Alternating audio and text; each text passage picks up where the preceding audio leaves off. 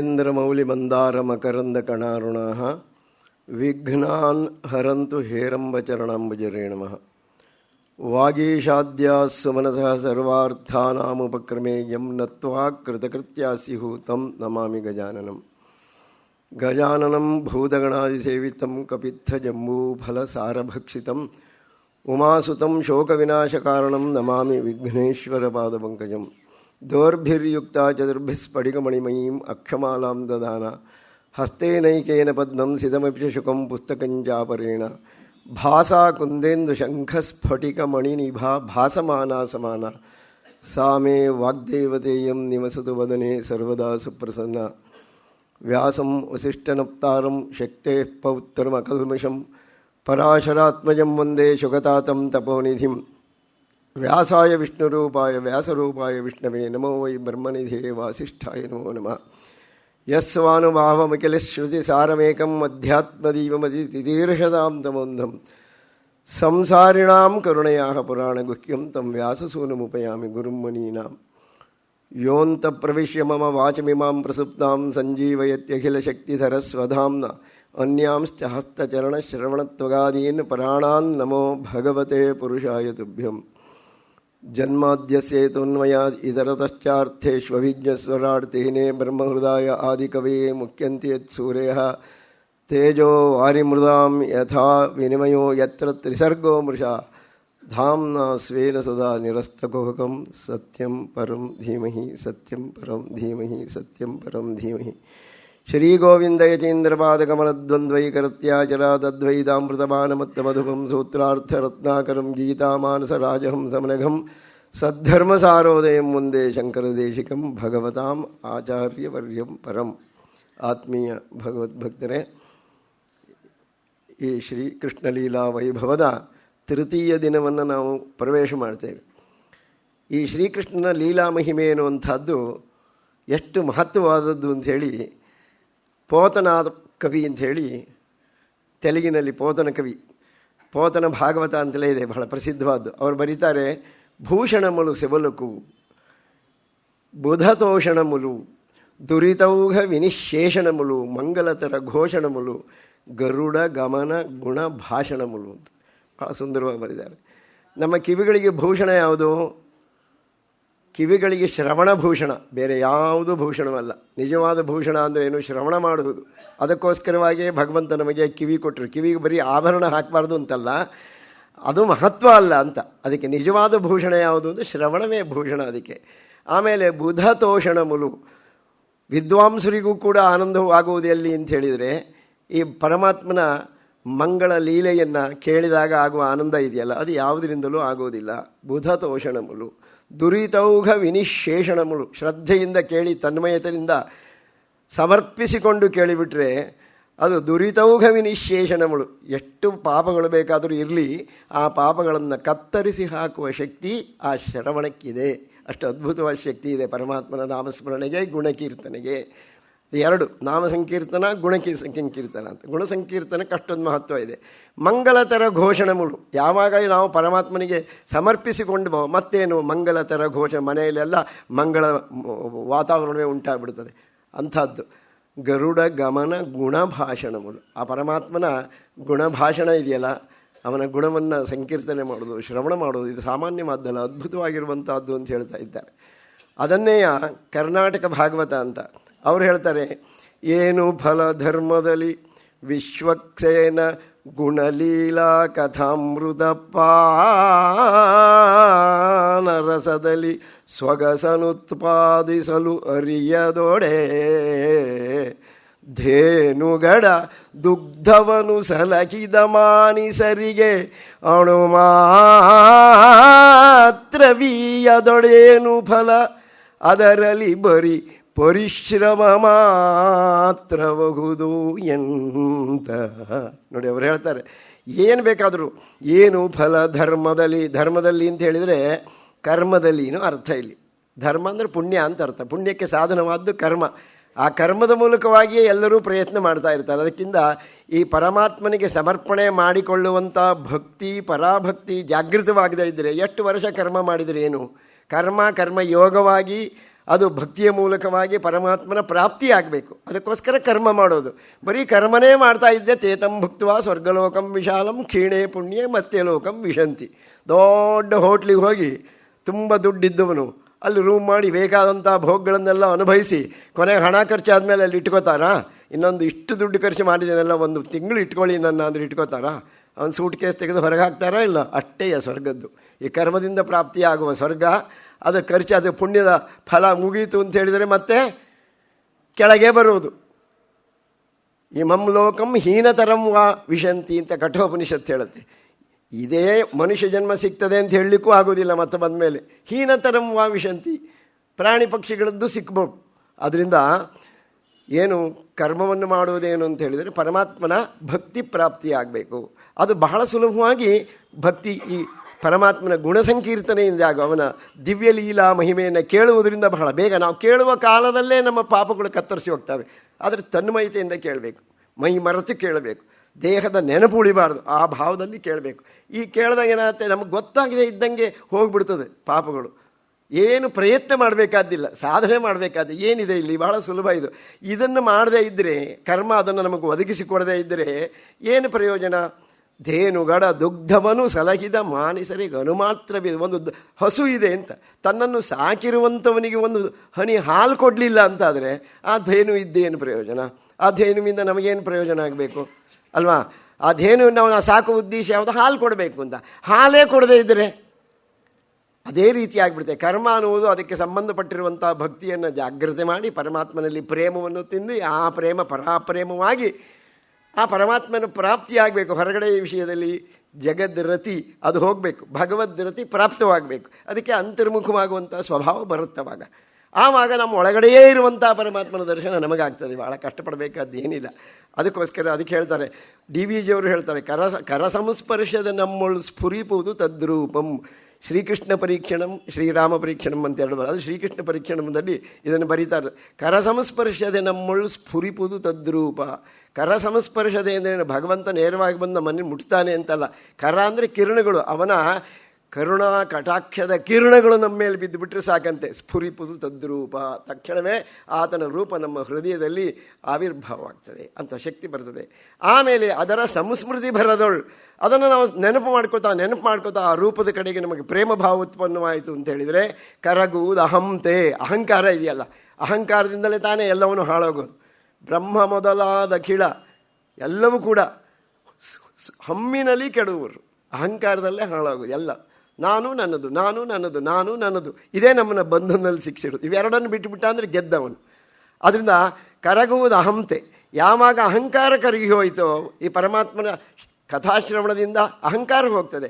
ಅಹಂಕಾರ ಹೋದ ಕೂಡಲೇ ಅಂತೆಯೇ ನೆರೆಯುವುದು ತನ್ಮಯತೆ. ಪರಮಾತ್ಮನ ಕಥೆ ಕೇಳಬೇಕು, ಶ್ರವಣ ಮಾಡಬೇಕು, ಸಂತರ ದರ್ಶನ ಮಾಡಬೇಕು, ಸಾಧುಗಳ ದರ್ಶನ ಮಾಡಬೇಕು, ಅವರ ಪಾದಮೂಲದಲ್ಲಿ ಇರಬೇಕು. ಅದರಿಂದಲಾಗಿ ನಾನು ನಿತ್ಯ ಬೆಳೆದು ಅಂತರ್ಮುಖನಾಗಿ ಒಂದು ದಿವಸ ಭಗವತ್ತನ್ನು ಸಾಕ್ಷಾತ್ಕಾರ ಮಾಡಿಕೊಳ್ಬೇಕು ಅನ್ನೋ ಭಾವನೆ ಬರುತ್ತೆ. ಅದಕ್ಕೆ ಅಂತೆಯೇ ನೆರೆಯುವುದು ತನ್ಮಯತೆ. ಅದರಲ್ಲಿ ತನ್ಮಯ ಬಂದ್ಬಿಡ್ತು ಅಂತಾದರೆ ಪರಿಯುವುದು ಅನ್ಯತೆ.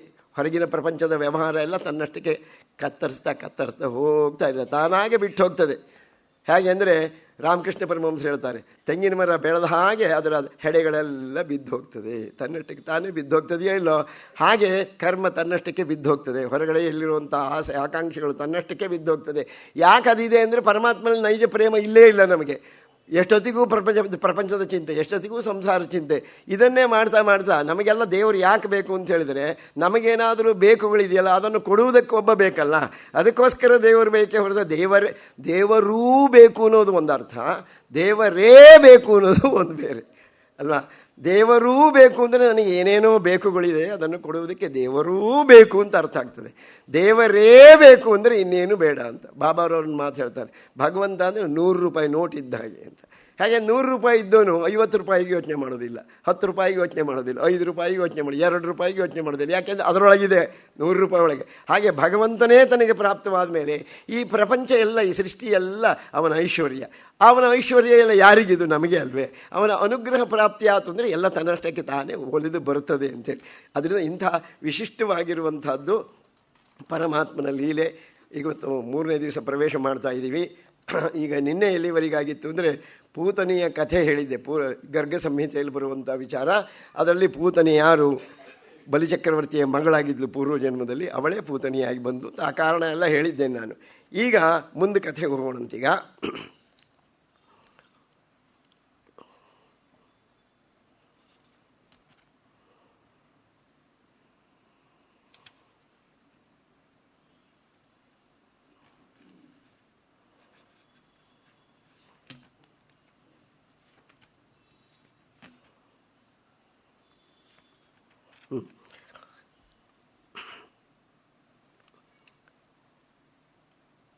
ಆ ಪೂತನಿಯ ದೃಷ್ಟಿಯಲ್ಲಾದರೂ ಮಗುವಿಗೆ ಆಗಿದೆಯೋ ಅಂಥೇಳಿ ಮಗುವಿಗೆ ರಕ್ಷಣೆ ಮಾಡಿದರು.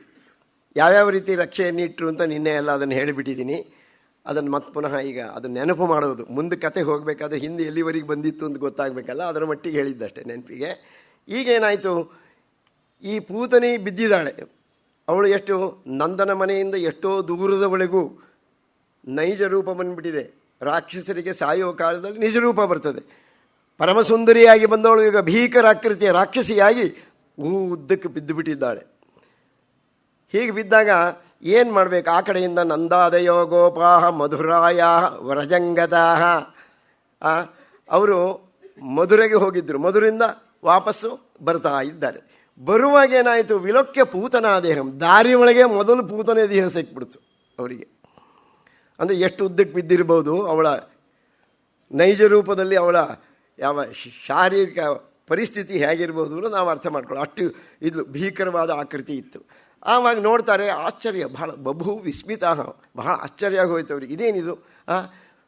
ಆ ವಸುದೇವ ನಂಗೆ ಹೇಳಿದ್ನಲ್ಲ, ಏನೋ ಒಂದು ಅಪಶಕುನ ಆಗ್ತಾ ಇದೆ, ಅಲ್ಲಿ ಏನೋ ಒಂದು ಆಘಾತ ಉಂಟಾಗಬಹುದು ಅಂತ ನನ್ನ ಹೃದಯಕ್ಕೆ ಅನ್ನಿಸ್ತಾ ಇದೆ, ಬೇಗ ಹೊರಡು ನಂದ ಅಂತ ಹೇಳಿದ್ನಲ್ಲ. ಹಾಗಾದರೆ ಬತ ಋಷಿ ಸಂಜಾತಃ, ಅವನೇನು ಋಷಿ ಸಂಜಾತನೇ, ಅವನಿಗೆ ಜ್ಞಾನ ಹೇಗೆ ಬಂತು ಅಂತ ಆಶ್ಚರ್ಯ ಆಯ್ತು ಇವನಿಗೆ. ಏನಾದರೂ ಆಗಲಿ ನೋಡೋಣ, ಮಗುವಿಗೆ ಏನಾಗಿದೆಯೋ ಏನೋ. ಇಬ್ಬರು ಮಕ್ಕಳಿದ್ದಾರಲ್ಲ ಕೃಷ್ಣ ಬಲರಾಮ, ನೋಡಬೇಕು ಅಂತ ಬಂದು ಕಲೇಬರಂ ಪರಶುಭಿರ್ಚಿತ್ವ ಇಲ್ಲಿ ಬಂದ ಮೇಲೆ ನೋಡ್ತಾ ಇದ್ದಾರೆ, ಸತ್ತು ಹೋಗ್ಬಿಟ್ಟಿದ್ದಾಳೆ. ಆ ಮಗು ಆರೋಗ್ಯವಾಗಿ ಕೃಷ್ಣ ಚೆನ್ನಾಗಿದ್ದಾನೆ. ನೋಡಿದಾಗ ಇವರಿಗೆ ಸಮಾಧಾನವಾಯಿತು. ಆದರೆ ಇದನ್ನು ತೆಗಿಬೇಕಲ್ಲ, ಅಷ್ಟು ಉದ್ದಕ್ಕೆ ಬಿದ್ದಿದ್ದಾಳದ. ನಿನ್ನೆ ಹೇಳಿದೆ ನಾನು, 2 ಲೈಟ್ ಕಂಬಕ್ಕಿಂತಲಾದ್ರೂ ಉದ್ದ ಇರ್ಬೋದು ಅವಳು, ಅಷ್ಟು ಬಿದ್ದಿರ್ಬೋದು ಅಂತ. ಆವಾಗ ಏನು ಮಾಡಿದ್ದು, ತೆಗೆಯೋದು ಹೇಗೆ ಅಂತ ಆಲೋಚನೆ ಮಾಡ್ತಿದ್ದಾರೆ. ಇವನೇನು ಮಾಡ್ದ, ನಂದ ಎಲ್ಲರಿಗೂ ಬರಲಿಕ್ಕೆ ಹೇಳಿದ್ದಾನೆ, ತನ್ನ ಜೊತೆಗಾರರಿಗೆಲ್ಲ ಬರಲಿಕ್ಕೆ ಹೇಳಿ ಹೇಳ್ದ, ನಿಮ್ಮ ಮನೆಗೆ ಹೋಗ್ಬಿಟ್ಟು ನಿಮ್ಮ ಮನೆಯ ಕೊಡಲಿಯನ್ನು ತರಬೇಕು ಪ್ರತಿಯೊಬ್ಬರು ಕೂಡ ಅಂತ. ಪ್ರತಿಯೊಬ್ಬರು ಕೊಡಲಿಯನ್ನು ತಗೊಂಡು ಬಂದಿದ್ದಾರೆ. ಕಲೆ ಬರ್ರಂ ಪರುಶುಭಿ ಚಿತ್ವ ಏನು ಮಾಡಿದರು, ಇಲ್ಲಿಂದ ಇಲ್ಲಿವರೆಗೆ ಕತ್ತರಿಸಿದರು. ಅದನ್ನೊಂದು 5-6 ಜನ ತಗೊಂಡೋದ್ರು, ಹೊತ್ಕೊಂಡೋಗಿ. ಅಂದರೆ ಶರೀರ ಅಂಥದ್ದಿತ್ತು ಅಂತ. ಒಂದು ಬೆರಳು, ಆಮೇಲೆ ಹೀಗೆ ಬೆರಳುಗಳನ್ನಾದಮೇಲೆ ಇಲ್ಲಿಂದ ಇಲ್ಲಿವರೆಗೆ ಹೊತ್ತರು. ಅವರೊಂದು 10 ಜನ ಹೊತ್ತರು. ಎಲ್ಲ ಕಡೆಗೂ ಈ ರೀತಿ ಹೊತ್ತು ದೂರೇ ಕ್ಷಿಪ್ತ್ವ, ಬಹಳ ದೂರಕ್ಕೆ ತಗೊಂಡು ಹೋಗಿ ಆಮೇಲೆ ಅವಯವಶಃ ಒಂದೊಂದು ಅವಯವವನ್ನು ಒಂದೊಂದು ಕಡೆಯಲ್ಲಿ ಸುಟ್ಟಿದ್ದಾರೆ. ವ್ಯಾಸರು ಹೇಳ್ತಾ ಇದ್ದಾರೆ, ಪರೀಕ್ಷಿತ ಮಹಾರಾಜನಿಗೆ ಶುಕ ಮಹರ್ಷಿಗಳು ಹೇಳ್ತಾ ಇದ್ದಾರೆ. ಆ ರೀತಿಯಾಗಿ ಅದ್ಭುತವಾಗಿರುವಂಥ ಈ ಶರೀರವನ್ನು ಒಂದೊಂದು ಅಂಗಗಳನ್ನು ಒಂದೊಂದು ಕಡೆ ಕಟ್ಟಿಗೆ ರಾಶಿ ಹಾಕಿ ಸುಟ್ಟಿದ್ದಾರೆ. ಸುಟ್ಟಿದಾಗ ಏನು ಆಶ್ಚರ್ಯ, ದಕ್ಯಮಾನಸ್ಯ ದೇಹಸ್ಯ ಧೂಮಶ್ಚ ಅಗರು ಸೌರಭ, ಒಳ್ಳೆ ಪಚ್ಚಕರ್ಪೂರದ ಪರಿಮಳ, ಕಸ್ತೂರಿಯ ಪರಿಮಳ ಎಲ್ಲ ಬರ್ತಾ ಇದೆ. ಯಾಕೆಂದರೆ ಎಷ್ಟೋ ಮಕ್ಕಳನ್ನು ಸಂಹಾರ ಮಾಡಿದವಳು ಅವಳು ಅಲ್ವಾ. ಕೃಷ್ಣನನ್ನು ಕೊಲ್ಲಿಕ್ಕೆ ಬಂದಳು, ಈಗ ಕೃಷ್ಣ ಇವಳನ್ನೇ ಕೊಂದು ಹಾಕಿದ್ದಾನೆ. ಆದರೆ ಅವಳ ಶರೀರವನ್ನು ಸುಟ್ಟರೆ ಎಂತಹ ಘೋರ ಪಾಪವನ್ನು ಮಾಡಿರುವಂಥ ಪಾತಕಿ ಇವಳು. ಇವಳ ಶರೀರದ ದುರ್ನಾದ ಬರಬೇಕಲ್ವಾ, ಆದರೆ ಹಾಗೆ ಬರಲಿಲ್ಲ. ಅದರ ಬದಲಾಗಿ ಒಳ್ಳೆ ಪರಿಮಳ ಬರ್ತಾ ಇದೆ, ಅಗರು ಸೌರಭ ಬರ್ತಾ ಇದೆ. ಯಾಕೆಂದರೆ ಶ್ರೀಕೃಷ್ಣನು ಅವಳ ವಿಷದ ಮೊಲೆಯ ಪಾನವನ್ನು ಮಾಡಿದ್ದ ಅಲ್ವಾ. ಹಾಲಿನ ಪಾನ, ವಿಷದ ಹಾಲನ್ನು ಕುಡಿದಿದ್ದಲ್ಲ ಕೃಷ್ಣ. ಆದ್ದರಿಂದ ಬರೀ ಹಾಲು ಕುಡಿದಿರಲಿಲ್ಲ ಕೃಷ್ಣ, ಅವಳ ಜನ್ಮ ಜನ್ಮಾಂತರದ ಪಾಪಗಳನ್ನೆಲ್ಲ ಎಳೆದು ಬಿಟ್ಟಿದ್ದ ಶ್ರೀಕೃಷ್ಣ. ಜಗದಘಕರ್ಷಿತ್ವಾತ್, ಜಗತ್ತಿನ ಜನಗಳ ಪಾಪಗಳನ್ನು ಕರ್ಷಣೆ ಮಾಡುವಂಥ ಶಕ್ತಿ ಇರೋದ್ರಿಂದ ಕೃಷ್ಣ ಅಂತ ಹೆಸರು ಅವನಿಗೆ ಅಂತ. ಅವನನ್ನು ನಾವು ಮನಸ್ಸು ಅವನ ಕಡೆ ಕೊಟ್ಟುಬಿಟ್ರೆ ಪಾಪ ಎಳೆದು ಬಿಡ್ತಾನೆ ಅವನು ಅಂತ. ಹಾಗೆ ಆದ್ದರಿಂದ ಈ ಕಡೆ ಪೂತನ ಲೋಕಬಾಲಗ್ನಿ ರಾಕ್ಷಸಿ, ರುಧಿರಾಶನ, ಮಾಂಸವನ್ನು ತಿನ್ನುವವಳು, ರಕ್ತಪಾನ ಮಾಡುವವಳು. ಕೃಷ್ಣನಿಗೆ ಹಾಲು ಕೊಟ್ಟದ್ರಿಂದ ಅವಳು ಸ್ತನಂ ದತ್ವಾಪ ಸದ್ಗತಿಂ, ಅವಳಿಗೆ ಸದ್ಗತಿ ಆಯಿತು ಅಂತ ಹೇಳ್ತಾ ಇದ್ದಾರೆ.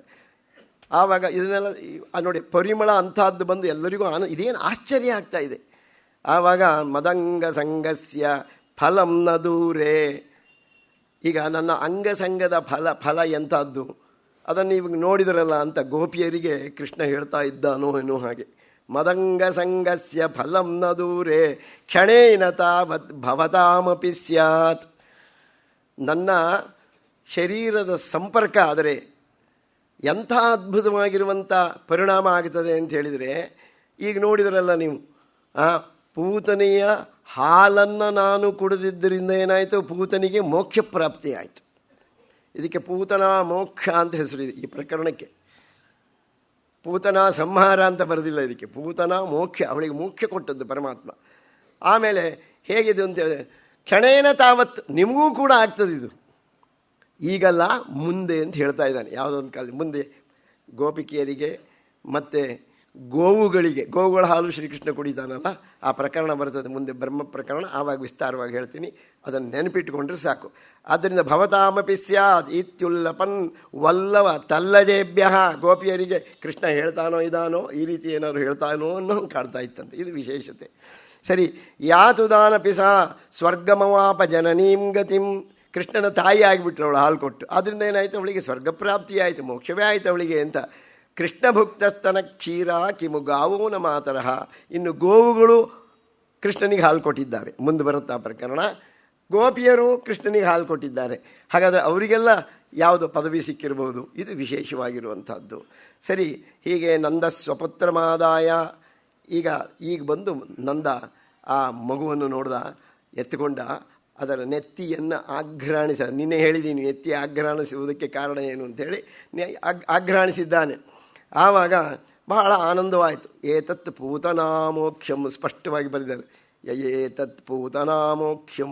ಇದಕ್ಕೆ ಪೂತನಾಮೋಕ್ಷ ಅಂತ ಹೆಸರು, ಬೇರೆ ಏನು ಹೇಳಬಾರ್ದು ಅಂತ, ಬೇರೆ ಯಾವ ಹೆಸರು ಹೇಳಬಾರ್ದು ಅಂತ ಅಲ್ವಾ. ದ್ರೌಪದಿ ವಸ್ತ್ರಾಪಹಾರ ಹೀಗೆ ಹೇಳಬಾರ್ದು, ಅಕ್ಷಯಾಂಬರ ವಿಲಾಸ ಅಂತ ಹೇಳಬೇಕು. ಎಲ್ಲ ಒಂದು ಕಡೆ ಬೋರ್ಡ್ ಹಾಕಿದ್ರು, ಇವತ್ತು ಸಾಯಂಕಾಲ 5 ಗಂಟೆಗೆ ಸಂತ ಭದ್ರಗಿರಿ ಅಚ್ಯುತದಾಸರಿಂದ ದ್ರೌಪದಿ ವಸ್ತ್ರಾಪಹಾರ. ಸಣ್ಣಕ್ಕೆ ಒಂದು ಎಂಬ ಹರಿಕಥೆ ಅಂತ ಹಾಕ್ಬೇಕ ಮಾಡುವ ಅಲ್ಲಿ.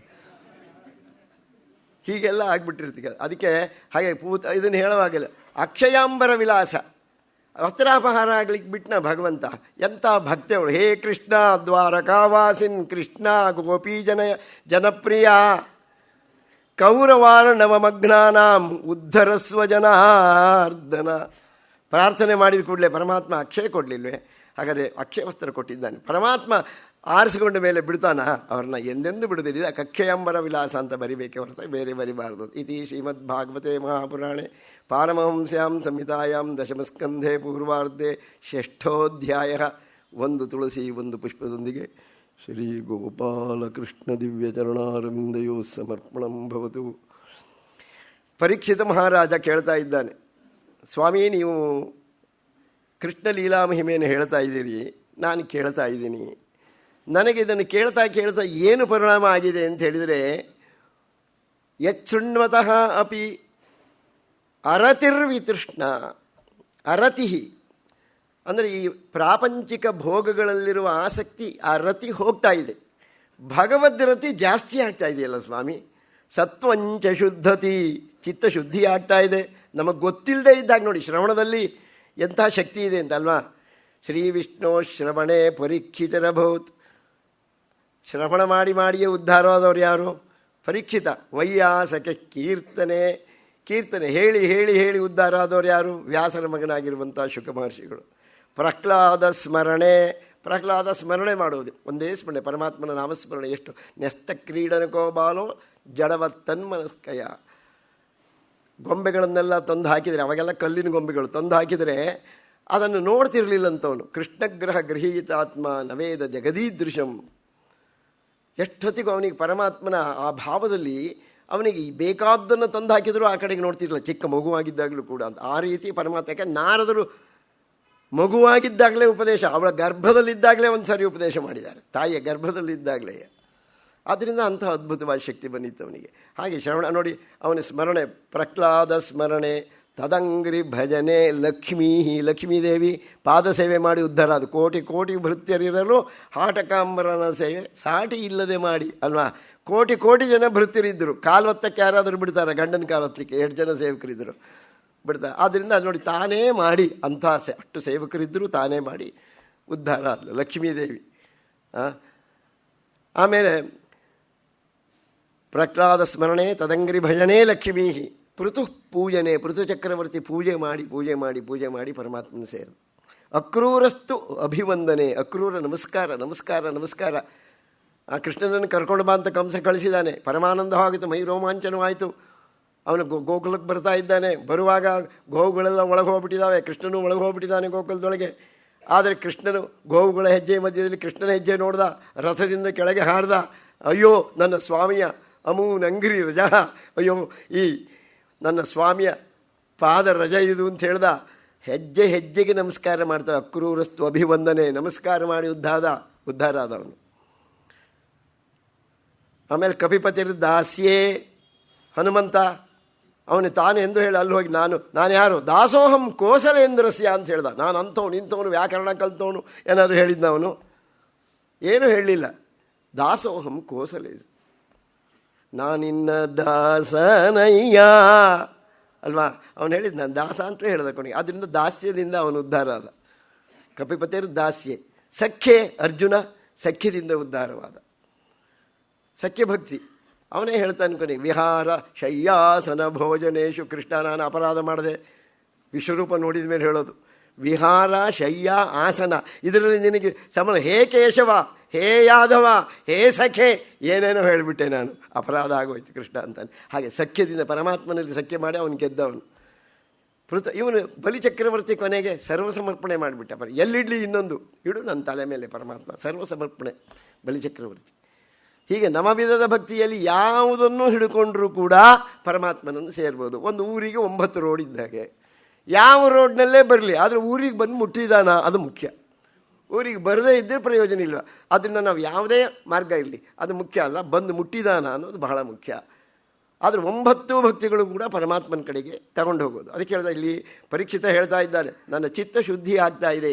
ಭಕ್ತಿರ್ ಹರವು, ಆ ಶ್ರೀಹರಿಯಲ್ಲಿ ಭಕ್ತಿ ಜಾಗೃತವಾಗ್ತಿದೆ, ವಿಶೇಷವಾಗ್ತಾ ಇದೆ, ಹೆಚ್ಚುತ್ತಾ ಇದೆ, ಉಕ್ಕಿ ಬರ್ತಾ ಇದೆ. ತತ್ಪುರುಷ ಏಚ ಸಖ್ಯಂ, ಆ ಭಗವದ್ ಭಕ್ತರ ಸ್ನೇಹ ಮಾಡೋಣ, ಅವ್ರ ಜೊತೆಗಿಡೋಣ, ಅವರ ವಾಣಿಯನ್ನು ಕೇಳೋಣ ಅನ್ನುವ ಭಾವ ಬರ್ತಾ ಇದೆ ನನಗೆ ಅಂತ ಹೇಳ್ತಾ ಇದೆ. ಭಕ್ತಿರ್ ಹರವು ತತ್ಪುರುಷೇಚ, ತತ್ಪುರುಷ, ತತ್ತಂದರೆ ಪರಮಾತ್ಮ ಅಂತ. ಪರಮಾತ್ಮನ ಪುರುಷರು ಯಾರು? ಸಜ್ಜನರು, ಅವ್ರ ಜೊತೆಗೆ ಸ್ನೇಹ ಮಾಡೋಣ ಅಂತ ಅನಿಸ್ತದೆ. ಇದು ಆದರೆ ಇನ್ನೂ ಮುಂದುವರಿಸಿ ಸ್ವಾಮಿ, ಎಷ್ಟು ದಿವಸ ಬೇಕು ನೋಡಿ. ಆಹಾರ ತಗೊಂಡಿಲ್ಲ ಅವನು, ನೀರಿಲ್ಲ, ನೀರು ಕೂಡ ಕುಡ್ದಿಲ್ಲ. ಕಥೆ ಕೇಳ್ತಾ ಇದ್ದಾನೆ. ಆದರೂ ಕೊಡಿ 4ನೇ ದಿವಸ ಇದನ್ನು ಕೇಳ್ತಾ ಇರೋದು. 4 ದಿವಸ ಆಗಿದೆ, ಏನಿಲ್ಲ, ಆಹಾರ ಇಲ್ಲ, ನೀರಿಲ್ಲ. ಆದರೂ ಅವನಿಗೆ ಆನಂದ ಆಗ್ತಾ ಇದೆ. ಯಾವುದರಿಂದ? ಆ ಪರಮಾತ್ಮನ ಕಥಾನಕದಲ್ಲಿ ತನ್ಮಯತೆ ಆ ರೀತಿ ಇತ್ತು, ಆದ್ದರಿಂದ ಅವನಿಗೆ ಆನಂದ ಆಗ್ತಾ ಇತ್ತು. ಇದು ವಿಶೇಷ. ಅದಕ್ಕೆ ನೋಡಿ, ಅದಕ್ಕೆ ಉರು ಸಂಸಾರ ಪಯೋನಿಧಿ ತರಣಂಬುಲು ಪೋತನ ಕವಿ ಬರೀತಾರೆ. ಉರು ಸಂಸಾರ ಪಯೋನಿಧಿ ತರಣ, ಸಂಸಾರ ಸಮುದ್ರವನ್ನು ದಾಟಿಸುವಂಥದ್ದು.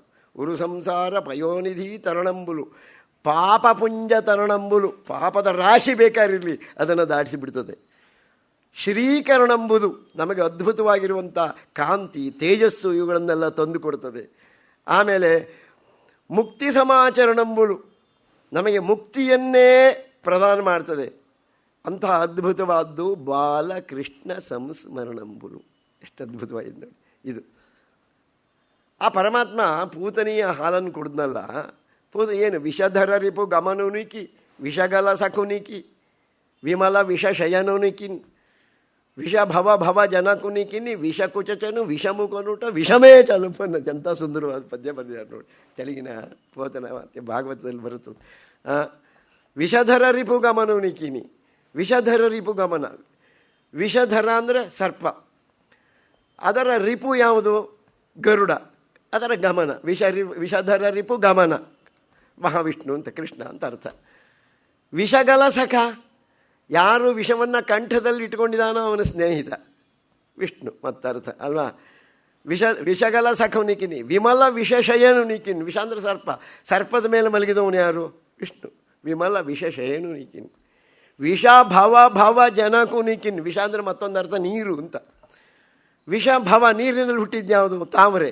ಅದರಲ್ಲಿ ಮತ್ತೆ ಭವ ಹುಟ್ಟಿದ್ಯಾರು? ಬ್ರಹ್ಮ. ಅವನ ಜನಕ ಅಪ್ಪ ಯಾರು?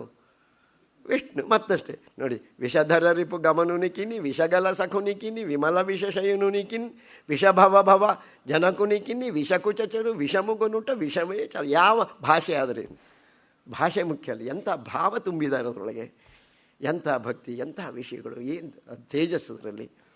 ನಮ್ಮಲ್ಲೂ ಇದೆ ಅಂಥ ಸಾಹಿತ್ಯಗಳು, ಇಲ್ಲ ಅಂತಲ್ಲ. ಬಡ ನಡು ವಿನ ಜಡ್ಡ ಪಿಡಿ ನಡೆ ದುಡ್ಡು ಕೊಡ್ಡ ಬಿಡ್ಡು ಕೊಡ್ಡು ಬೆಡ್ಡ ಗಿನ್ನೋಳು ದುಡ್ಡು ಪಡ್ಡೆ ನೋಡಿ ಹೋಗಿ ಅಂಥ ಸಾಹಿತ್ಯಗಳು ಕನ್ನಡದಲ್ಲೂ ಬೇಕಷ್ಟಿದೆ, ಇಲ್ಲ ಅಂತಲ್ಲ. ಅದಕ್ಕೆ ಹೇಗಿದೆ ಅಂದರೆ ನೋಡಿ, ಇಂಥ ಅದ್ಭುತವಾಗಿರೋದು. ಅವನಿಗೇನು ವಿಷಧರ ರಿಪು ಗಮನ, ವಿಷಗಲ ಸಖ, ಅಂಥವನಿಗೆ ವಿಷಕುಚನು ಹಾಲು, ವಿಷದ ಹಾಲು ಏನು ಮಾಡ್ತಾರೆ? ವಿಷಮೇ, ಯಾವ ಲೆಕ್ಕ ಅವನಿಗೆ, ಅದು ಯಾವುದು ಲೆಕ್ಕವಲ್ಲ ಅಂತ ಪರಮಾತ್ಮನ ಜೀರ್ಣಿಸ್ಕೊಂಡ್ಬಿಟ್ಟ. ಸರಿ, ಇದು ಇಂಥದ್ದು ಸ್ವಾಮಿ, ಇದನ್ನು ಮುಂದುವರಿಸಿ ಅಂತ ಹೇಳ್ತಾ ಇದ್ದಾರೆ. ಸರಿ, ಶುಕರು ಹೇಳ್ತಾ ಇದ್ದಾರೆ, ಬಹಳ ಆನಂದವಾಗಿ ಹೋಯಿತು. ಯಾಕೆಂದರೆ ಹೇಳೋರಿಗೆ, ಕೇಳೋರಿಗೆ ಶ್ರದ್ಧೆ ಇದ್ದಷ್ಟು ಹೇಳೋರಿಗೆ ಉತ್ಸಾಹ ಜಾಸ್ತಿ ಆಗ್ತದೆ. ಅದನ್ನೇ ಕದಾಚಿದ ಉತ್ತಾನಿಕ ಕೌತುಕಾಪ್ಲವೇ, ಮಗು ಏಳುವ ಪ್ರಯತ್ನವನ್ನು ಮಾಡುವುದು, ಅದು ಮುಗಿಸಿಕೊಳ್ಳುವುದು ಮೊದಲನೇ ಪ್ರಯತ್ನ. ಅದು ಹೇಳುವುದಕ್ಕೆ ಪ್ರಯತ್ನ ಮಾಡಬೇಕು, ಓಡಾಡೋಕ್ಕೆ ಪ್ರಯತ್ನ ಮಾಡಬೇಕು, ಮಾಡ್ತಾ ಅದಕ್ಕೆ ಮೊದಲನೇ ಕಾರ್ಯಕ್ರಮ ಯಾವುದು? ಮುಗಿಸಿಕೊಳ್ಳುವಂಥದ್ದು. ನಮ್ಮಲ್ಲಿ ಈಗಲೂ ಉಂಟು, ಅಮ್ಮೆಗಾಲಿಗಳು ಬರುವಾಗ ಅದಕ್ಕೆ ತಂಬಿಟ್ಟು ಮಾಡೋದು, ಹೊಸಲು ದಾಟಿಕೊಳ್ಳಿ ಹಾಕುವುದು, ಈ ಸಂಪ್ರದಾಯ ಎಲ್ಲ ಉಂಟು. ಈಗೆಲ್ಲ ಸ್ವಲ್ಪ ಬಿಟ್ಟು ಹೋಗಿರ್ಬೋದು, ಆದರೂ ಕೂಡ ಹೆಚ್ಚಿನ ಜನಗಳಲ್ಲಿ ಇವತ್ತು ಕೂಡ ಇದೆ, ಅದು ಮಾಡ್ತಾರೆ. ಅದರಿಂದ ಇದಕ್ಕೆ ಔತ್ತಾನಿಕ ಕರ್ಮ ಅಂತ ಒಂದು ಔತ್ತಾನಿಕ ಕರ್ಮ, ಉತ್ಥಾನ, ಹೇಳುವಂಥ ಪ್ರಯತ್ನ ಮಾಡುವಂಥದ್ದು. ಮಗು ಮುಗಿಸಿಕೊಂಡಿದೆ ಅಂತ. ಅವತ್ತಿನ ದಿವಸನೇ ಜನ್ಮರ್ಖ್ಯಯೋಗ, ಶ್ರೀಕೃಷ್ಣ ಹುಟ್ಟಿದ ರೋಹಿಣಿ ನಕ್ಷತ್ರ ಅವತ್ತೇ ಬಂದಿದೆ. ಅದಕ್ಕೋಸ್ಕರವಾಗಿ ಇವಳು ನಂದಸ್ಯ ಪತ್ನಿ, ನಂದನ ಪತ್ನಿ ಏನು ಮಾಡಿದ್ದಾಳೆ? ಮಗುವಿಗೆ ಎರೆದಿದ್ದಾಳೆ, ಚೆನ್ನಾಗಿ ಅಭ್ಯಂಜನ ಮಾಡಿಸಿದ್ದಾಳೆ. ವಿಪ್ರರು ಸ್ವಸ್ತಿವಾಚನ ಮಾಡ್ತಾ ಇದ್ದಾರೆ, ಅವರಿಗೆ ಅನ್ನಾದಿಗಳನ್ನು ಅಂದರೆ ಭೋಜನಾದಿಗಳನ್ನು ವ್ಯವಸ್ಥಿತವಾಗಿ ಕೊಟ್ಟಿದ್ದಾಳೆ. ಆ ನಂತರ ಸ್ವಚ್ಛವಾಚನ ಮಾಡಿದ್ದಾರೆ, ಎಲ್ಲ ಆಯಿತು. ಅಷ್ಟೊತ್ತಿಗೆ ಎಲ್ಲರೂ ಊರಿನಲ್ಲೆಲ್ಲ ಗೊತ್ತಾಗ್ಬಿಟ್ಟಿದೆ, ಇವತ್ತಿನ ದಿವಸ ನಂದನ ಮಗು ಮುಗಿಸಿಕೊಂಡಿದೆ. ಅದರಿಂದ ಒಂದು ವಿಶೇಷವಾದ ಕಾರ್ಯಕ್ರಮ ಮಾಡ್ತಾ ಇದ್ದಾರೆ, ನಾವೆಲ್ಲ ಹೋಗಬೇಕು ಅಂತ ಎಲ್ರಿಗೂ ಹೇಳಿ ಕಳಿಸ್ಬಿಟ್ಟಿದ್ದಾರೆ. ಎಲ್ಲ ಬಂದುಬಿಟ್ಟಿದ್ದಾರೆ. ಅದ್ಭುತವಾದ ಕಾರ್ಯಕ್ರಮ ನಡೀತಾ ಇದೆ. ಒಂದು ಕಡೆಯಲ್ಲಿ ಹೋಮ ಹವನಾದಿಗಳು ಮಗುವಿನ ಶ್ರೇಯಸ್ಸಿಗೋಸ್ಕರ ನಡೀತಾ ಇದೆ. ಇಂಥದ್ದು ಅಂಗಳದಲ್ಲಿ ಏನು ಮಗು ಒಂದು ಈ ಮಗುವನ್ನು ಎತ್ಕೊಂಡಿದ್ದಾಳೆ, ಮಗುವಿನ ಎತ್ಕೊಂಡು ಬಂದವ್ರನ್ನೆಲ್ಲ ಮಾತಾಡಿಸ್ಬೇಕಲ್ಲ, ಅದರೊಳಗೆ ಇದ್ಲಿವಳು. ಆವಾಗ ಸಂಜಾತ ನಿದ್ರಾಖ್ಯಂ, ಈ ತೂಕಡಿಸ್ಲಿಕ್ಕೆ ಪ್ರಾರಂಭ ಮಾಡ್ದ. ಈ ಭಗವಂತನಿಗೆ ತೂಕಡಿಕೆ ಬರೋದು ಅಂದರೆ ಏನು? ಅವನಿಗೆ ತೂಕಡಿಕೆ ಬಂತು ಅಂತಾದರೆ ಯಾರಿಗೋ ಗ್ರಾಚಾರ ಕಟ್ಟಿದೆ ಅಂತ ಲೆಕ್ಕ ಅಲ್ವಾ? ಸುಮ್ಮನೆ ಪರಮಾತ್ಮನಿಗೆ ತೂಕ ಬರುತ್ತಾ? ತೂಕಡಿಕೆ ಬರೋದಿಲ್ಲ ಅವನಿಗೆ. ಅರ್ಜುನ ಮತ್ತು ದುರ್ಯೋಧನ ಇಬ್ಬರು ಬಂದರು ಕೃಷ್ಣನನ್ನು ಸಹಾಯ ಕೇಳುವುದಕ್ಕೋಸ್ಕರವಾಗಿ. ಮುಂದೆ ನಡೆಯಬಹುದಾ ಯುದ್ಧಕ್ಕೆ ಕೃಷ್ಣನ ಸಹಾಯ ಬೇಕು ಅಂತ ಬಂದಿದ್ದಾರೆ. ಕೃಷ್ಣ ಏನು ಮಾಡ್ತಿದ್ದ? ಹಗಲು ಹೊತ್ತು ಮಲ್ಕೊಂಡಿದ್ದಾನೆ. ಅವನದೇನು ಮಲ್ಕೊಂಡಿದ್ದಾನೆ, ಇವು ತಿಳ್ಕೊಂಡ ದುರ್ಯೋಧನ ಹಗಲೊತ್ತಿನಲ್ಲಿ ಮಲಗಿದ್ದಾನೆ. ಏನಾದರೂ ಇವನಿಗೆ ಸಂಸ್ಕಾರ ಇದೆಯೇ ಅಂಥೇಳಿ, ಇರಲಿ ಏನಾದರೂ ಅಲ್ಲಿ ತಲೆದಸಿಯಲ್ಲಿ ಒಂದು ಆಸನ ಇಟ್ಟಿದ್ದಾನಲ್ಲ ರತ್ನಖಚಿತವಾದ್ದು, ನಮ್ಮಂಥವ್ರು ಬರಬಹುದು ಅಂಥೇಳಿ, ಅದಕ್ಕೆ ಅದರಲ್ಲಿ ಕೂತ್ಕೊಂಡ ಹೋಗಿ. ಆಮೇಲೆ ಅರ್ಜುನ ಬಂದ, ಅವನು ಕಾಲು ಬುಡದಲ್ಲಿ ನಿಂತ್ಕೊಂಡ. ಭಗವಂತ ನೀನೆಂತ ನಿದ್ದೆ ಮಾಡ್ತೀನಿ, ನಿನ್ನದು ಯೋಗ ನಿದ್ದೆ, ನಮ್ಮಾಗ ಭೋಗ ನಿದ್ದೆ ನಿಂದು ಅಂಥೇಳಿ ಅವನಿಗೆ ಅದು ಅರ್ಥ ಆಯ್ತು. ಕೈ ಮುಕ್ಕೊಂಡು ನಿಂತ್ಕೊಂಡ. ಆವಾಗ ಎದ್ದಿನೋ ಒಂದು ಮೊದಲನೋ ಯಾರನ್ನು ನೋಡ್ದ? ಅರ್ಜುನನ್ನು ನೋಡ್ದ ಅಲ್ವಾ? ಆವಾಗ ಇವನು ಕೇಳ್ದ, ಅಯ್ಯೋ ನನಗೆ ಸಹಾಯ ಮಾಡಬೇಕು, ಮೊದಲು ನಾನು ಬಂದವನು. ಇಲ್ಲ, ಪ್ರವಾರಣಂತೂ ಬಾಲಾನಾಂ, ಶಾಸ್ತ್ರ ಆಗಿದೆ. ಮೊದಲು ಚಿಕ್ಕವರಿಗೆ ಸಮಾಧಾನ, ಮೊದಲು ದೊಡ್ಡವರು ಚಿಕ್ಕವರು ಬಂದರೆ ಚಿಕ್ಕವರದ್ದು ಅಭಿಷ್ಟವನ್ನು ಮೊದಲು ಕೇಳಬೇಕು, ಆಮೇಲೆ ದೊಡ್ಡವರದ್ದು ಕೇಳಬೇಕು ಅಂತಿದೆ. ಮತ್ತು ಎದ್ದು ಕೂಡಲೇ ನೋಡಿದ್ದ ಅವನನ್ನೇ ನಾನು. ಅದರಿಂದ ಅವನಿಗೆ ಮೊದಲು ಏನು ಬೇಕೋ ಕೇಳ್ತೀನಿ, ಆಮೇಲೆ ನಿನಗೆ ಬೇಕಾದ್ದೇ ಕೊಡ್ತೇನೆ ಅಂತ. ಅವನಿಗೇನು ಕೊಟ್ಟ? ಅವನು ಕೇಳಿದ್ದೇನು? ಅವನು ಬೇರೆ ಏನೂ ಕೇಳಲಿಲ್ಲ. ಪರಮಾತ್ಮ ನೀನು ಬೇಕು ಅಂದ ಅಷ್ಟೇ, ನೀನೇ ಬೇಕು ಅಂದ, ಬೇರೆ ಏನು ಬೇಡ ಅಂತ. ಯಾಕಂದರೆ ಅವನೊಬ್ಬ ಸಿಕ್ಕರೆ ಎಲ್ಲ ಸಿಕ್ಕಂಗೆ ಅಂತ ಗೊತ್ತವನಿಗೆ ಅಲ್ವಾ? ಇಲ್ಲಿಂದ ಶಿವಮೊಗ್ಗದವರಿಗೂ 0 0 0 0 ಹಾಕ್ಕೊಂಡು ಹೋದ್ರೆ ಏನು ಪ್ರಯೋಜನ? ಹಿಂದ್ಗಡೆ ಒಂದು ಬೇಕಾ ಬೇಡವಾ? ಅದು ಒಂದಿದ್ರೆ ಈ 0ಗೆಲ್ಲ ಬೆಲೆ ಬರುತ್ತೆ. ಅದು ಆ ತತ್ವ ಅವನಿಗೆ ಗೊತ್ತಿತ್ತು ಅರ್ಜುನಿಗೆ. ಅದಕ್ಕೋಸ್ಕರ ನೀವೊಬ್ಬ ಇದ್ರೆ ಸಾಕಪ್ಪ ಪರಮಾತ್ಮ, ಇನ್ನೇನು ಬೇಡ ಅಂದ. ಇವನು ಬಲರಾಮ 3 ಅಕ್ಷೋಹಿಣಿ ಸೈನ್ಯಗಳನ್ನು ತಗೊಂಡು ಅವನು ಹೋದ. ಕತ್ತಿಗಳ ಕಲ್ಲು ಇವೆಲ್ಲ ಏನು ಆಯುಧಗಳು ಇತ್ಯಾದಿಗಳಿಂದ ಕೂಡಿರುವಂಥ ಬೃಹದಾಕಾರವಾದ ಸೈನ್ಯವನ್ನು ತಗೊಂಡು ಅವನು ಹೋದ. ಇವನೇನು ಮಾಡ್ದ? ಪರಮಾತ್ಮನ ಕರ್ಕೊಂಡು. ಅದಕ್ಕೆ ದೇವ ಮಾತ್ರವೇ ನೀವು ದೇವರ ದೇವರೊಡೆಯರು ಹೊಗಳುವಡವೇದಾವಳಿಗಳವಲ್ಲ ಸಾಕಾಮಾತದಂತಿರಲಿ ನಾವು ಭಕ್ತರು ಭಕ್ತ ಭೃತ್ಯರು ನೀವು ಸಾರಥಿಯಾಗಿ ನಮ್ಮನು ಕಾವುದು. ಹಣೆ ಚಾಚಿದನು ಪರಮಾತ್ಮನ ಪಾದಾರವಿಂದಗಳಿಗೆ ದೀರ್ಘದಂಡ ಪ್ರಣಾಮ ಮಾಡಿಬಿಟ್ಟ. ಪರಮಾತ್ಮ, ನಾನು ನಿನಗೆ ಒಪ್ಪಿಸ್ಕೊಂಡ್ಬಿಟ್ಟಿದ್ದೀನಿ, ಏನಾದರೂ ಮಾಡು. ಮಾರ್ಜಾಲಾರ್ಭಕ ಭಕ್ತಿ ಅಂತ. ಬೆಕ್ಕಿನ ಮರಿ ಬೆಕ್ಕೇನು ಮಾಡ್ತದೆ, ಮರಿಯನ್ನು ಹಿಡ್ಕೊಂಡು ಎಲ್ಲ ಕಡೆಗೂ ಓಡಾಡ್ತದೆ. ಆ ಮರಿ ತಾಯಿಗೆ ಸಮರ್ಪಿಸಿಕೊಂಡಿರ್ತದೆ. ಅದರ ಜವಾಬ್ದಾರಿ ಯಾರಿಗಿದೆ? ತಾಯಿಗಿದೆ. ಮಂಗನ ಮರಿ ಹಾಗಲ್ಲ. ಮಂಗನ ಮರಿ ಏನಿರುತ್ತೆ, ಅಮ್ಮನ ತಾನೇ ಹಿಡ್ಕೊಂಡಿರುತ್ತೆ. ಅಕಸ್ಮಾತ್ ಹಾರ ಹೊತ್ತಿಗೆ ಬಿದ್ದರೆ ಯಾರು ಜವಾಬ್ದಾರಿ? ಇದರದ್ದೇ ತಪ್ಪು. ಅದು ಒಪ್ಪಿಸ್ಕೊಂಡ್ಬಿಟ್ಟಿದೆ. ಹಾಗೆ ಇದು ಮಾರ್ಜಾಲ ಅರ್ಭಕ ಭಕ್ತಿಯಿಂದ ಪರಮಾತ್ಮನಿಗೆ ಸಂಪೂರ್ಣ ಶರಣಾಗತಿ, ಅವನಿಗೆ ಸಮರ್ಪಣೆ ಮಾಡೋದು. ಹೇಳ್ತೀವಲ್ಲ ನಾವೆಲ್ಲ, ನಿತ್ಯವೂ ಹೇಳ್ತೀವಲ್ಲ, ಕರಚರಣ ಕೃತಂ ವಾ ಕಾಯಜಂ ಕರ್ಮಜಂ ವಾ ಶ್ರವಣನಯನ ಜಂವಾ ಮಾನಸಂ ವಾ ಪರ ಹೇಳ್ತೀವಲ್ಲ.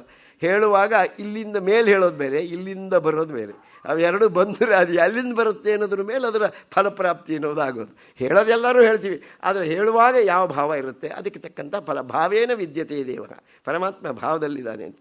ಸರಿ, ಈಗೇನಾಯಿತು, ಮಗುಗೆ ನಿದ್ರೆ ಬಂತು ಅಂತ ಆಲೋಚನೆ ಮಾಡಿ ಅಲ್ಲಿಯೇ ಹತ್ತಿರ ಅಲ್ಲಿ ಒಂದು ದೊಡ್ಡ ಬೃಹದಾಕಾರವಾದ ಬಂಡಿ ಇತ್ತು. ಆ ಬಂಡಿ ಹತ್ರ ಮಲಗಿಸಿದ್ದಾಳೆ. ಮಲಗಿಸಿಬಿಟ್ಟು ಅವಳಿಗೆ ಇಲ್ಲಿ ಮಹಾನಸಸ್ತ್ವಾಂ ಸವಿಧೇನಿದಾಯ ಮಹಾನಸಾದವು ವೃತೇ ವ್ರಜೇಶ್ವರಿ ಅಂತ ನಾರಾಯಣೀಯಂನಲ್ಲಿ ಬರೀತಾರೆ ಭಟ್ಟದೇವಿ. ಭಾಳ ಸುಂದರವಾಗಿದೆ. ಅಂದರೆ ಮಹಾನಸಾದವು ಸವಿಧೇನಿದಾಯ ಮಹಾ ಅನಸ. ಅನಸ ಅಂದರೆ ಗಾಡಿ ಅಂತ, ಅನ ಅಂದರೆ ಗಾಡಿ ಅಂತ. ಆ ಬೃಹದಾಕಾರವಾದ ಬಂಡಿ ಹತ್ತಿರ ಮಲಗಿಸಿದ್ಲು. ಏನೋ ಒಂದು ಬಟ್ಟೆ ಹಾಕಿ ಅಲ್ಲಿ ಮಲಗಿಸಿದ್ಲು ಅವಳು ಮಗುವನ್ನು. ಅಲ್ಲಿ ಹೋಮ ಹವನ ನಡೀತಾ ಇದೆ, ಎಲ್ಲರೂ ಬಂದುಬಿಟ್ಟಿದ್ದಾರೆ, ಎಲ್ಲ ಕೂತ್ಕೊಂಡಿದ್ದಾರೆ, ಆನಂದವಾಗಿದ್ದಾರೆ. ಹೆಣ್ಣು ಮಕ್ಕಳು ಕೂಡ ಬೇಕಾಷ್ಟು ಜನ ಬಂದಿದ್ದಾರೆ. ಇವಳಿಗೇನು ಜವಾಬ್ದಾರಿ ಇದೆ? ಆ ದೊಡ್ಡ ಅನಸ, ಅನ ಅಂದರೆ ಗಾಡಿ, ಆ ಗಾಡಿ ಹತ್ತಿರ ಇಳಿಸಿ ಮಗುವನ್ನು ಮಲಸಿಬಿಟ್ಟಿದ್ದಾಳೆ. ಇವಳಿಗೆ ಜವಾಬ್ದಾರಿ ಏನಿದೆ? ಮಹಾನಸಾದವು. ಮಹಾನಸ ಅಂದರೆ ಮತ್ತೊಂದು ಅಡುಗೆ ಮನೆ ಅಂತ. ಅಡುಗೆ ಮನೆಯಲ್ಲಿ ಜವಾಬ್ದಾರಿ ಇತ್ತಂತ ಇವಳಿಗೆ. ಯಾಕೆ ಬಂದವರಿಗೆಲ್ಲ ಊಟ ಹಾಕಬೇಕು, ವ್ಯವಸ್ಥಿತ ಆಗಬೇಕು, ಏನು ಅಡುಗೆ ಆಗಬೇಕು, ಯಾರು ಅಡುಗೆ ಭಟ್ರು, ಎಷ್ಟು ಜನ ಬಂದು ಎಲ್ಲ ನೋಡಬೇಕಲ್ಲ. ಆ ಜವಾಬ್ದಾರಿಯಿಂದ ಆ ರೀತಿ ಹೋದ್ರಿಂದ ಅವ್ರು ಭಾಳ ಸುಂದರವಾಗಿ ಬಂದಿದೆ. ಅದೊಂಥರ ಮಹಾನಸಸ್ತ್ವಾಂ ಸವಿಧೇನಿದಾಯ ಮಹಾನಸಾದವು ವವೃತೆ ವ್ರಜೇಶ್ವರಿ ಅಂತ ವರ್ಣನೆ ಮಾಡಿದರು ನಾರಾಯಣ ಭಟ್ಟಿಯರು. ಸರಿ, ಈ ಕಡೆಯಲ್ಲಿ ಏನಾಯಿತು? ಔತ್ಥಾನಿಕ ಔತ್ಸುಕ್ಯಮನ. ಇವಳಿಗೇನು ಬಂದಿರುವಂಥವ್ರಿಗೆ ಮಗುವಿನ ಔತ್ಥಾನಿಕ ಕಾರ್ಯಕ್ರಮ. ಅದಕ್ಕೆ ಬಂದವರಿಗೆಲ್ಲ ಅರಿಶಿನ ಕುಂಕುಮ ಕೊಡೋದು, ಯಾರು ಬಂದರು ಯಾರಿಲ್ಲ ಅಂತ ವಿಚಾರಿಸ್ಕೊಂಡು ಅವ್ರು ಯಾಕೆ ಬರಲಿಲ್ಲ, ಇವ್ರು ಯಾಕೆ ಬರಲಿಲ್ಲ. ಇವತ್ತು ಕೇಳ್ತೀವಲ್ಲ ನಾವು, ಅದೇ ರೀತಿಯಲ್ಲಿ ಬಳೆ ಅರಿಶಿನ ಕುಂಕುಮ ಎಲ್ಲ ಕೊಡುವುದು, ಇವೆಲ್ಲ ಸಂಪ್ರದಾಯ. ಆ ಸಂಪ್ರದಾಯವನ್ನು ಮಾಡೋ ಸಡಗರದಲ್ಲಿ ಮಗುವಿನ ಮರೆತು ಬಿಟ್ಟಿತ್ಲಾಗಿ. ಈ ಕಡೆ ನೆನಪು ಬರಲಿಲ್ಲ. ಸಮಾಗತಾನ್ ಪೂಜೆ ಐತಿ, ಬಂದವರನ್ನು ಗೌರವಿಸಬೇಕಲ್ಲ, ಆ ಕಡೆಗೆ ಗಮನ ಹಚ್ಚಿಬಿಟ್ಟಿದ್ದಾಳೆ. ಈ ಮಗು ಅತ್ರೂ ಕೂಡ ಕೃಷ್ಣ ಅತ್ರೂ ಕೂಡ ನೈವ ಶೃಣೋದ್ವೈ ರುದಿತಂ ಸುತಸ್ಯ. ಮಗು ಹತ್ರೂ ಕೂಡ ಆ ಕಡೆ ಗಮನ ಅವಳಿಗೆ ಕೇಳಲೇ ಇಲ್ಲ. ಇವನಿಗೆ ಸಿಟ್ಟು ಬಂತಂತೆ ಕೃಷ್ಣನಿಗೆ ಸಿಟ್ಟು ಬಂತು ಅಂದರೆ ಮತ್ತೊಬ್ಬನಿಗೆ ಗ್ರಾಚಾರ ಅಂತ ಲೆಕ್ಕ. ಅವನಿಗೆ ಯಾವುದು ಬಂದರೂ ಯಾರಿಗಾರು ಏನಾದ್ರು ಇರುತ್ತೆ. ಸಂತೋಷ ಆದರೆ ಮಾತ್ರ ಭಕ್ತರಿಲ್ಲ, ಅಷ್ಟೇ ವಿಶೇಷ ಭಗವಂತನಿಗೆ. ಆವಾಗ ಏನು ಸ್ತನಾರ್ಥಿ ಹಾಲು ಬೇಕು ಅಂಥೇಳಿ ಕಾಲೆಲ್ಲ ಬಡಿತಾ ಗಾಡಿಗೆ ತಾಗಿಸ್ಬಿಟ್ಟ. ಒಂದು ಸ್ವಲ್ಪ ತಾಗಿಸ್ಬಿಟ್ಟ. ಆವಾಗೇನಾಯಿತು? ಗಾಲಿ ಕೀಳುಗಳುಚ್ಚಿ ತುಂಬಿದ ಸಾಲು ಹರಿವೆಗಳೊಡೆದು, ಎಲ್ಲ ಹರಿವೆಗಳು ಬೇಕಾದಷ್ಟು. ಅಂದರೆ ಪೂರ್ಣಾಹುತಿ ಆದ ಕೂಡಲೇ ಎಲ್ಲರೂ ಅಲ್ಲಿ ನೈವೇದ್ಯ ಇತ್ಯಾದಿಗಳಾದ ಕೂಡಲೇ ಎಲ್ಲರೂ ಊಟ ಮಾಡೋದಕ್ಕೆ ಅದಕ್ಕೆ ಮೊದಲು ಬೇಕಾಗಿರುವಂಥ ದೇವರಿಗೆ ಸಮತ್ಯ ಮಾಡಬೇಕಲ್ಲ, ಹೋಮ ನಡೀತಾ ಇದೆ. ಅದಕ್ಕೋಸ್ಕರ ಎಲ್ಲ ಬಂಡಿ ಮೇಲೆ ಮೊದಲೇ ತಂದಿಟ್ಟಿದ್ರು. ಈ ಬಂಡಿಯೇ ಶಕಟಾಸುರರಲ್ಲ, ಅದು ನಂದನದೇ ಬಂಡಿ. ಅವನ ಅಂಗಳದಲ್ಲೇ ಏನು ಗೊತ್ತಿಲ್ಲದೆ ಇದ್ದದ್ರಲ್ಲಿ ತಗೊಂಡೋಗಿ ಎಲ್ಲ ಇಡ್ತಾರ ಸಾಮಾನೆಲ್ಲ. ಎಲ್ಲವುದು ಪಾಯಸ, ಭಕ್ಷ್ಯ, ಭೋಜ್ಯ, ಲೇಹ್ಯ, ಚೋಷ್ಯ ಎಲ್ಲ ಇಟ್ಟುಬಿಟ್ಟಿದ್ದಾರೆ ಅದರ ಮೇಲೆ. ಅಂಥ ಬಂಡಿಯನ್ನು ಶ್ರೀಕೃಷ್ಣ ಏನು ಮಾಡ್ದ? ಸಿಟ್ಟು ಬಂತಲ್ಲ, ಹಾಲು ಕೊಡಲಿಲ್ಲ ಅಮ್ಮ ಅಂತ. ಆ ಸಿಟ್ಟಿನ ಭರದಲ್ಲಿ ಆ ಶಿರೀಷ ಪುಷ್ಪದಷ್ಟು ಕೋಮಲವಾದ ತನ್ನ ಪಾದದಿಂದ ಆ ಗಾಡಿಗೆ ಒಂದು ಚೂರು ಹೀಗೆ ತಾಕಿಸ್ದ ಅಷ್ಟೇ. ಅದರಿಂದ ಏನಾಯಿತು? ಗಾಲಿ ಕೀಲುಗಳುಚ್ಚಿ, ಕೀಲು ಎಲ್ಲ ತಪ್ಪಿ ಹೋಗ್ಬಿಡ್ತು ತಕ್ಷಣವೇ. ತುಂಬಿದ ಸಾಲು ಹರವಿಗಳು ಎಲ್ಲ ಬೇಕಾದಷ್ಟು ಪಾತ್ರೆಗಳಲ್ಲಿ ತುಂಬಿಟ್ಟಿದ್ರು. ಪಾಯಸ ಇತ್ಯಾದಿಗಳು ಭಕ್ಷ್ಯಗಳು ಎಲ್ಲ ಎಲ್ಲೆಲ್ಲೋ ಉರುಳಿ ಹೋಯ್ತು ಅದೆಲ್ಲ. ಆಮೇಲೆ ಏನಾಯಿತು? ಧರೆಯಲ್ಲಿ ಬೀಳಲೇತಕ್ಕೆ ಬಂಡಿ ಹುಡಿಯಾಗಿ ಬಾಲಕನ ಮೇಲೆ ಬೀಳದವೋಲು. ಯೋಚನೆ ಮಾಡ್ತಾ ಇದ್ದಾರೆ. ಗಾಡಿಯೆಲ್ಲ ಹೀಗಾದ ಕೂಡಲೇ ಯಾಕೆ ಹೀಗಾಯಿತು ಅಂತ ಆ ಕಡೆಗೆ ನೋಡ್ತಾರೆ. ಬಾಲಕನ ಮೇಲೆ ಬೀಳಲಿಲ್ವಲ್ಲ, ಇದೇ ನಮ್ಮ ಪುಣ್ಯ ಅಂತ ನಂದಾದಿಗಳು ಯೋಚನೆ ಮಾಡ್ತಾ ಇದ್ದಾರೆ. ಇದಿಷ್ಟು ವಿಷಯ. ಆವಾಗ ವಿಧ್ವಸ್ತ ನಾನಾರಸ ಕುಪ್ಯ ಭಾಜನಂ, ಪಾತ್ರೆಗಳೆಲ್ಲ ಉರುಳಿಯೋದು, ಎಲ್ಲ ಒಂದು ಕ್ಷಣ ಸ್ತಂಭೀಭೂತರಾಗೋದು, ಎಲ್ಲ ನಿಂತೋಯ್ತು. ಪುರೋಹಿತರು ಮಂತ್ರ ಇತ್ಯಾದಿಗಳೆಲ್ಲ ನಿಂತೇ ಹೋಯಿತು ಒಂದೇ ಸಾರಿ. ಆವಾಗ ಎಷ್ಟರ ಮಟ್ಟಿಗೆ ಅಂದರೆ ಚಕ್ಕರಗಳು ಮುರಿದು ಹೋಗಿದೆಯಂತೆ. ವಿಭಿನ್ನ ಕೂಬರ ಅಂದರೆ ಮೂಕಿ ಅಂತ ಹೇಳ್ತಾರಲ್ಲ, ಅದು ಕೂಡ ಮುರಿದು ಹೋಗಿದೆ, ಎಲ್ಲ ಮುರಿದು ಹೋಗಿದೆ. ಅಷ್ಟಕ್ಕೆ ಸಲ ಮತ್ತೆ ಹೇಳ್ತಾ ಇದ್ದಾರೆ, ಇದು ಹೇಗಾಯಿತು ಅಂತ ಎಲ್ಲರೂ ಕಥಂ ಸ್ವಯಂ ವೈ ಶಕಟಂ ವಿಪರ್ಯಗಾತ್. ಇದ್ದಕ್ಕಿದ್ದ ಹಾಗೆ ಗಾಡಿ ಮುರಿದೋಗೋದು. ಈ ಪುಟ್ಟ ಮಗುವಿಗೆಲ್ಲ ಆ ಶಕ್ತಿ ಇದೆ? ಇಷ್ಟು ಸಣ್ಣ ಮಗು, 3 ತಿಂಗಳು ಮಗು, ಇದರ ಕಾಲು ತಾಕ್ತು, ಮೃದುವಾದ ಚಿಗುರಿನಂತಹ ಕಾಲು ತಾಕಿದ್ದಕ್ಕೆ ಗಾಡಿ ಇಷ್ಟೇ ಅಲ್ಲಂತೆ. ಹೇಗೆ ಬಿತ್ತಿದು ಅಂತೇಳಿ ಯಾರಿಗೂ ಅರ್ಥ ಆಗಲಿಲ್ಲ. ಎಲ್ಲರೂ ಗಾಬರಿ ಮಾಡ್ಕೊಳ್ತಾ ಇದ್ದಾರೆ. ಕಸ್ಕೋ ನ ಕೌತ ಕುತಯೇಷ ವಿಸ್ಮಯ ವಿಶಂಕಟಂ ಮೆಚ್ಛಕಟಂ ವಿಪಾಟಿತಂ. ವಿಶಂಕಟಂ ಶಕಟಂ, ಬೃಹದಾಕಾರವಾದ ಬಂಡಿ, ಅದು ಮುರಿದು ಹೋಯ್ತಲ್ಲ, ಇದು ಹೇಗೆ, ಇದು ಯಾರು ಮಾಡಿದ್ದು ಅಂತ, ಕೃಷ್ಣ ಮಾಡಿದ್ದು ಅಂತ ಯಾರಿಗೂ ಗೊತ್ತಾಗಲಿಲ್ಲ. ಆದರೆ ಅಲ್ಲಿರುವಂಥ ಪುಟ್ಟ ಮಕ್ಕಳೆಲ್ಲ ಹೇಳಿದರು, ನೋಡಿ ಭಗವಂತ ನಿರ್ಮಲವಾದ ಮನಸ್ಸಿಗೆ ಗೋಚರನಾಗ್ತಾನೆ, ತನ್ನ ಲೀಲೆಯನ್ನು ತೋರಿಸ್ತಾನೆ. ಕಾಮಕ್ರೋಧಾದಿಗಳಿಂದ ತುಂಬಿರುವಂಥ ಹೃದಯಕ್ಕೆ ಪರಮಾತ್ಮನ ದರ್ಶನ ಆಗೋದಿಲ್ಲ. ಮಕ್ಕಳು ನಿರ್ಮಲವಾಗಿರ್ತಾವೆ, ಅವಕ್ಕೇನೂ ಗೊತ್ತಿಲ್ಲ ಅಲ್ವಾ. ಬೇಕಾದರೆ ಮಕ್ಕಳು ತಾಯಿಂದರು ಬೇಕಾದರೆ ಈಗ ಹೊಡಿಲಿ, ಅವ್ರ ಮನೆಗೆ ಹೋದ್ರು ನೋಡು, ಪಕ್ಕದ ಮನೆಗೆ, ನೀನು ಹಲ್ಲು ಉದುರಿಸ್ತೀನಿ ಅಂತ ಅವ್ರು ಹೇಳಿದರೂ ಕೂಡ 5 ನಿಮಿಷದ ನಂತರ ಎಲ್ಲರಿರ್ತಾರೆ, ಅಲ್ಲೇ ಇರ್ತಾರೆ ಇಬ್ಬರು ಒಟ್ಟು ಆಟ ಆಡ್ಕೋತ. ಹಾಗೆ ಮಕ್ಕಳ ಮನಸ್ಸಂದ್ರೆ ಅಷ್ಟೇ ನಿರ್ಮಲವಾಗಿ ಬಿಡ್ತವೆ. ಎಲ್ಲ ಹೊಡೆದಿದ್ದನ್ನು ಬೈದಿದ್ದನ್ನು ಎಲ್ಲ ಮರೆತು ಮತ್ತೆ ನಗನಗ್ತಾ ಇರ್ತವೆ. ಹೇಗೆ ಹಾಗೆ ಅಂಥ ಹೃದಯ ನಾವು ಸಂಪಾದನೆ ಮಾಡಬೇಕು, ಅಂಥ ಭಾವ ಬರಬೇಕು ಪರಮಾತ್ಮನೇ. ನಾವು ಕೂಡ ಮಕ್ಕಳಂತೆ ಮುಗ್ಧ ಸ್ವಭಾವ ಪರಮಾತ್ಮನಲ್ಲಿ, ಅಂಥ ಮುಗ್ಧ ಪ್ರೇಮ ಬೆಳಿಬೇಕು ನಮಗೆ ಅಂಥೇಳಿ ಅವರಿಗೆ ಮಕ್ಕಳಿಗೆ ತೋರಿಸಿದ್ದಾರೆ. ನಿಮಗೆ ಗೊತ್ತಾಗಲಿಲ್ವಾ ಈ ಬಂಡಿ ಹೇಗೆ ಮುರಿದೋಯ್ತು ಅಂತ? ನಿಮಗೆ ಗೊತ್ತಾಗಲಿಲ್ವಾ? ನಮಗೆ ಗೊತ್ತು ಅಂತ ಹೇಳ್ತಾ ಇದ್ದಾರೆ. ಹೇಗೆ ಹೃದತಾನೇನ ಪಾದೇನ ಕ್ಷಿಪ್ತಮೇತನ್ನ ಸಂಶಯ. ಕೃಷ್ಣ ಅಂದರೆ ಕೃಷ್ಣನಿಗಿನ್ನೂ ಹೆಸರು ನಾಮಕರಣ ಆಗಿಲ್ಲ, ನಾವು ಹೇಳುವಾಗ ಹೇಳೋದಷ್ಟೇ ಕೃಷ್ಣ ಅಂತ. ನಮ್ಮ ಕೃಷ್ಣ ತನ್ನ ಪುಟ್ಟ ಕಾಲನ್ನು ತಾಕಿಸಿಬಿಟ್ಟ. ತಾಕಿಸಿದ್ದೇ ಸೈ, ಗಾಡಿ ಪುಡಿ ಪುಡಿ ಅಂದರು ಮಕ್ಕಳು ಹೇಳಿದರು. ಅದು ನಂಬಬೇಕಲ್ಲ, ಯಾರು ನಂಬ್ತಾರೆ? ನತೆ ಶ್ರದ್ಧದಿರೇ ಗೋಪಾಹ, ಯಾರಿಗೂ ಶ್ರದ್ಧೆಯೇ ಬರಲಿಲ್ಲ. ಇಷ್ಟು ಪುಟ್ಟು 3 ತಿಂಗಳು ಮಗು ಗಾಡಿಯನ್ನು ಒದ್ದು ಪುಡಿ ಪುಡಿ ಮಾಡ್ತು ಅಂದರೆ ಯಾರು ಒಪ್ತಾರೆ? ಯಾರೂ ಒಪ್ಪೋದಿಲ್ಲ. ಅವ್ರು ಮಾತಾಡ್ತಾರಂತೆ, ಬಾಲುಂಡೆಕ್ಕಡ ಬಂಡಿ ಎಕ್ಕಡ ನಭೋ ಭಾಗಂಬು ಪೈಜೇಡ್ಪಡಂ ಕಾಲಂ ದನ್ನುತ ಒಕ್ಕಡೇಲ ಪರಶುಲ್ ಗಲ್ಲಾಡಿರಿ ಜಡ್ಡು ಪೈ ಏ ಲೋಕಂಬುನನೈನ ಚಪ್ಪಬಡುನೆ ಏ ಚಂದಮೋಗಾಕಯಂತ್ ಆಲಾಪಿಂಚುಚು ವ್ರೇಲು ವ್ರೇತಲು ಪ್ರಭೂತಾಶ್ಚರ್ಯಲು ಇರಂದುರನ್ ಅಂತ ವರ್ಣನೆ ಮಾಡಿ ಪೋತನಾಮ ಬಹಳ ಸುಂದರವಾಗಿ ವರ್ಣನೆ ಮಾಡಿ. ಬಾಳುಂಡೆಕ್ಕಡ, ಈ ಪುಟ್ಟ ಮಗುಯಲ್ಲಿ ಬಂಡಿ ಎಕ್ಕಡ, ಬೃಹದಾಕಾರವಾಗಿರುವಂಥ ಬಂಡಿ, ಇದು ಮಗುವಿನ ಕಾಲು ತಾಕಿದ ಕೂಡಲೇ ನಭೋಭಾಗಮ್ಮು ಪೈ, ಅಷ್ಟು ಎತ್ತರಕ್ಕೆ ಹೋಗಿ ಕೆಳಗೆ ಬಿದ್ದು ಪುಡಿ ಪುಡಿ ಆಯಿತು ಅಂತ ಹೇಳಿದರೆ ಏನರ್ಥ? ಗಾಲಂದನ್ನುಟ ಒಕ್ಕಡೆ ಏಲ ಪಡಚುಲ್ ಗಲ್ಲಾಡಿ, ಹುಡುಗಾಟಿಗೆ ಮಾತಲ್ವೇ ಇದೆಲ್ಲ? ಸಾಧ್ಯವೇ ಇದು? ಯಾರಾದರೂ ಇದನ್ನು ಒಪ್ಪಿಯಾರೆ ಅಂತ ಮಾತಾಡ್ತಿದ್ದಾರಂತೆ. ವ್ರೇಲು ವ್ರೇತಲು, ಗೋಪರು ಗೋಪಿಕೆಯರು ಮಾತಾಡ್ತಿದ್ದಾರೆ. ಇದು ಮಕ್ಕಳು ಹೇಳೋ ಮಾತನ್ನು ನಾವೇನು ಕೇಳೋದು ಅಂತೇಳಿ. ಆವಾಗ ಅದು ಯಾಕೆ ಅರ್ಥ ಆಗಲಿಲ್ಲ ಅಂದರೆ, ಅಪ್ರಮೇಯ ಬಲಂ ತಸ್ಯ ಬಾಲಕಸ್ಯ ನತೆ ವಿಭು. ಇದು ಪರಮಾತ್ಮ ಅಪ್ರಮೇಯ, ಪ್ರಮಾಣಗಳಿಂದ ಯಾವುದನ್ನು ಅಳೆಯಬಹುದೋ ಅದು ಪ್ರಮೇಯ. ಯಾವ ಪ್ರಮಾಣಕ್ಕೂ ಯಾವುದು ಸಿಕ್ಕುವುದಿಲ್ಲವೋ ಅದು ಅಪ್ರಮೇಯ. ಅಪ್ರಮೇಯ ಅಂದರೆ ಹಾಗೆ, ಯಾವ ಪ್ರಮಾಣಗಳಿಗೂ ಸಿಗೋದಿಲ್ಲ. ಕಣ್ಣಿಗೆ ನಮಗೆ ಕಣ್ಣಿಗೆ ಭಗವಂತ ಗೋಚರ ಆಗೋದಿಲ್ಲ, ಕಣ್ಣಿನಿಂದ ಪರಮಾತ್ಮನ ನೋಡೋಕ್ಕಾಗೋದಿಲ್ಲ. ಅಂದರೆ ಈ ಚರ್ಮಚಕ್ಷುಷುವಿಗೆ ಪರಮಾತ್ಮ ಕಾಣೋದಿಲ್ಲ. ಹೇಗೆ ಅಂತ ಕೇಳಿದರೆ, ಅರ್ಜುನಿಗೆ ಹೇಳ್ತಾನಲ್ಲ, ಅನೇನೈವ ಸ್ವಚಕ್ಷುಷ, ಈ ನಿನ್ನ ಕಣ್ಣಿಂದ ನೋಡೋಕ್ಕಾಗೋದಿಲ್ಲ. ದಿವ್ಯಂ ದದಾಮಿ ತೇ ಚಕ್ಷು ಪಶ್ಯಮೇ ಯೋಗಮೈಶ್ವರಂ.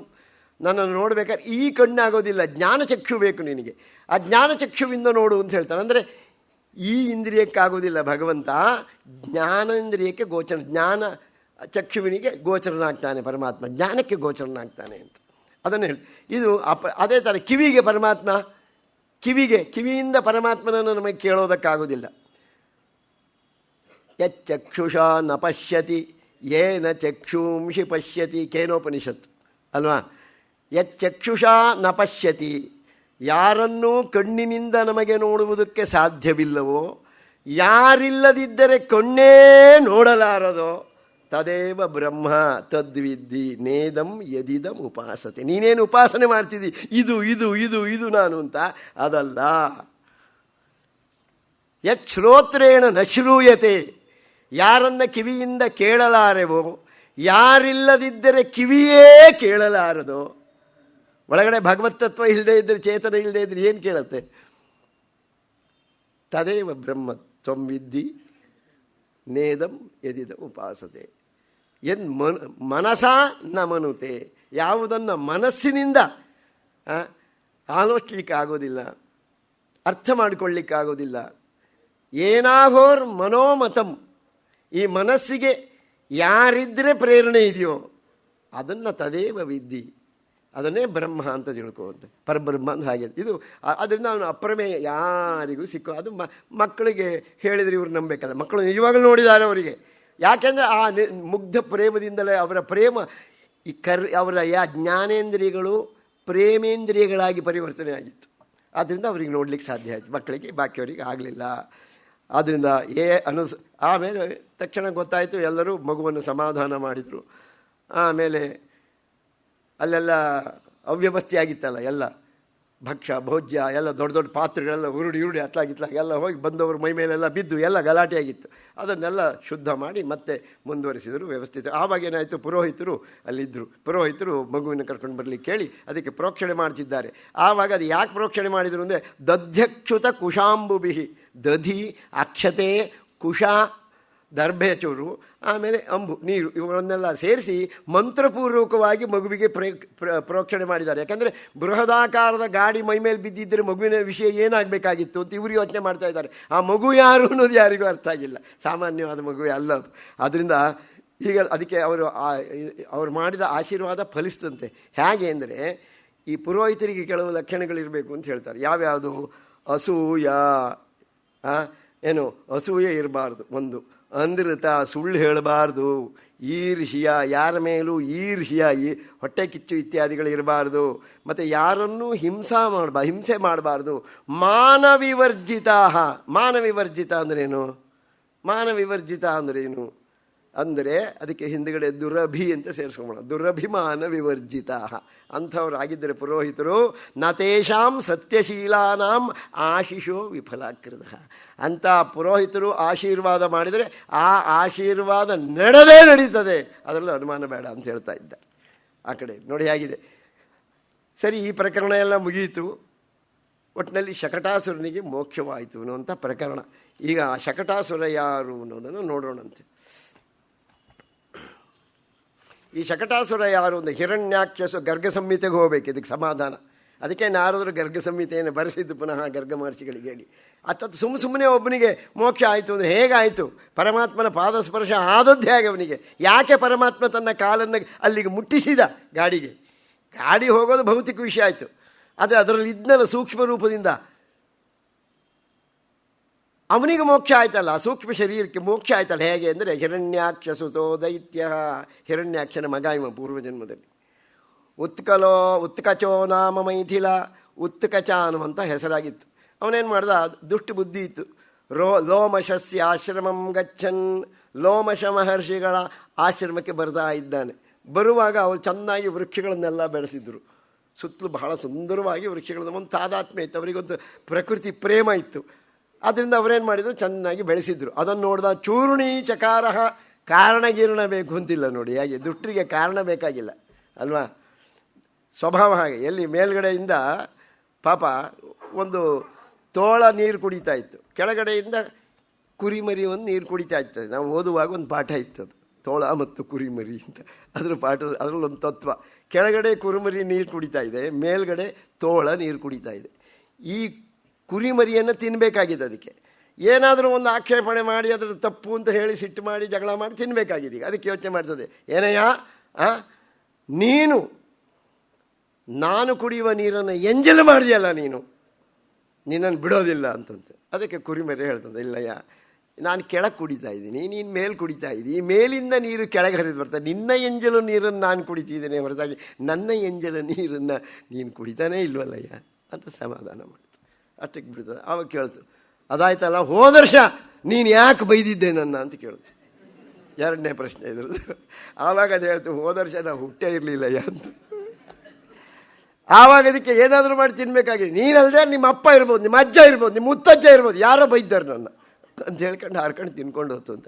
ಈ ದುಷ್ಟರಿಗೆ ಕಾರಣ ಪಾಪ ಎಲ್ಲ ಬೆಳೆಸಿದ್ದಾರೆ ಚೆಂದಾಗಿ. ಅದನ್ನು ನೋಡಿ ಆನಂದ ಪಡುವುದನ್ನು ಬಿಟ್ಟು ಅದನ್ನೆಲ್ಲ ವೃಕ್ಷಾನ ಚೂರ್ಣೀಚಕಾರ ಎಲ್ಲ ಚೂರು ಮಾಡಿ ಬಿಸಾಕ್ತಾ ಇದ್ದಾನೆ. ತಮ್ ದೃಷ್ಟ್ವಾ ಸ್ಥೂಲ ದೇಹಾಢ್ಯಂ, ಸ್ಥೂಲ ದೇಹ ಈಗಿನ ಭಾಷೆಯಲ್ಲಿ ಹೇಳಿದ್ರೆ ಒಂದು ಲೈಟ್ ಕಂಬಕ್ಕಿಂತ ಎತ್ತರ ಇದ್ದ ಅಂತ. ಅಂಥ ಸ್ಥೂಲ ದೇಹ ಅವನದ್ದು. ಅವ ನೋಡಿ ಭಾಳ ಬೇಜಾರಾಯ್ತಂತವರಿಗೆ. ಹೇಳ್ತಾ ಇದ್ದಾರೆ, ಹಾಗೆ ಮಾಡಬೇಡ, ನಾನು ಅವುಗಳನ್ನು ಪುತ್ರವತ್ತು ಪೋಷಿಸ್ತಾ ಇದ್ದೇನೆ, ಅವುಗಳಿಗೆ ನನ್ನ ಮೇಲೆ ಪಿತೃವಾತ್ಸಲ್ಯ ಇದೆ, ಅದರಿಂದ ಹಾಗೆ ಮಾಡಬೇಡ ಅಂತ ಹೇಳಿದ್ರಂತೆ. ಅದು 2 ಹೂವಿನ ಗಿಡಗಳನ್ನು ಮುರಿದು ಅವ್ರ ಮೇಲೆ ಬಿಸಾಕಿದ ಇವನಿಗೆ ಸಿಟ್ಟು. ಆವಾಗ ಸಿಟ್ಟು ಬಂತು. ಮಹಾತ್ಮರಿಗೆ ಸಿಟ್ಟು ಬಂದ ಮೇಲೆ ಮುಗಿದೋಯ್ತು.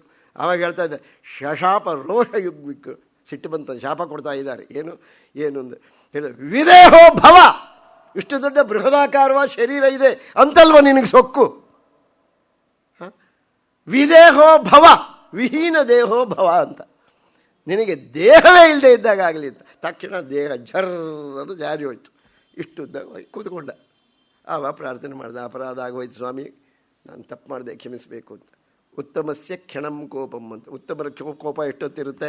ಸಜ್ಜನರದ್ದು 1 ಕ್ಷಣ ಇರುತ್ತೆ. ಮಧ್ಯಮರದ್ದು ಘಟಿಕಾದ್ವಯಂ ಅಂತ 2 ಗಳಿಗೆ ಇರುತ್ತಂತೆ. ಅಧಮರದ್ದು ಬದುಕಿರೋವರೆಗೂ ಇರುತ್ತದೆ, ಹೋಗೋದಿಲ್ಲ ಬಿಡಿ, ಯಾವಾಗಲೂ ಹೋಗುವ ಪ್ರಶ್ನೆ ಇಲ್ಲ. ಹಾಗೆ ಏನಾಯಿತು, ಇವರಿಗೆ ಕರುಣಾರ್ದ್ರ ಹೃದಯರು. ತಕ್ಷಣ ಇವರು ಶಾಪ ವಿಮೋಚನೆಗೆ ಹೇಳ್ತಾ ಇದ್ದಾರೆ. ನೋಡಿ, ವಾತದೇಹಸ್ತು ಭೂಯಾತ್, ಇವತ್ತಿನಿಂದ ನಿನಗೆ ವಾತದೇಹ, ಗಾಳಿಯಲ್ಲಿ ಸೂಕ್ಷ್ಮವಾಗಿ ಓಡಾಡ್ತಿರ್ತೀವಿ ಅಷ್ಟೇಯ. ವ್ಯತೀತೆ ಚಾಕ್ಷುಷಾಂತ, ಇದು ಚಾಕ್ಷುಷಾಂತರ, ಚಾಕ್ಷುಷ ಮನ್ವಂತರ. ಇದು ಕಳೆದ ಮೇಲೆ ವೈವಸ್ವತ ಮನ್ವಂತರ ಬರ್ತದೆ. ವೈವಸ್ವತ ಮನ್ವಂತರದ ದ್ವಾಪರ ಯುಗದಲ್ಲಿ ಶ್ರೀಕೃಷ್ಣ ಬರ್ತಾನೆ, ಪರಮಾತ್ಮ ವಿಷ್ಣುವೇ ಕೃಷ್ಣನಾಗಿ ಬರ್ತಾನೆ. ಅವನ ಪಾದಸ್ಪರ್ಶದಿಂದ ನಿನಗೆ ಮುಕ್ತಿ ಆಗ್ತದೆ. ವೈವಸ್ವತಂತರೇ ಮುಕ್ತಿರ್ಭವಿತಾ ಚ ಪದ ಹರೇಹೆ, ಹರೇಹೆ ಪದ, ಆ ಪರಮಾತ್ಮನ ಪಾದದಿಂದ ನಿನಗೆ ಮುಕ್ತಿ ಬರ್ತದೆ ಅಂತ ಹೇಳಿದ್ರು. ಅದಕ್ಕೋಸ್ಕರ ಬಂತು. ಅದಕ್ಕೆ ಸದ್ಭ್ಯೋ ನಮೋಸ್ತು ಯೇ ನ್ಯೂನಂ, ಗರ್ಗರ್ ಹೇಳ್ತಾರೆ, ಸಜ್ಜನರಿಗೆ ಮತ್ತೆ ಮತ್ತೆ ಮತ್ತೆ ಮತ್ತೆ ನಮಸ್ಕಾರ ಮಾಡ್ತೇನೆ. ಯಾಕೆ ಅಂತ ಹೇಳಿದರೆ, ಸಮರ್ಥ ವರಶಾಪಯೋ, ವರ ಕೊಡುವುದಕ್ಕೂ ಸಮರ್ಥರು, ಶಾಪ ಕೊಡುವುದಕ್ಕೂ ಸಮರ್ಥರು, ಅದಕ್ಕೆ ನಾನು ಪುನಃ ಪುನಃ ಅವರಿಗೆ ನಮಸ್ಕಾರ ಮಾಡ್ತೇನೆ ಅಂತ. ಅದರಿಂದ ಈ ಉತ್ಕಚನಿಗೆ ಅವನ ಸೂಕ್ಷ್ಮ ರೂಪದಲ್ಲಿ ಗಾಡಿ ಮೇಲೆ ಬಂದು ಕೂತಿದ್ದ. ಆ ಗಾಡಿಗೆ ಪರಮಾತ್ಮ ತಾಕಿಸಿದಂದ್ರೆ ಇವನಿಗೆ ತಾಕಿಸ್ದ, ಈ ಸೂಕ್ಷ್ಮ ಶರೀರಕ್ಕೆ ಪಾದಸ್ಪರ್ಶ ಮಾಡ್ದ. ಅವ ಉದ್ಧಾರ ಆದ. ಗಾಡಿ ಪುಡಿ ಪುಡಿ ಆಯಿತು. ಮುಂದೋರಿಗೆ ಕಥೆ ಹೇಳಕ್ಕೆ ಬೇಕಲ್ಲ ನಮಗೆಲ್ಲ, ಪ್ರವಚನ ಮಾಡೋರಿಗೆ, ಅದಕ್ಕೊಂದು ವ್ಯವಸ್ಥೆ ಮಾಡಿದ್ದು ಕೃಷ್ಣ, ಅಷ್ಟೇ, ಮತ್ತೇನಿಲ್ಲ ಅದು ಅಂತೇಳಿ. ಇದು ಒಂದು ಪ್ರಕರಣ. ಸರಿ, ಈ ಶಕಟಾವ ಪ್ರಕರಣ ಎಲ್ಲ ಮುಗೀತೀಗ. ಮತ್ತೊಂದು ದಿವಸ, ಅವತ್ತಿನ ಪ್ರಕರಣ ಎಲ್ಲ, ಮತ್ತೊಂದು ದಿವಸ ಏನಾಯಿತು, ಏಕದಾರೋಹಮಾರೂಢಂ ಬಾಲಂ, ಕೃಷ್ಣ ಬಂದು ಅಮ್ಮನ ತೊಡೆ ಮೇಲೆ, ಯಶೋದೆ ತೊಡೆ ಮೇಲೆ ಕೂತಿದ್ದಾನೆ. ಆವಾಗ ಅವಳು ಹಾಲು ಕೊಡ್ತಾ ಇದ್ದಾಳೆ. ಲಾಲಯಂತಿ, ಹಾಲು ಕೊಟ್ಟು ಮಗುವನ್ನು ಲಾಲನೆ ಮಾಡ್ತಾ ಇದ್ದಾಳೆ. ಅಮ್ಮನ ಮುಖ ನೋಡಿ ನಗುತ್ತಾ ಇದ್ದಾನೆ, ಅಮ್ಮನ ಮುಖ ನೋಡಿ ಅಮ್ಮ ನಗುತ್ತಾ ಇದ್ದಾಳೆ. ಬಹಳ ಸುಂದರವಾಗಿರುವಂಥ ಒಂದು ವಾತಾವರಣ. ಇದ್ದಕ್ಕಿದ್ದಾಗೆ ಮಗು ಭಾರ ಆಯಿತು, ಭಾರ ಆಯಿತು, ಭಾರ ಆಯಿತು, ಭಾರ ಆಯಿತು, ಭಾರ ಆಯಿತು, ಭಾರ ಆಯಿತು. ಎಷ್ಟು ಭಾರ ಆಯಿತು! ನಾನೇನು ಮಗುವನ್ನು ಎತ್ತುಕೊಂಡಿದ್ದೇನೋ ಅಥವಾ ಪರ್ವತದ ಶಿಖರವೇ ಎಲ್ಲರೂ ತುಂಡಾಗಿ ನನ್ನ ತೊಡೆ ಮೇಲೆ ಬಂದಬೇಕು ಏನು ಅಂತ ಅಷ್ಟರ ಮಟ್ಟಿಗೆ ಅನುಮಾನ ಆಯ್ತಂತೆ ಅವಳಿಗೆ. ಅಬ್ಬಾ, ಈ ಮಗುವನ್ನು ಎತ್ತುಕೊಳ್ಳಿಕ್ಕೆ ನನಗೆ ಸಾಧ್ಯವೇ ಇಲ್ಲ ಅಂಥೇಳಿ ಮಗುವನ್ನು ನೆಲದ ಮೇಲೆ ಬಿಟ್ಬಿಟ್ಲಂತೆ. ನೆಲದ ಮೇಲೆ ಬಿಟ್ಕೊಂಡು, ಇಲ್ಲೇ ಇರು ಮಗುವೆ, ಈಗ ಬರ್ತೇನೆ, ಅಲ್ಲೊಂದು ಸ್ವಲ್ಪ ಮನೆ ಕೆಲಸ ಮುಗಿಸ್ಕೊಂಡು ಮತ್ತೆ ಬಂದು ನಿನ್ನೆ ಎತ್ಕೊಳ್ತೇನೆ ಅಂತೇಳಿ. ಭೂಮೌ ನಿದಾಯತಂ ಗೋಪಿ ವಿಸ್ಮಿತ ಭಾರಪೀಡಿತ ಪಾಪ. ಆವಾಗ ಏನು ಮಾಡಿದ್ಲು, ಮಹಾಪುರುಷ ಮಾದದ್ಯ, ಮನೆಯೊಳಗೆ ಕೆಲಸ ಮಾಡ್ತಾ ಇದ್ಲಂತ. ಹೇಗೆ ಅಂದರೆ, ಮಹಾಪುರುಷ ಮಾದದ್ಯವು ಜಗತಾಮಾಸ ಕರ್ಮಸು, ಪರಮಾತ್ಮನ ನಾಮಸ್ಮರಣೆಯನ್ನು ಮಾಡ್ತಾ ಮನೆ ಕೆಲಸ ಮಾಡ್ತಿದ್ಲು ಅಂತ. ಇದು ನಮಗೆ ಪಾಠ. ನಾವು ಮನೆಯಲ್ಲಿ ಯಾವುದೇ ಕೆಲಸ ಮಾಡ್ತಾ ಇರಲಿ, ಪರಮಾತ್ಮನ ನಾಮಸ್ಮರಣೆ ನಡೀತಾ ಇರಬೇಕು ಅಂತ ಅಲ್ವಾ. ಹಾತ್ ಮೇ ಕಾಮ್ ಮುಖ್ ಮೇ ರಾಮ್, ಬಾಬಾರವರು ಹೇಳಿದರು. ಹಾತ್ ಮೇ ಕಾಮ್ ಮುಖ್ ಮೇ ರಾಮ್, ಕೈಯಲ್ಲಿ ಕೆಲಸ ಮಾಡ್ತಾ ಇರಿ, ಬಾಯಲ್ಲಿ ನಾಮಸ್ಮರಣೆ ನಡೀತಾ ಇರಲಿ ಅಲ್ವಾ. Hands in society, head in forest. ಅದೇ ಮತ್ತೊಂದು ಸೊಸೈಟಿ, ಸಮಾಜ ಸೇವೆಯಲ್ಲಿ ಕೈ ಇರಲಿ, ಹೆಡ್ ಎಲ್ಲಿರಬೇಕು, ಫಾರೆಸ್ಟ್ ಅಂದರೆ ಏನು, ಎಲ್ಲೆಲ್ಲಿ ಸಾಗವಾನಿ ಗಿಡ ಇದೆ ಅದನ್ನೆಲ್ಲ ಯಾವಾಗ ಕಡಿಯೋದು ಅಂತ ಆಲೋಚನೆ ಮಾಡೋದಲ್ಲ. ಫಾರೆಸ್ಟ್ ಅಂದರೆ ಋಷಿಗಳ ಸಂಸ್ಕೃತಿ, ಅದನ್ನು ನೆನಪು ಮಾಡಿಕೊಳ್ಬೇಕು ಅಂತ. ಹಿಂದೆ ಕಾಡಿನಲ್ಲೇ ಋಷಿಗಳೆಲ್ಲ ಇರ್ತಿದ್ದಾರೆ, ಅವರ ಸಂಸ್ಕೃತಿ ಪೂರ ಅಲ್ಲಿದೆ ಅಂತ. ಅದಕ್ಕೆ ಹೆಡ್ ಇನ್ ಫಾರೆಸ್ಟ್ ಅಂತ. ಅದನ್ನೇ ಇದು ನೀನು ಕರ್ತವ್ಯ ಮಾಡು, ಮಾಮನುಸ್ಮರ ಯುದ್ಧಚ, ಶ್ರೀಕೃಷ್ಣ ಹೇಳ್ತಾನೆ ಅರ್ಜುನಿಗೆ. ಮಾಮನುಸ್ಮರ, ನನ್ನನ್ನು ಸ್ಮರಣೆ ಮಾಡ್ಕೊ, ಯುದ್ಧಚ, ಆವಾಗ ನೀ ನಿಮಿತ್ತ ಮಾತ್ರಂ ಭವ ಸವ್ಯಸಾಚಿನ್, ನೀ ನಿಮಿತ್ತ ಮಾತ್ರನಾಗ್ತೀನಿ, ಎಲ್ಲ ನಾನೇ ಮಾಡ್ತೀನಿ. ಪರಮಾತ್ಮನಿಗೆ ಸಮರ್ಪಣೆ ಮಾಡಿಕೊಂಡು ಅವನ ನಾಮಸ್ಮರಣೆಯನ್ನು ಮಾಡ್ತಾ ಇದ್ದರೆ ಮಾಡುವ ಕರ್ಮಗಳೆಲ್ಲ ಕರ್ಮಯೋಗವಾಗುತ್ತದೆ. ಇದು ವಿಶೇಷ ತತ್ವ. ಅದರಿಂದ ಆ ರೀತಿ ಮಹಾಪುರುಷ ಮಾದದ್ಯೌ ಜಗತಾಮಾಸ ಜಗತ್ತಿನ ಕಾರ್ಯದಲ್ಲೇ ತೊಡಗಿದ್ಲು, ಆದರೆ ಮನಸ್ಸನ್ನು ಮಾತ್ರ ಪರಮಾತ್ಮನಿಗೆ ಸಮರ್ಪಣೆ ಮಾಡಿದ್ಲು. ಅದೇ ಸಮಯದಲ್ಲಿ ದೈತ್ಯೋ ನಾಮ್ನ ತೃಣಾವರ್ತ ಎನ್ನುವಂಥ ಒಬ್ಬ ರಾಕ್ಷಸ, ಅವನು ಕಂಸನಿಂದ ಕಳಿಸಲ್ಪಟ್ಟಿದ್ದ. ಅವನು ಬಂದ, ಈಗ ಬಂದಿದ್ದಾನೆ ಹೇಗೆ ಚಕ್ರವಾತ ಸ್ವರೂಪೇಣ ಸುಂಟರುಗಾಳಿಯಾಗಿ ಬರ್ತಾ ಇದ್ದಾನೆ, ಜೋರ ಬಂದಿದ್ದಾನೆ. ಏನು ಧೂಳನ್ನ, ಭೀಕರವಾದ ಧೂಳಿನಿಂದ ಕಣ್ಣೆಲ್ಲ ಮುಚ್ಚಿ ಹೋಗಬೇಕು ಆ ರೀತಿ ಬರ್ತಾ ಇದ್ದಾನೆ. ಬಂದವನೇ ಬಂದ, ಸುತ್ತಕೊಂಡು ಬಂದ ಬಂದ ಬಂದ ಬಂದ ನಂದನ ಮನೆಗೆ ಬಂದ. ಹಾಗೆ ಅದನ್ನು ಮಗು ಕೂತಿತ್ತಲ್ಲ ಅಂಗಳದಲ್ಲ, ಅದನ್ನು ತಗೊಂಡು ಚಿಟ್ಟೆ ಮೇಲೆ ಕೂರಿಸಿದ್ಲು ಪಾಪ, ಎತ್ಕೊಂಡು ಹೋಗೇ ಬಿಟ್ಟ. ಮುಹೂರ್ತಮ ಭವದ್ಗೋಷ್ಟಂ ರಜಸಾ ತಮಸ. ಆ ಧೂಳಿನಿಂದ ಎಲ್ಲ ಕಡೆಗೂ ಕತ್ತಲೆ, ಒಬ್ರದ್ದೊಬ್ಬರು ಕಾಣೋದಿಲ್ಲ, ಅಂಥ ಸ್ಥಿತಿ ಆಗ್ಬಿಡ್ತಾವ ತಕ್ಷಣವೇ. ಆವಾಗ ಯಶೋದೆ ಬಂದು ನೋಡ್ತಾ ಇದ್ದಾಳೆ, ಮಗು ಇಲ್ಲ, ದಪ್ಪನ ಕೆಳಗೆ ಬಿದ್ದಂತ ಅಲ್ಲೆಯ. ಈ ಕಡೆ ತೃಣಾವರ್ತ ಇದ್ದಾನೆ, ತಗೊಂಡು ಹೋಗ್ತಾ ಅಂತ ಮಗುವಿನ ತಗೊಂಡು ಹೋಗ್ತಾ ಇದ್ದಾನೆ ಮೇಲಕ್ಕೆ. ಹೋಗ್ತಾ ಏನಾಯ್ತಂತೆ, ಈಗ ಒಂದು ಉದಾಹರಣೆಗೆ ಹೇಳೋದಾದ್ರೆ ಈಗಿನ ಭಾಷೆಯಲ್ಲಿ ಒಂದು 100 ಕಿಲೋಮೀಟ್ರ್ ವೇಗದಲ್ಲಿ ಹೋಗ್ತಾ ಇದ್ದಾನೆ ಅಂತ ತಿಳ್ಕೊಳ್ಳೋಣ. ಹೋಗ್ತಾ ಏನಾಯಿತು, 100 90 ಆಯಿತು, 90 80 ಆಯಿತು, 70 ಆಯಿತು, 60 ಆಯಿತು, 50 ಆಯಿತು, 40 ಆಯಿತು, ಹೀಗೆ. ಆಮೇಲೆ ಏನಾಯ್ತದೆ, ಮೇಲೆ ಹೋಗೋ ಸ್ಪೀಡ್ ಕಡಿಮೆ ಆಯ್ತಲ್ಲ, ಆಮೇಲೆ ಕೆಳಗೆ ಬರಲಿಕ್ಕೆ ಪ್ರಾರಂಭ ಮಾಡಿದ್ದಂತೆ. ಶ್ರೀಕೃಷ್ಣ ಇಲ್ಲಿ ಭಾರ ಯಾಕೆ, ಅಮ್ಮನಿಗೆ ಭಾರ ಆದ್ದು, ಅವನಿಗೆ ಭಾರ ಆಗಬೇಕಾಗಿದೆ, ಅದಕ್ಕೋಸ್ಕರ ಇಲ್ಲಿ ಭಾರ ಆಗಿದ್ದಾನೆ. ಪರಮಾತ್ಮನ ಪ್ರತಿಯೊಂದು ಕಾರ್ಯಕ್ರಮಗಳಲ್ಲೂ ಒಂದು ರಹಸ್ಯ ಇದ್ದೇ ಇರ್ತದೆ. ಆವಾಗ ಇವನೇನು ಹೀಗೆ ಹಿಡ್ಕೊಂಡ್ಬಿಟ್ಟಿದ್ದಾನೆ, ಎಷ್ಟು ಭಾರ ಆದ ಅಂತ ಹೇಳಿದ್ರೆ ಭೀಕರವಾಗಿ ವಾಪಸ್ ಬರ್ತಾ ಇದ್ದಾನೆ ಭೂಮಿಯ ಕಡೆಗೆ. ಆವಾಗ ನೀವು ಅಯ್ಯೋ ಏನು ಮಾಡಬೇಕು, ಈ ಮಗುವ ಇದೇನು ಪರ್ವತದ ಶಿಖರವೋ, ಇದನ್ನು ಬಿಸಾಕಿಬಿಡ್ತೇನೆ ಅಂಥೇಳಿ ಕೈಯಿಂದ ಎಳೀತಾ ಇದ್ದಾನೆ. ಅಂಥ ಬೃಹದಾಕಾರದ ಭೀಕರನಾದ ರಾಕ್ಷಸನಿಗೆ ಪುಟ್ಟ ಮಗುವಿನ ಪುಟ್ಟ ಚಿಗುರಿನಂಥ ಕೈಗಳನ್ನು ತನ್ನಿಂದ ಬಿಡಿಸಿಕೊಂಡು ಕೆಳಗೆ ಬಿಸಾಕಕ್ಕಾಗಲಿಲ್ಲ. ಯಾಕೆ, ಪರಮಾತ್ಮ ಹೀಗೆ ಹಿಡ್ಕೊಂಡ್ಬಿಟ್ಟಿದ್ದಾನೆ. ಅವ ಒತ್ತಿದ ಜೋರಾಗಿ ಬಂದ ಪರಮಾತ್ಮ. ಒತ್ತಿಕೊಳ್ಳೆ ಇವನಿಗೇನಿಲ್ಲ, ಅವ್ಯಕ್ತರಾವ ಅಂದ ಅಷ್ಟೇ, ಮತ್ತೇನು ಸ್ವರ್ಗ ಇಲ್ಲ. ಅವ್ಯಕ್ತರಾವ, ಅವನು ಕೂಗಿದ್ರೆ ಶಬ್ದವೂ ಕೇಳಲಿಲ್ಲ ಯಾರಿಗೂ, ಅವನ ಕಡೆ ಯಾರು ಇದ್ದರೂ ರಕ್ಷಣೆಗೆ ಬರೋ ಹಾಗಿಲ್ಲ. ಆ ರೀತಿ ಅವ್ಯಕ್ತರಾವ ನೆಪತತು, ಕೆಳಗೆ ಬಿದ್ದ, ನಂದನ ಮನೆ ಎದುರಿಗೆ ಬಂದು ಬಿದ್ದ. ಅವ ಸತ್ತೋದ, ಕೃಷ್ಣನಿಗೆ ಏನೂ ಆಗಲಿಲ್ಲ. ಅದರಿಂದ ಈ ರೀತಿ ಆಯ್ತು. ಹಾಗಾದರೆ ಏನು ವಿಶೇಷ? ಭಟ್ಟದಿರಿಯವರು ಹೇಳ್ತಾರೆ ಭಾಳ ಚೆಂದಾಗಿ, ವಾತಾತ್ಮಕಂ ಧನುಜಮೇವ. ನೀನೇನು ಮಾಡಿದೆ, ಆ ವಾತಾತ್ಮಕನಾದ ಧನುಜನನ್ನು ಸಂಹಾರ ಮಾಡಿದೆ ನೀನು. ಆದರೆ ನನಗೇನಾಗಿದೆ, ವಾತೋದ್ಭವಾನ್ ಮಮ ಗದಾಂ ಕಿಮುನೋ ಧುನೋಷಿ. ನನಗೆ ವಾತ ಕಾಯಿಲೆ ಇದೆ, ಅವರಿಗೆ ವಾತ ಕಾಯಿಲೆ ಇತ್ತು ಪಾಪ. ಗುರುವಾಯೂರು ಸನ್ನಿಧಾನಕ್ಕೆ ಬಂದು ತ್ಯಚಕಲ್ಪ ವಿಧಿಯಿಂದ ಅನುಷ್ಠಾನ ಮಾಡ್ತಿದ್ರು, ಸೂರ್ಯ ನಮಸ್ಕಾರವನ್ನು ಮಾಡ್ತಿದ್ರು, ಜಪ ನಮಸ್ಕಾರ ಅರ್ಘ್ಯ 3 ಮಾಡ್ತಿದ್ರು. ಆಮೇಲೆ ಗುರುವಾಯೂರಲ್ಲಿ ಕೃಷ್ಣನ ಪ್ರದಕ್ಷಿಣೆ ಬರ್ತಿದ್ರು. ಅಲ್ಲಿ ಕೊನೆಗೆ ಒಂದು ದಿವಸ ಅವರಿಗೆ ಒಂದು ಸ್ವಪ್ನ ಬರ್ತದೆ. ಭಗವಂತ ಸ್ವಪ್ನದಲ್ಲಿ ಹೇಳ್ತಾನೆ, ನೀನು ಭಾಗವತ 18,000 ಶ್ಲೋಕಗಳಿದೆ, ಅದನ್ನು 1,000 ಶ್ಲೋಕಕ್ಕೆ ಭಾಗವತವನ್ನು ಬರೀ ನೀನು. ಆವಾಗ ನಿನ್ನ ವಾತದ ಕಾಯಿಲೆ ದೂರ ಆಗ್ತದೆ. ಗುರುಗಳಿಗಿಂದ ತಗೊಂಡದ್ದು ದಾನ ತಗೊಂಡಿದ್ರು ಅವರು. ಗುರುಗಳಿಗೂ ವಾತ ಕಾಯಿಲೆ ಇತ್ತು, ಅವ್ರಿಗೆ ಪಿಶಾರಿಟಿ ಇತ್ತು, ಅವ್ರ ಹತ್ರ ವೇದ ಕಲಿತಾ ಇದ್ದರು. ಅವರಿಗೆ ಬಂದ ವಾತ ಕಾಯಿಲೆಯನ್ನು ತಾನು ತಗೊಂಡಿದ್ದಾರೆ, ದಾನ ರೂಪದಲ್ಲಿ ತಗೊಂಡು ತಾನು ಅನುಭವಿಸ್ತಾ ಇದ್ದಾನೆ. ಕೊನೆಗೆ ಕೃಷ್ಣ ಅನುಗ್ರಹದಿಂದ ಆಯ್ತು. ಅವರು ಹೇಳೋದು, ನನಗೆ ವಾತಾತ್ಮಕಂ ಧನುಜಮೇವ ಮಯಿ ಪ್ರಧುನ್ವನ್ ವಾತೋದ್ಭವಾನ್ ಮಗದಾನ್ ಕಿಮುನೋ ಧುನೋಷಿ. ಹೇ ಪರಮಾತ್ಮ, ಗುರುವಾಯೂರು ಕೃಷ್ಣ, ನೀನೇನು ಮಾಡಿದೆ, ಆ ವಾತಾತ್ಮಕನಾಗಿರುವಂಥ ಧನುಜನನ್ನು ಸಂಹಾರ ಮಾಡಿದೆ, ನಾಶ ಮಾಡಿದೆ ನೀನು. ನನ್ನ ವಾತೋದ್ಭವಾನ್ ಮಮ ಗದಾನ್, ಗದ ಅಂತ ಹೇಳಿದರೆ 2 ಅರ್ಥ. ಒಂದು ಭಗವಂತ ಧರಿಸಿರುವಂಥ ಗದ, ಅದು ಬೇರೆ. ಗದ ಅಂದರೆ ಕಾಯಿಲೆ ಅಂತ ಮತ್ತೊಂದು ಅರ್ಥ. ನನ್ನ ಕಾಯಿಲೆ, ವಾತದ ಕಾಯಿಲೆ ಯಾಕೆ ನಾಶ ಮಾಡೋದಿಲ್ಲ ನೀನು ಅಂತ ಕೇಳ್ತಾರೆ. ಭಕ್ತರಲ್ಲಿ ಹೀಗೆ, ಪರಮಾತ್ಮನಲ್ಲಿ ಭಕ್ತರಿಗೆ ಮಾತ್ರ ಭಗವಂತನನ್ನು ಬೈಯೋದು, ನಿಂದೋದು. ಯಾರು ಬದುಕಿದರಯ್ಯ ಹರಿ ನಿನ್ನ ನಂಬಿ, ಬೈದ್ರಲ್ಲ ದಾಸರು. ಯಾರು ಬದುಕಿದರಯ್ಯ ಹರಿ ನಿನ್ನ ತೋರು ಈ ಜಗದೊಳಗೆ ಒಬ್ಬರನ್ನು ಕಾಣೆ. ಅವರು ದೇವರಿಗೆ ಅವರು ಬೈದರೂ ಸಂತೋಷ, ಅದು ನಿಂದಾ ಸ್ತುತಿ ಆಗ್ತದೆ. ನಿಂದೆ ಅಲ್ಲ ಅದು. ಭಕ್ತರು ಬೈದ ನಿಂದೆ ಏನಾಗ್ತದೆ, ಅದು ಸ್ತುತಿ ಆಗ್ತದೆ ಪರಮಾತ್ಮನಿಗೆ.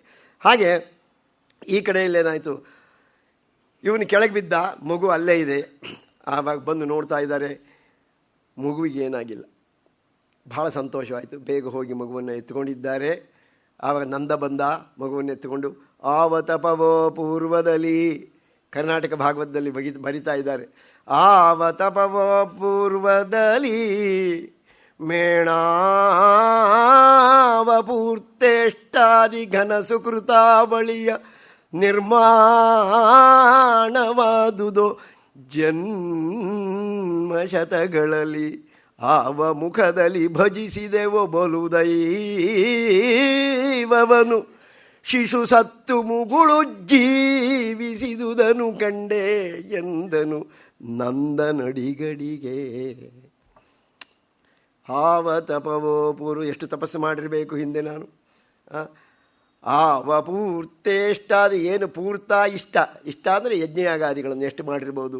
ಪೂರ್ತ ಅಂದರೆ ಕೆರೆ ಕಾಲುವೆ ಇತ್ಯಾದಿಗಳ ನಿರ್ಮಾಣ ಮಾಡೋದು ಸಾರ್ವಜನಿಕರಿಗೆ ಅನುಕೂಲವಾಗಲಿ ಅಂತ ಅದಕ್ಕೆ ಪೂರ್ತ ಅಂತ ಕರೀತಾರೆ.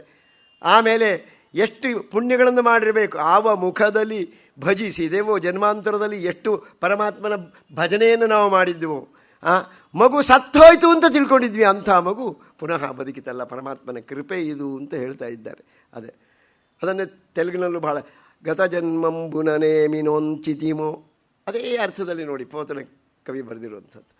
ಗತ ಜನ್ಮಂಬುನನೇನಿ ಏಮಿನೋಂಚಿತಿಮೋ ಯಾಗಶ್ರೇಣಲೇಮಿ ಚೇಸಿತಿಮೋ ಯೌವರಿಕೇಮಿ ಪೆಟ್ಟಿತಿಮೋ, ಯಾರಿಗೇನು ದಾನ ಮಾಡಿದ್ನೋ ಅದರಿಂದ ಶಿಶು ನನಗೆ ಪುನಃ ಸಿಕ್ತು ಅಂತ ಅವರು ಕೂಡ ಬಹಳ ಸುಂದರವಾಗದು. ಹೀಗೆ ಇದಿಷ್ಟು ಅವನು ಯಾರು ಅಂತ ನೋಡಬೇಕಲ್ಲ. ಅವನಿಗೆ ಶಕಟಾಸುರನ ಪ್ರಕರಣ ಗೊತ್ತಾಯ್ತು, ಇವನು ಯಾರು ಅಂತ ಬೇಕಲ್ಲ. ತೃಣಾವರ್ತ ಯಾರು ಅಂತ ಮತ್ತೆ ಗರ್ಗ ಸಂಹಿತೆಗೆ ಹೋಗ್ಬೇಕು. ಇಲ್ಲಿ ಸಮಾಧಾನ ಇಲ್ಲ, ಎಲ್ಲ ಸೂಕ್ಷ್ಮ. ಅದನ್ನು ವಿಸ್ತಾರವಾಗಿ ಅವರು ಬರೆದಿದ್ದಾರೆ ನೋಡಿ. ತೃಣಾವರ್ತ ಯಾರು ನೋಡೋಣಂತೀಗ. ಪಾಂಡುದೇಶೇಶ್ವರೋ ರಾಜ ಸಹಸ್ರಾಖ್ಯ ಪ್ರತಾಪವಾನ್. ಪಾಂಡು ದೇಶದಲ್ಲಿ ರಾಜನಾಗಿದ್ದಂಥವನು ಪ್ರತಾಪವಾನ್. ಸಹಸ್ರಾಖ್ಯ ಅಂತ ಪೂರ್ವಜನ್ಮದಲ್ಲಿ ಅವನಿಗೆ ಹೆಸರು. ಸಹಸ್ರಾಖ್ಯ ಪ್ರತಾಪವಾನ್ ಹರಿಭಕ್ತ, ಬಹಳ ಒಳ್ಳೆಯವನು. ಶ್ರೀಹರಿಯ ಪರಮಭಕ್ತನಾಗಿದ್ದ, ಧರ್ಮನಿಷ್ಠ, ಧರ್ಮ ಮಾರ್ಗದಲ್ಲಿ ತಾನು ನಡೀತಿದ್ದ, ಪ್ರಜೆಗಳನ್ನು ನಡೆಸ್ತಾ ಇದ್ದ. ಆಮೇಲೆ ಯಜ್ಞಕೃತು, ಬೇಕಾದಷ್ಟು ಯಜ್ಞಾಗಾದಿಗಳನ್ನು ಮಾಡಿದ್ದ. ದಾನ ತತ್ಪರಃ, ದಾನವನ್ನು ಮಾಡ್ತಾ ಇದ್ದ. ದಾತವ್ಯಮಿತಿಯದ್ದಾನಂ ದೀಯತೆ ಅನುಪಕಾರಣಿ ಅಲ್ವಾ, ಅನುಪಕಾರಣೆ. ದೇಶೇ ಕಾಲೇ ಚ ಪಾತ್ರೇ ಚ ತದ್ದಾನಂ ವಿತ್ತಿ ಸಾತ್ವಿಕಂ. ಸಾತ್ವಿಕ ದಾನ ಅಂದರೆ ಹಾಗೆ, ನಮಗೆ ಭಗವಂತ ಕೊಟ್ಟಿದ್ದಾನೆ, ನಾವು ಕೊಡಬೇಕು ಅಷ್ಟೇ, ಅಲ್ಲಿ ಪ್ರತಿಫಲಾಪೇಕ್ಷೆ ಇಲ್ಲ. ದಾತವ್ಯಂ ಯತಿ ಯದ್ದಾನಂ ದೀಯತೆ. ಭಗವಂತ ನನಗೆ ಕೊಟ್ಟಿದ್ದಾನೆ, ಕೆರೆಯ ನೀರನ್ನು ಕೆರೆಗೆ ಚೆಲ್ಲಿ ವರವ ಪಡೆದವರಂತೆ ಕಾಣಿರು. ಹರಿಯ ಕರುಣದೊಳಾದ ಭಾಗ್ಯವ ಹರಿ ಸಮರ್ಪಣೆ ಮಾಡಿ ಬದುಕಿರು. ಇದು ಕರ್ಮಯೋಗ ಆಗ್ತದೆ. ಪರಮಾತ್ಮ ನಮಗೆ ಕೊಟ್ಟಿದ್ದನ್ನು ಸಮರ್ಪಣೆ ಮಾಡೋದು. ಅವನು ಕೊಡದೇ ಇದ್ದಿದ್ರೆ ನಾವೇನು ಮಾಡಬೇಕಾಗಿತ್ತು? ಅದಕ್ಕೆ ಅವನು ದಾನ ತತ್ಪರನಾಗಿದ್ದ. ಒಂದು ದಿವಸ ರೇವಾ ನದಿ ದಡದಲ್ಲಿ, ಅಲ್ಲಿ ಬೆತ್ತದ ಕಾಡುಗಳಂತೆ, ಆ ಕಡೆ ಈ ಕಡೆ ನದಿಯ ದಡದಲ್ಲಿ ಎರಡು ಕಡೆಗೂ ಬೆತ್ತ. ಅಲ್ಲಿ ಬಂದಿದ್ದ. ಅಲ್ಲೇನಾಗಿದೆ, ಅವನು ದೊಡ್ಡ ರಾಜನಾಗಿದ್ದನಲ್ಲ, ಅನೇಕ ಸ್ತ್ರೀಯರವರಿಗೆ ಅಲ್ಲಿ ಸ್ತ್ರೀಯರನ್ನು ಕರ್ಕೊಂಡು ಅಲ್ಲಿ ಬಂದಿದ್ದಾನೆ. ಬಂದು ಒಂದು ಕಡೆ ಅವನು ಕೂತ್ಕೊಂಡಿದ್ದಾನೆ. ಅವರೆಲ್ಲರೂ ಕೂಡ ನರ್ತನಾದಿಗಳನ್ನು ಮಾಡ್ತಾ ಇದ್ದಾರೆ. ಅದನ್ನು ನೋಡ್ತಾ ರಾಜ ಮೈಮರೆತು ಬಿಟ್ಟಿದ್ದಾನೆ, ಸಹಸ್ರಾಕ್ಷ. ಅದೇ ಸಮಯದಲ್ಲಿ ಧರ್ಮಕರ್ಮ ಸಂಯೋಗದಿಂದ ದುರ್ವಾಸ ಮಹರ್ಷಿಗಳು ಆ ಕಡೆಯಿಂದ ಈ ಕಡೆಗೆ ಬರ್ತಾ ಇದ್ದಾರೆ. ಬಂದಾಗ ದೊಡ್ಡವರು ಬಂದಾಗ ಏನು ಮಾಡಬೇಕು, ಮೊದಲು ನಮಸ್ಕಾರ ಮಾಡಬೇಕೋ ಬೇಡವೋ? ದೊಡ್ಡವರು ಬಂದ ಕೂಡಲೇ ಏನು ಮಾಡಬೇಕು? ತಕ್ಷಣ ನಮಸ್ಕಾರ ಮಾಡಬೇಕಂತೆ ಕ್ರಮ. ಪ್ರತ್ಯುದ್ಗಮಂ ಪ್ರಶ್ರಯಣಂ ಅಭಿವಾದನಂ ಅಂತ ಹೇಳ್ತಾರೆ. ಪ್ರತ್ಯುದ್ಗಮ ಅಂದರೆ ಮೊದಲು ನಿಂತ್ಕೋಬೇಕಂತೆ. ಬಂದ ಕೂಡಲೇ ಪೇಪರ್ ಓದ್ತಾ ಅಡ್ಡ ಹಿಡ್ಕೊಂಡು ಕೂತ್ಕೊಂಡ್ಬಿಟ್ರೆ ಆಗೋದಿಲ್ಲ. ಅದು ದೊಡ್ಡವರು ಬಂದರು, ಸಂತರು ಬಂದರು, ಸಜ್ಜನರು ಬಂದರು, ಹೇಳ್ಬೇಕು ತಕ್ಷಣ. ಪ್ರತ್ಯುದ್ಗಮ ಒಂದೇದು. ಆಮೇಲೆ ಪ್ರಶ್ರಯಣ, ಆ ಕಡೆಗೆ ಒಂದು 10 ಹೆಜ್ಜೆ ಹೋಗಬೇಕು. ಆಮೇಲೆ ನಮಸ್ಕಾರ ಮಾಡಬೇಕು. ಆಮೇಲೆ ಪ್ರೇಮದಿಂದ ಕರ್ಕೊಂಬರ್ಬೇಕು ಅಂತ. ಆವಾಗ ಅದಕ್ಕೆ ಫಲ ಸಿಗ್ತದೆ. ಶಾಸ್ತ್ರದಲ್ಲಿ ಹೇಳಿದ ಫಲ, ಶಾಸ್ತ್ರದಲ್ಲಿ ಹೇಳಿದ ಹಾಗೆ ನಡ್ಕೊಂಡದ್ರಿಂದ ಶಾಸ್ತ್ರದಲ್ಲಿ ಹೇಳಿದ ಫಲಪ್ರಾಪ್ತಿ ಆಗಿ ಸುಮ್ಮನೆ ಆಗೋದಿಲ್ಲ ಅಂಥೇಳಿ. ಆವಾಗ ನಮಸ್ಕಾರ ಮಾಡಲೇ ಇಲ್ಲ ಅಂತ ರಾಜ. ಹರಿಭಕ್ತ ಅಲ್ವಾ, ದಾನ ತತ್ಪರ, ಎಷ್ಟೇ ಎಲ್ಲ ಗೊತ್ತಿತ್ತು ಅವನಿಗೆ. ಅಂಥವನು ಕೂಡ ತಪ್ಪು ಮಾಡಿಬಿಟ್ಟ ಅಂತ ಅವನಿಂದ ಒಂದು ತಪ್ಪಾಗೋಯ್ತು. ಆವಾಗ ಸಿಟ್ಟು ಬಂತು ಋಷಿಗಳಿಗೆ. ಏನು, ಶಾಂತಮೂರ್ತಿಗಳಾಗಿರುವಂಥ ಋಷಿಗಳು, ಲೋಕ ಕಲ್ಯಾಣಕಾರಕರು, ನಮಗೇನು ಸ್ವಾರ್ಥ ಇಲ್ಲ ತಪಸ್ಸಿನಲ್ಲಿ. ನಮ್ಮಂಥವ್ರು ಬಂದರೆ ಒಂದು ನಮಸ್ಕಾರ ಮಾಡೋದಿಲ್ಲ ಅಂದರೆ ನಮ್ಮಂಥವ್ರು ಎಷ್ಟು ಜನರನ್ನು ನಾವು ಅವಮಾನ ಮಾಡ್ಬೋದು ನೀನು. ಅದಕ್ಕೋಸ್ಕರ ರಾಕ್ಷಸೀಯ ವೃತ್ತಿ ಮಾಡ್ತೀಯ. ಆ ರೀತಿಯ ವ್ಯವಹಾರವೇ ಇಲ್ಲಿ. ಎಷ್ಟು ಜನ ಶಾಂತಮೂರ್ತಿಗಳಾಗಿರುವಂಥ ತಪಸ್ಸುಗಳು ಇಲ್ಲಿ ಸುತ್ತಲೂ ತಪಸ್ಸು ಮಾಡ್ತಾರೆ. ಇಲ್ಲಿ ನೀನು ಹೆಣ್ಮಕ್ಕಳನ್ನೆಲ್ಲ ಕರ್ಕೊಂಡು ಬಂದು ನರ್ತನ ಮಾಡ್ಕೋತಾ ಬಂದ ಸಂತರನ್ನು ನೋಡದೆ ತಿರುಗಿ, ಅದರಿಂದ ರಾಕ್ಷಸೋ ಭವ ದುರ್ಮತೆ ಅಂದ್ಬಿಟ್ರು. ಮುಗಿದೋಯ್ತು. ಸಿಟ್ಟು ಒಂದೇ ಮಾತು. ಆ ಮಾತಿನ ಕೆಲಸ ಎಷ್ಟು ಮಾಡ್ತು ನೋಡಿ. ಆವಾಗ ತಪ್ಪಾಯಿತು ಸ್ವಾಮಿ ಅಂತ ತಕ್ಷಣವೇ ಕಾಲು ಹಿಡಿದ. ಆವಾಗ ಹೇಳಿದೆ, ಏನು ಶ್ರೀಕೃಷ್ಣ ವಿಗ್ರಹ ಸ್ಪರ್ಶಾತ್, ಶ್ರೀಕೃಷ್ಣನ ಶರೀರದ ಸ್ಪರ್ಶ ಆಗಬೇಕು ನಿನಗೆ, ಪೂರ ಶರೀರದ ಸ್ಪರ್ಶ ಆಗುತ್ತೆ. ಅದಾದಾಗ ಪರಂ ಮೋಕ್ಷ ಮಮಾಪ, ಆವಾಗ ಖಂಡಿತ ನಿನಗೆ ಮೋಕ್ಷ ಸಿಗತ್ತೆ ಅಂತ. ಪರಮಾತ್ಮನ ನೋಡಿ ಹೇಗಿದೆ ಅಂತ, ಅವನ ಶರೀರ ಪೂರ, ಅವನಿಗೆ ಬರೀ ಪಾದ, ಇವರಿಗೆ ಇಡೀ ಶರೀರ ಆಗಬೇಕು. ಇವನಿತ್ತು ತೃಣಾವರ್ತನಿಗೆ, ಅವನೇ ತೃಣಾವರ್ತನಾಗಿ ಹುಟ್ಟಿದ್ದಾನೆ. ಈಗ ನೋಡಿ ತೃಣಾವರ್ತನಿಗೆ ಕುತ್ತಿಗೆಯನ್ನು ಹಿಡ್ಕೊಂಡ್ಬಿಟ್ಟಿದ್ದ, ನೇತಾಡ್ತಾ ಇದ್ದ, ಇಡೀ ಶರೀರ ತಾಕಿತ್ತೋ ಇಲ್ಲ, ಅದರಿಂದ ಅವನು ಬಿದ್ದ, ಶರೀರ ಹೋಯಿತು, ಅವನಿಗೆ ಉದ್ಧಾರ ಆಯಿತು ಅಂತ. ಉದ್ಧಾರ ಯಾಕೆಂದರೆ ಆವಾಗ ಅವರು ಹೇಳುವಾಗ ಮುಂದೆ ಕೃಷ್ಣ ಹುಟ್ಟುತ್ತಾನೆ, ಅವನ ವಿಗ್ರಹ ಅಂದರೆ ಶರೀರ ಸ್ಪರ್ಶವಾದಾಗ ಅಂದರೆ ಆ ಕೃಷ್ಣ ಎನ್ನುವ ಶಬ್ದ ಕೇಳಿದ ಕೂಡಲೇ ತಕ್ಷಣವೇ ಇವನಿಗಾಗಲೇ ಕೃಷ್ಣ ಕೃಷ್ಣ ಕೃಷ್ಣ ಕೃಷ್ಣ ಕೃಷ್ಣ ಜಪ ಪ್ರಾರಂಭವಾಯಿತು. ಚಾಕ್ಷುಷ ಮನ್ವಂತರ ಕಳೆಯುವವರೆಗೂ, ವೈವಸ್ವತ ಮನ್ವಂತರದಲ್ಲಿ ದ್ವಾಪರ ಯುಗ ಬರೆಯುವವರೆಗೂ ನಾಮಸ್ಮರಣೆ ನಡೆದಿದೆ ಒಳಗಡೆಯಿಂದ. ಇದು ಸುಮ್ಮನೆ ಸಿಕ್ಕಿಬಿಡುತ್ತಾ?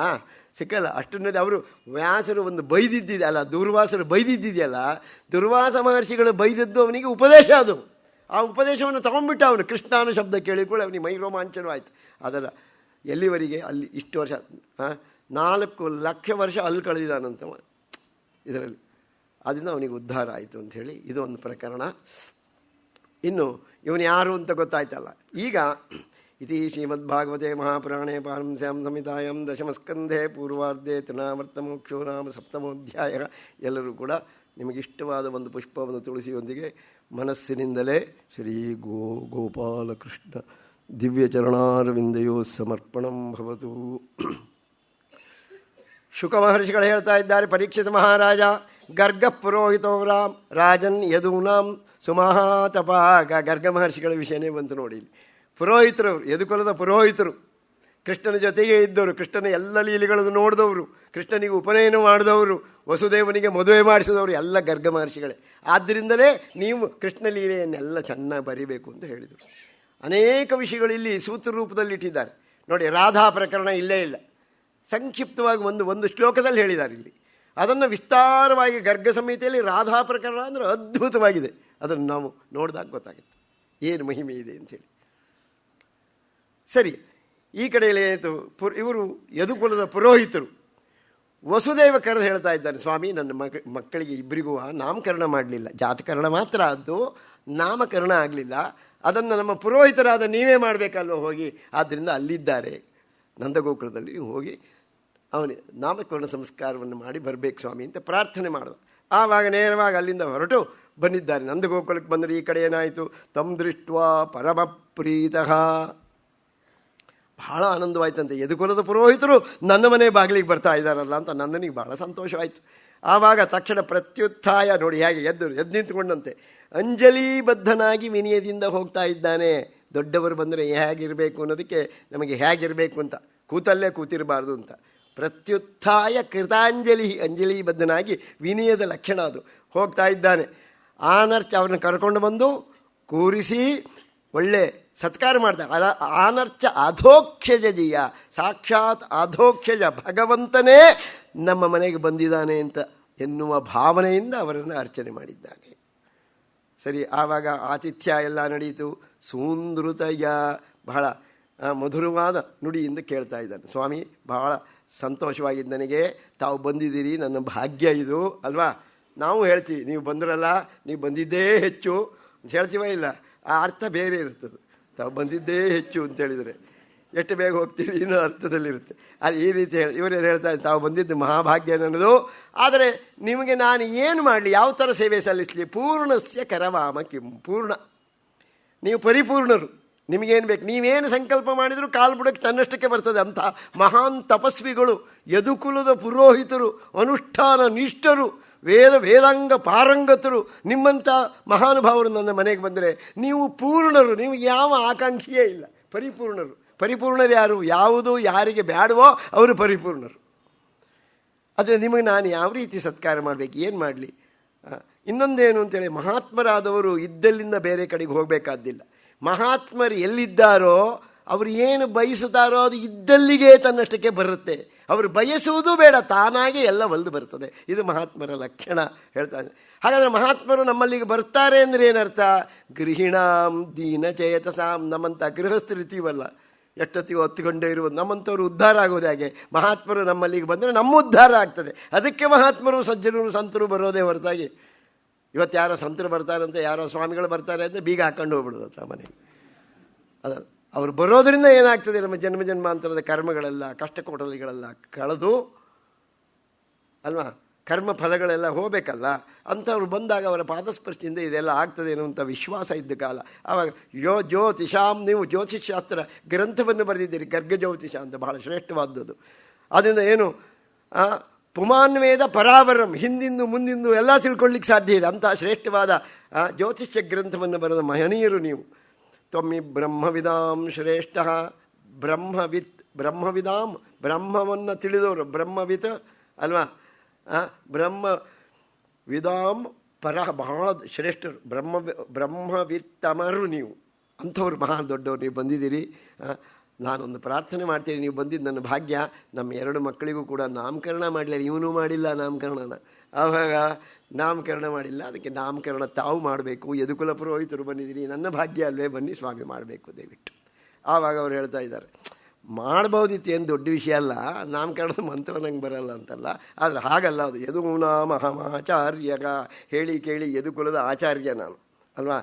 ಖ್ಯಾತಶ್ಚ ಭುವಿ ಸರ್ವತಃ. ಅದಕ್ಕೆ ವಸುದೇವ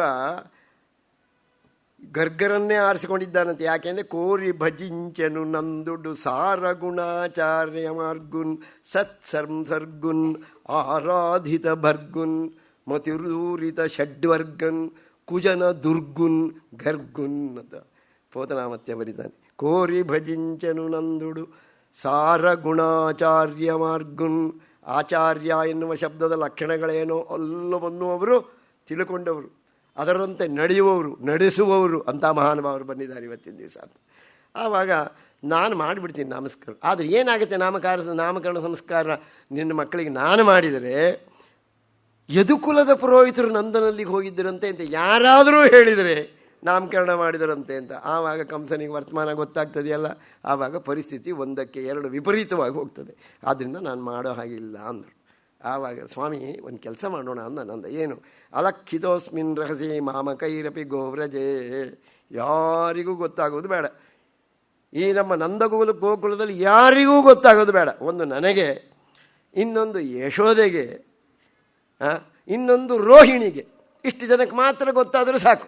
ಇನ್ನು ಮಕ್ಕಳಿಬ್ಬರಿಗೆ ಅವ್ರಿಗೆ ಹೆಂಗೂ ಗೊತ್ತಾಗೋದಿಲ್ಲವಲ್ಲ. ನೋಡಿ ಹೇಗಿದೆ ಅಂತ, ನಿಜವಾಗಿ ಗೊತ್ತಾಗೋದೇ ಅವರಿಗೆ ಅಲ್ವಾ.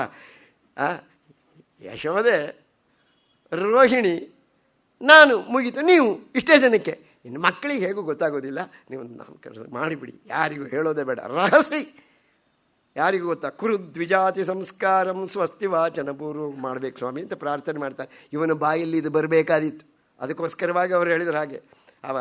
ಆಗ ಅಡ್ಡಿಲ್ಲ, ಏನು ತೊಂದರೆ ಇಲ್ಲ. ಯಾಕೆಂದರೆ ಸ್ವಚಿಕೀರ್ಷಿತಮೇವ ತತು, ಅವರ ಇಚ್ಛೆಯೂ ಅದೇ ಆಗಿತ್ತು. ಅವ್ರು ಬಂದಿದ್ದೇ ನಾಮಕರಣ ಮಾಡಲಿಕ್ಕೆ. ಊರಿನಲ್ಲೆಲ್ಲ ಪ್ರಚಾರ ಮಾಡೋದು ಬೇಡ, ಅದು ಅವನ ಬಾಯಲ್ಲಿ ಬರಬೇಕಲ್ಲ, ರಹಸಿಯಿಂದ ಅವನು ರಹಸ್ಯದಲ್ಲಿ ಮಾಡೋಣಂತೆ. ಆಯಿತು ಅಂತೇಳಿ ಮಾಡಿದರು. ಆವಾಗ ಚಕಾರ ನಾಮಕರಣಂ ಗೂಢೋ ರಹಸಿ ಬಾಲಕ ಆವಾಗ ಮಾಡ್ತಾ ಇದ್ದಾರೆ. ಆವಾಗ ಇವನಿಗೆ ಮೊದಲು ದೊಡ್ಡ ಹುಡುಗನಿಗೆ ಮಾಡ್ತಾ ಇದ್ದಾರೆ, ಯಾರಿಗೆ, ಬಲರಾಮನಿಗೆ ಮಾಡಬೇಕಲ್ಲ. ಈ ರೋಹಿಣಿ ಪುತ್ರ ಇದಾನಲ್ಲ, ಇವನು ರಮಯನ್ ಸುಹೃದೋ ಗುಣಿ, ತನ್ನ ಆತ್ಮೀಯರನ್ನೆಲ್ಲ ಆನಂದಗೊಳಿಸ್ತಾನೆ. ಆದ್ದರಿಂದ ಇವನಿಗೆ ರಾಮ ಅಂತ ಒಂದು ಹೆಸರಿಡೋಣ, ಇವನಿಗೆ ರಾಮ ಅಂತ ಒಂದು ಹೆಸರಿಡೋಣಂತೆ. ಒಂದು ಎಲ್ಲರನ್ನೂ ಆನಂದಗೊಳಿಸುವವನಾದ್ದರಿಂದ ಇವನಿಗೆ ರಾಮ ಅನ್ನುವಂಥ ಹೆಸರು. ಇನ್ನೊಂದೇನು ಅಂದರೆ ಬಲಾಧಿಕ್ಯಾತ್, ಮಹಾಬಲಶಾಲಿ ಇವನು, ಸಾಮಾನ್ಯದವನಲ್ಲ ಅಲ್ವಾ. ಸಾಂಬನ ಪ್ರಕರಣದಲ್ಲಿ ಏನು ಮಾಡ್ದ ಅವನು? ಸಾಂಬನ ಪ್ರಕರಣದಲ್ಲಿ ಬಲರಾಮ ಮಾಡಿರೋದೇನು? ಒಳ್ಳೆಯ ಮಾತಿನಲ್ಲಿ ಬರದೇ ಇದ್ದಾಗ, ಹೇಳಿ ಕಳಿಸಿದಾಗ, ಬಾಯಿಗೆ ಬಂದ ಹಾಗೆ ಬಂದು ಮಾತಾಡಿ ಹೋದಾಗ ನೇಗಿಲನ್ನು ತಗೊಂಡು ಇಡೀ ಹಸ್ತಿನಾವತಿನೇ ಯಮುನಾ ನದಿಗೆ ಹಾಕಿಬಿಡ್ತೀನಿ ಅಂತ ಹೊರಟಿದ್ದ. ಈಗಲೂ ಕೂಡ ಇದೆಯಂತೆ ಅವನು ಹಾಕಿ ಎತ್ತಿರುವಂಥ ಸ್ವಲ್ಪ ಹೀಗಿದೆ ಅಂತ ಹಸ್ತಿನಾವತಿ ಈಗಲೂ ಕೂಡ. ಅದು ಅಂಥ ಬಲಿಷ್ಠ ಅವನು. ಅದಕ್ಕೆ ಬಲಾಧಿಕ್ಯಾತ್ ಬಲ ಅಂತ ಒಂದು ಹೆಸರು. ಬಲರಾಮ ಅಂತ ಎಲ್ಲೂ ಹೇಳಿಲ್ಲ ನೋಡಿ. ಇಲ್ಲಿ ಓದುವಾಗ ಬರೋದು ಎಲ್ಲ ಕಡೆಯಲ್ಲೂ ಬಲ ಒಂದು, ಇಲ್ಲೇ ರಾಮ, ಎರಡರಲ್ಲೊಂದು ಬರುತ್ತೆ. ಬಲರಾಮ ಅಂತ ಬರೋದಿಲ್ಲ. ಆಮೇಲೆ ಕನ್ನಡಕ್ಕೆ ಬಂದಮೇಲೆ ಬಲರಾಮ, ಬೇರೆ ಬೇರೆ ಕವಿಗಳೆಲ್ಲ ಬಲರಾಮ ಅಂತ ಬರೆದ್ರು, ಇದೆಲ್ಲ ಬೇರೆ. ಆದರೆ ಅಲ್ಲಿ ಹಾಗೆ ಹೆಸರಿಟ್ಟಿದ್ದು ಒಂದು ಬಲ ಅಂತ, ಇನ್ನೊಂದು ರಾಮ ಅಂತ, ಮತ್ತೊಂದು ಸಂಕರ್ಷಣ ಅಂತ. ಯಾಕೆಂದರೆ ದೇವಕಿಯ ಗರ್ಭವನ್ನು ಕರ್ಷಣೆ ಮಾಡಿ ರೋಹಿಣಿಯಲ್ಲಿ ಸ್ಥಾಪನೆ ಮಾಡಿದ್ದಲ್ಲ ಬಲರಾಮ, ಅದಕ್ಕೆ ಸಂಕರ್ಷಣ ಅಂತ ಅದನ್ನು ಹೇಳ್ತಾ ಇದ್ದಾರೆ. ಇವನಿಗೆ ಸಂಕರ್ಷಣ, ಇವನಿಗೆ ಸಂಕರ್ಷಣ ಅಂತ ಒಂದಿಡೋಣ. ಯಾಕೆ ಅದನ್ನ ಹೇಳೋ ಹಾಗಿಲ್ವಲ್ಲ, ಅದಕ್ಕೆ ಹೇಳ್ತಾ ಇದ್ದಾನೆ. ಒಂದು ಕಾಲದಲ್ಲಿ ಯದುಗಳು ಎಲ್ಲೆಲ್ಲಿದ್ದಾರೋ ಚದುರಿ ಹೋಗಿರೋ, ಕಂಸನ ಭಯದಿಂದ ಚದುರಿ ಹೋಗಿರುವಂಥ ಯದುಗಳನ್ನೆಲ್ಲ ಆಕರ್ಷಣೆ ಮಾಡಿ ಒಂದಾಗಿ ಮತ್ತೆ ಪುನಃ ತರ್ತಾನವನು. ಅದಕ್ಕೆ ಸಂಕರ್ಷಣ ಅಂತ ಹೆಸರಿಡೋಣ ಹೀಗೆ ಹೇಳಿದರು. ಅದನ್ನು ಸಂಕರ್ಷಣ ಅಂತ ಇರಲಿ ಹೆಸರು ಅಂತ. ಸರಿ, ಆವಾಗ ಇವನಿಗೇನೋ ಹೆಸರಿಟ್ಟಾಯಿತು. ಇವನಿಗೆ ಹೆಸರಿಡೋದೇ ಕಷ್ಟ ಅಂತ ಹೇಳಿದ್ರು. ಯಾಕೆ ಅಂತ ಹೇಳಿದರೆ ಒಂದೆರಡು ಹೆಸರಲ್ಲ ಇವನದ್ದು. ಬಹೂನಿ ಸಂತಿ ನಾಮಾನಿ ರೂಪಾಣಿ, ಒಂದು ರೂಪವೇ ಒಂದು ನಾಮವೇ. ಇದು ಎಲ್ಲರಿಗೂ ಗೊತ್ತಿಲ್ಲ. ತಾನ್ಯಹಂ ವೇದ, ನನಗೆ ಗೊತ್ತು. ನೋ ಜನಗಳಿಗೆಲ್ಲ ಗೊತ್ತಿಲ್ಲ ಇವನಿಗೆ ಎಷ್ಟು ರೂಪ ಎಷ್ಟು ನಾಮಗಳು. ನನಗೆ ಗೊತ್ತದು. ಸಹಸ್ರನಾಮವೇ ಇದೆ ಅವನಿಗೆ. ಈಗ ನಿನ್ನೆದುರಿಗೆ ಹೇಳ್ತಿರೋದಷ್ಟೇ, ಅದೆಲ್ಲ ಎಲ್ಲರಿಗೂ ಗೊತ್ತಾಗೋದು ಅಲ್ವಯ್ಯ. ಆದ್ದರಿಂದ ಇವನಿಗೆ ಹೆಸರಿಡೋದು ಕಷ್ಟ. ಇವನು ಒಂದು ಕಾಲದಲ್ಲಿ ಶುಕ್ಲವರ್ಣದಲ್ಲಿದ್ದ, ಮತ್ತೊಂದು ಕಾಲದಲ್ಲಿ ರಕ್ತವರ್ಣಕ್ಕೆ ಬಂದಿದ್ದಾನೆ. ಈಗ ಇದಾನೀಂ ಕೃಷ್ಣತಾಂ ಗತಃ, ಈಗ ಕೃಷ್ಣವರ್ಣದಲ್ಲಿದ್ದಾನೆ. ಹಾಗಾಗಿ ಒಂದು ಕೃಷ್ಣ ಅಂತ ಒಂದು ಹೆಸರಿಡೋಣ ಬೇಕಾರೆ ಅಂದರು. ಕೃಷ್ಣ ಅಂತ ಹೆಸರಿಟ್ಟು, ಆ ಕೃಷ್ಣ ಅನ್ನೋ ಹೆಸರಿನಲ್ಲಿ ಏನು ಸ್ವಾರಸ್ಯ ಇದೆ. ಕೃಷಿರ್ಭ್ರುವಾಚಕ ಶಬ್ದೋ ನಚ್ಚ ನಿರ್ವೃತಿವಾಚಕ. ಕೃಷಿ ಧಾತುವಿಗೆ ಭೂಸತ್ತಾಯಾಮ್ ಅಂತ, ತ್ರಿಕಾಲದಲ್ಲೂ ಇರುವವನು ಎನ್ನುವಂಥ ಒಂದು ಅರ್ಥ. ಇನ್ನೊಂದು ನಚ್ಚ ನಿರ್ವೃತಿವಾಚ, ನ ಅಂದರೆ ಆನಂದ ಸ್ವರೂಪ ಅಂತ ಅರ್ಥ. ಆನಂದ, ಇವನು ಆನಂದ ಸ್ವರೂಪ ಪರಮಾತ್ಮ. ಅವೆರಡನ್ನೂ ಸೇರಿಸಿ, ಆದ್ದರಿಂದ ಏನಾದರೂ ಇವನು ತಯೋರ್ ಐಕ್ಯಂ ಪರಂಬ್ರಹ್ಮ, ಸಾಕ್ಷಾತ್ ಪರಂಬ್ರಹ್ಮನೇ ಇವನು ಎನ್ನುವ ಭಾವನೆ ಅವರಿಗೆ ಗೊತ್ತದ್ದರಿಂದ ಕೃಷ್ಣ ಇತ್ಯಭಿಧೆ ಇದೆ. ಅವನ ಕೃಷ್ಣ ಅಂತ ಈ ರೀತಿಯಾಗಿ ಕರೀತಾರೆ ಅಂಥೇಳಿ. ಅದಕ್ಕೋಸ್ಕರ ಮತ್ತೆ ಗರ್ಗ ಸಂಹಿತೆಯಲ್ಲಿ ಬಹಳ ಸುಂದರವಾಗಿ ಹೇಳಿದ್ದಾರೆ. ಕಕಾರ ಕಮಲಾಕಾಂತಹ. ಕೃಷ್ಣ ಅನ್ನೋ ಹೆಸರಿನಲ್ಲಿ ಏನೇನು ಬರುತ್ತೆ ಅಂದರೆ ಕಕಾರ ಬರುತ್ತೆ, ಕೃನೋತಿಗೆ ರು ಬಂತಲ್ಲಿ, ಕೃ ಆಯಿತು ಅಲ್ವಾ. ಶಕಾರ ಬಂತು, ಕೃಷ್ ಅನ್ನೋತಿಗೆ ಏನಾಯಿತು, ಶಕಾರ ಬಂತು. ಆಮೇಲೆ ನಕಾರ ಕೃಷ್ಣ ಆಯಿತು, ಕೃಷ್ಣ ಆಯಿತು, ನಕಾರ ಬಂತು ಅಲ್ವಾ. ಆಮೇಲೆ ಅಕಾರ ಹಾಕಬೇಕು ಅಲ್ವಾ. ಅಕಾರ ಹಾಕದಿದ್ದು ಯಾವುದಕ್ಕೂ ಬೆಲೆ ಇಲ್ವಲ್ಲ. ಕ್ ಟ ತ ಪು ಅಂತ ಹೇಳೋಕ್ಕಾಗುತ್ತಾ ಮಾತಾಡೋ ಹೊತ್ತಿಗೆ? ಅದನ್ನೆಲ್ಲ ಸೇರಿಸಿ ನಮಗೆ ಆವಾಗ ಏನಾಗಬೇಕು, ವ್ಯಂಜನಾಕ್ಷರಗಳಿಗೆ ಸ್ವರಾಕ್ಷರ ಸೇರಿದರೆ ಮಾತ್ರವೇ ಮಹತ್ವ ಬರೋದು. ವ್ಯಂಜನ ಅನ್ನುವಂಥದ್ದು ಪುರುಷ, ಅಕಾರ ಇಕಾರ ಇತ್ಯಾದಿಗಳೆಲ್ಲ ಏನು ಪ್ರಕೃತಿ ಸ್ವರಗಳು. ಆ ಪ್ರಕೃತಿ ಸೇರಬೇಕು. ಪುರುಷ ಮತ್ತು ಪ್ರಕೃತಿ ಸೇರಿದರೆ ಪೂರ್ಣ ಆಗೋದು ಯಾವತ್ತೂ ಕೂಡ. ಶಿವಶಕ್ತಿಯುಕ್ತೋ ಯದಿ ಭವತಿ ಶಕ್ತ ಪ್ರಭವಿತ. ಶಕ್ತಿಯಿಂದ ಯುಕ್ತನಾದ ಶಿವನಿಗೇ ಮಹತ್ವ ಇರೋದು. ಆಗ ಬರೀ ವ್ಯಂಜನಕ್ಕೆ ಎಂಥದ್ದು ಬೆಲೆ ಇಲ್ಲ. ಆ ವ್ಯಂಜನಕ್ಕೆ ಸ್ವರಾಕ್ಷರ ಸೇರಬೇಕು. ಅಕಾರವಾಗಲಿ ಈಕಾರವಾಗಲಿ ಯಾವುದಾದ್ರು ಸೇರಿದಾಗ ಅದಕ್ಕೆ ಮಹತ್ವ ಬರುತ್ತೆ. ಹಾಗೆ ಅದು ಇವನಿಗೆ ಕೃಷ್ಣ, ಅಲ್ಲೇನಾಯಿತು, ಕೃಷ್ಣನಾಗಿ ಅಕಾರ ಸೇರಿ ಕೃಷ್ಣ ಆಯಿತು. ಆಮೇಲೆ ಸಂಸ್ಕೃತಾಕ್ಷರ ಇದು ವಿಸರ್ಗ ಬೇಕಲ್ಲ, ಕೃಷ್ಣ ಅಂತ ಹೆಸರಿಟ್ಟು. ಅದ್ರ ಏನರ್ಥ ಅಂದರೆ ಕಕಾರ ಕಮಲಾಕಾಂತಃ. ಗರ್ಗರು ಬರೀತಾರೆ, ಕಾ ಅಂದರೆ ಕಮಲಾಕಾಂತ ಅಂದರೆ ನಾರಾಯಣ ಅಂತ ಅರ್ಥ ಅಲ್ವಾ. ಕಾ ಅಂದರೆ ಉತ್ತಿಷ್ಟ ಕಮಲಾಕಾಂತ ತ್ರೈಲೋಕ್ಯಂ ಮಂಗಳಂ ಕುರು ಹೇಳ್ತೀವಲ್ಲ ನಾವು. ಆದರೆ ಕಮಲಾಕಾಂತ ಅಂತ ಹೇಳಿದರೆ ನಾರಾಯಣ ಅನ್ನೋ ಅರ್ಥ ಬಂತಲ್ಲಿ. ಆಮೇಲೆ ಕಾ ಆದಮೇಲೆ ಕೃ ಅಂತ ಮಾಡಬೇಕಾದ್ರೆ ರುಕಾರ ಬಂತಲ್ಲ, ರೂದಿಂದ ರಾ ಬರುತ್ತೆ. ಅದರಿಂದ ರುಕಾರೋ ರಾಮ ಇತ್ಯಪಿ. ಹಿಂದೆ ರಾಮಾವತಾರ ಮಾಡಿದವನು ಇವನೇ, ಬೇರೆ ಯಾರೂ ಅಲ್ಲ ಅಂತ. ರುಕಾರೋ ರಾಮ ಇತ್ಯಪಿ. ಆಮೇಲೆ ಶಕಾರ ಶಾ ಬಂತು, ಕೃಷ್ ಮಹಾಪ್ರಾಣ ಶಾ ಕೃಷ್ ಅಂತ. ಶಕಾರ ಷಡ್ಗುಣಪತಿ. ಷಡ್ಗುಣಪತಿ ಸ ಚ ಭಗವಾನ್ ಜ್ಞಾನೈಶ್ವರ್ಯ ಶಕ್ತಿ ಬಲ ವೀರ್ಯ ತೇಜೋಭಿ ಸದಾ ಸಂಪನ್ನ ತ್ರಿಗುಣಾತ್ಮಿಕಾಂ ಸ್ವಾಂ ವೈಷ್ಣವೀಂ ಮಾಯಾಂ. ಭಗವದ್ಗೀತೆ ಉಪೋದ್ಘಾತದಲ್ಲಿ ಶಂಕರ ಭಗವತ್ಪಾದರು ಬರಿತಾ ಇದ್ದಾರೆ. ಭಗವದ್ಗೀತೆಯ ಭಾಷ್ಯದ ಉಪೋದ್ಘಾತದಲ್ಲಿ ಬರಿತಾರೆ ಇದನ್ನು. ಸ ಚ ಭಗವಾನ್ ಜ್ಞಾನೈಶ್ವರ್ಯ ಶಕ್ತಿ ಬಲ ವೀರ್ಯ ತೇಜ. ಈ ಷಡ್ಗುಣಗಳು ಭಗವಂತನಲ್ಲಿ ಮಾತ್ರ ಇರೋದು, ಯಾರಿಗೂ ಇರೋದಿಲ್ಲ. 6 ಗುಣಗಳು ಭಗವಂತನಲ್ಲಿದೆ ಅಂತ. ಆದ್ದರಿಂದ ಷಡ್ಗುಣಪತಿ. ಶಕಾರದ ಕೃಷ್ಣ ಅನ್ಬೇಕು, ಶಕಾರ ಬಂತೋ ಇಲ್ಲ, ಷಡ್ಗುಣಪತಿ. ಈ 6 ಗುಣಗಳು ಇರುವಂಥ ಪರಮಾತ್ಮ ಪರಬ್ರಹ್ಮ ಅನ್ನೋ ಅರ್ಥ ಅಷ್ಟೆ. ಆಮೇಲೆ ನಕಾರ, ಕೃಷ್ಣನ ನಕಾರ ಬಂತ, ನಾ ಬಂತು. ಇಲ್ಲಿ ನಮಗೆ ರಲಯೋರ ಭೇದ ಅಂತ ಹೇಳಿ ರಾ ಮತ್ತು ಲಾ ಆಗತ್ತೆ, ಎಲ್ಲ ರಾ ಆಗುತ್ತೆ, ರಲಯೋರ ಭೇದ ಅಂತ. ಇಲ್ಲೂ ಹಾಗೆ ನನಯೋರ ಭೇದ ಅಂತ ಹೋಗ್ಬೇಕಾಯ್ತು. ನಾ ಆಗತ್ತೆ. ಏನಾಯ್ತು, ನಕಾರ ನಾ ಆದಾಗ ಏನಾಯಿತು, ನಕಾರೋ ನರಸಿಂಹೋ ಎಂ. ಪ್ರಹ್ಲಾದನನ್ನು ರಕ್ಷಣೆ ಮಾಡಿ ಹಿರಣ್ಯಕಶಿಪುವನ್ನು ಸೀಳಿ ಹಾಕಿದ ನರಸಿಂಹ ಇವನೇ, ಬೇರೆ ಯಾರೂ ಅಲ್ಲ ಅನ್ನುವ ನರಸಿಂಹ, ಅದು ನಕಾರ ಆಯಿತು. ಆಮೇಲೆ ಅಕಾರ ಬರಬೇಕು, ಕೃಷ್ಣ ಅನ್ಬೇಕಾದ್ರೆ ಅಕಾರ ಬರಬೇಕಲ್ಲ. ಅಕಾರ ಅಂದರೆ ಅಕ್ಷರ. ಕ್ಷರ ಅಂದರೆ ನಾಶವಾಗುವಂಥ ವಸ್ತು ಅಂತ. ಈ ಶರೀರ ಇದು ನಾಶವಾಗುವಂಥ ವಸ್ತು. ಪರಮಾತ್ಮ ಅಂದರೆ ನಾಶವಾಗುವ ವಸ್ತು, ಪರಬ್ರಹ್ಮ ನಾಶವಾಗುವ ವಸ್ತು ಅಲ್ಲ. ಚೇತನಕ್ಕೆ ಯಾವತ್ತೂ ಸಾವಿಲ್ಲ, ಮರಣವಿಲ್ಲ. ಜಡಕ್ಕೆ ಮಾತ್ರ ಮರಣ ಅನ್ನುವಂಥದ್ದು. ಆದ್ದರಿಂದ ಇದು ಅಕ್ಷರ ಅಂದರೆ ನಾಶವಿಲ್ಲದ ಪರಬ್ರಹ್ಮ ಇವನೇ, ಚೇತನ ಸ್ವರೂಪನಾದ ಪರಬ್ರಹ್ಮ ಇವನೇ. ಎಲ್ಲ ದೇಹಾದಿಗಳಲ್ಲೂ ಅನುಸ್ಯೂತವಾಗಿರುವಂಥ ಪರಮಾತ್ಮ ಇವನೇ ಅಂತ ಹೇಳಿ ಅನ್ನುವಂಥ ಅರ್ಥ ಅಕಾರಕ್ಕಾಯ್ತು, ಅಕ್ಷರ ಅಂತಾಯಿತು. ಆಮೇಲೆ ಇನ್ನು ಅಗ್ನಿಭುಕು ಅಂತ ಮತ್ತೊಂದು ಅರ್ಥ ಹೇಳಿದರು ಅದಕ್ಕೆ. ಇವನು ಅಗ್ನಿಯನ್ನಾದರೂ ನುಂಗಿಬಿಡ್ತಾನೆ, ಸಾಮಾನ್ಯದ ಮುಂದೆ ಅಗ್ನಿಯನ್ನು ನುಂಗ್ತಾನೆ ಅಂತ ಪ್ರಕರಣ ಬರುತ್ತೆ, 2 ಸಾರಿ ಬರುತ್ತೆ. ಆ ಪ್ರಕರಣ ಬಂದಾಗ ಮತ್ತೆ ನೆನಪು ಮಾಡ್ಕೊಂಬೋಣಂತೆ. ಈ ಸರಿಯೇ ಬರುತ್ತೋ ಏನೋ ಗೊತ್ತಿಲ್ಲ, ಅದು ಬಂದಾಗ ಹೇಳ್ತೀನಿ ಮತ್ತೆ ಪುನಃ.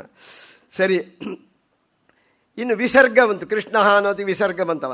ನರನಾರಾಯಣವು ಸ್ಮೃತವು, ನರನಾರಾಯಣರು ಮಹರ್ಷಿಗಳು ಬದರಿಯಲ್ಲಿ ತಪಸ್ಸು ಮಾಡ್ತಾ ಇದ್ದಾರೆ. ನರನಾರಾಯಣರು ಇವನೇಯ, ಬೇರೆ ಯಾರು ಅಲ್ಲ. 2 ರೂಪದಿಂದ ನರನಾಗಿಯೂ ನಾರಾಯಣನಾಗಿಯೂ ಅಲ್ಲಿ ತಪಸ್ಸು ಮಾಡ್ತಾ ಇದ್ದ ಅನ್ನೋ ಬರೀ ಒಂದು ಕೃಷ್ಣ ಅನ್ನುವಂಥ ಒಂದು ಶಬ್ದಕ್ಕೆ ಎಷ್ಟು ಚಂದದಲ್ಲಿ ಅರ್ಥ ಹೇಳಿದ್ದಾರೆ ಗರ್ಗ ಮಹರ್ಷಿಗಳು ಅಂತ ನಾವು ಇದನ್ನು ತಿಳ್ಕೊಳ್ಬೇಕು. ಸರಿ, ಈ ಕಡೆ ಈಗೇನಾಯಿತು, ಮಕ್ಕಳು ದೊಡ್ಡವರು ಆಗ್ತಾ ಇದ್ದಾರೆ.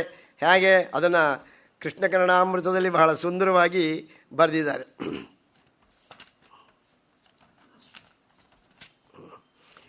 ಕೃಷ್ಣ ಕರ್ಣಾಮೃತದಲ್ಲಿ ಬಹಳ ಚೆನ್ನಾಗಿ ಬರೆದಿದ್ದಾರೆ. ಕಿಂಕಿಣಿ ಕಿಣಿಕಿಣಿ ರಭಸೈ ಅಂಗಣಭುವಿ ರಿಂಗಣೆ ಅಟಂತಂ ಕುಂಕುಣು ಕುಣುಕುಣು ಪದಯುಗಳಂ ಕಂಕಣ ಕರಭೂಷಣಂ ಹರಿಂ ಒಂದೇ ಅಂತ. ಆ ಕೃಷ್ಣ ಚೆನ್ನಾಗಿ ಹೆಂಗೆ ಓಡಾಡ್ತಿದ್ದ ಅಂದರೆ ಕಿಂಕಿಣಿ ಕಿಣಿಕಿಣಿ ರಭಸೈ ಅಂಗಣಭುವಿ ರಿಂಗಣೆ, ಆ ಕಡೆಯಿಂದ ಈ ಕಡೆ, ಈ ಕಡೆಯಿಂದ ಆ ಕಡೆಗೆ ರಿಂಗಣವನ್ನು ಹಾಕ್ತಾ ಇದ್ದಾನೆ. ಕುಂಕುಣು ಕುಣುಕುಣು ಗೆಜ್ಜೆ ಕಟ್ಟಿಬಿಟ್ಟಿದ್ದಾರೆ ಮನೆಯಲ್ಲಿ, ಒಳ್ಳೆ ಬಂಗಾರದ ಗೆಜ್ಜೆನೇ ಹಾಕಿಬಿಟ್ಟಿದ್ದಾರೇನೋ. ಆವಾಗ ಕುಂಕುಣು ಕುಣುಕುಣು ಪದಯುಗಳಂ ಕಂಕಣ ಕರಭೂಷಣಂ, ಕೈಯಲ್ಲಿ ಕಂಕಣ ಇರುವಂಥ ಆ ಕೃಷ್ಣನ ನಾನು ನಮಸ್ಕಾರ ಮಾಡ್ತೇನೆ ಅಂಥೇಳಿ ಬಿಲ್ವಮಂಗಳ ಬಹಳ ಸುಂದರವಾಗಿ ವರ್ಣನೆ ಮಾಡಿದ್ದಾನೆ. ಅದನ್ನು ಎಲ್ಲರೂ ರಾಮನ ಅವತಾರದಲ್ಲೂ ಇದ್ದರು. ಟುಮುಕಿ ಚಲತ ರಾಮಚಂದ್ರ ಬಾಜತ ಪೇಂಜನಿಯ, ಠುಮುಕಿ ಚಲತ ರಾಮಚಂದ್ರ ಠುಮುಕಿ ಚಲತ ವರ್ಣನೆ ಮಾಡಿದಾರಲ್ಲ. ರಾಮನನ್ನು ಹಾಗೆ ವರ್ಣನೆ, ಆ ಬಾಲ್ಯವನ್ನು, ಭಗವಂತನ ಬಾಲ್ಯವನ್ನು ವರ್ಣನೆ ಮಾಡುವುದೇ ಕವಿಗಳಿಗೆ ಆನಂದ, ಋಷಿಗಳಿಗೆ ಆನಂದ. ಸರಿ, ಈ ರೀತಿಯಾಗಿ ಆ ಕಡೆಯಿಂದ ಈ ಕಡೆಗೆಲ್ಲ ಓಡಾಡಲಿಕ್ಕೆ ಹಿಡಿದ್ರು. ಅವ್ರ ಮನೆ ಇವ್ರ ಮನೆಗೆಲ್ಲ ಹೋಗಲಿಕ್ಕೆ ಪ್ರಾರಂಭ ಮಾಡಿದರು.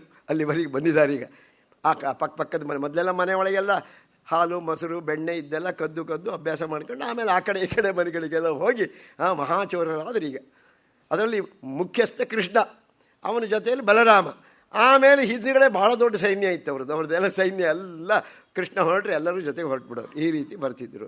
ಸರಿ, ಏನಾಯ್ತು ಈವಾಗ, ಯಾವ ರೀತಿ ಇವರ ಉಪದ್ರವವನ್ನು ತಡಿಲಿಕ್ಕಾಗಲಿಲ್ಲ ಕೃಷ್ಣಂದು. ಅವಾಗೆಲ್ಲ ಹೆಣ್ಮಕ್ಳೆಲ್ಲ ಸೇರಿಕೊಂಡು ಗೋಪಿಯರು ಎಲ್ಲರ ಮನೆಗೂ ಹೋಗ್ತಿದ್ದ ಅವನು, ಯಾರ ಮನೆಯೂ ಬಿಡ್ತಾ ಇರಲಿಲ್ಲ. ಅವ್ರು ಬಂದು ಯಶೋದೆ ಹತ್ರ ಹೇಳ್ತಾರಂತೆ, ವತ್ಸಾನ್ ಮುಂಚನ್ ಕ್ವಚಿದ ಸಮಯಕ್ಕೆ ಕ್ರೋಶ ಸಂಜಾತಃ ಸಹ.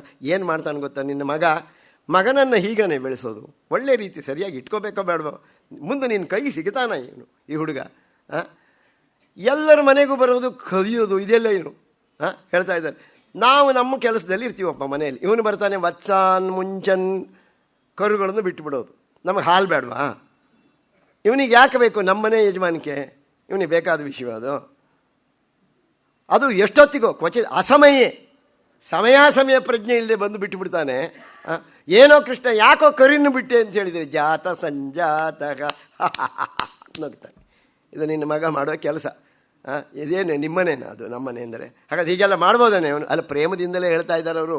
ಕೃಷ್ಣ ಬರಬೇಕಾಗಿತ್ತು ಅವರಿಗೆ. ಅದಕ್ಕೆ ನೋಡಿ ಇಲ್ಲಿ ಎಷ್ಟು ಚೆನ್ನಾಗಿ ಹೇಳಿದ್ದಾರೆ ಅಂತ ನೋಡಿ.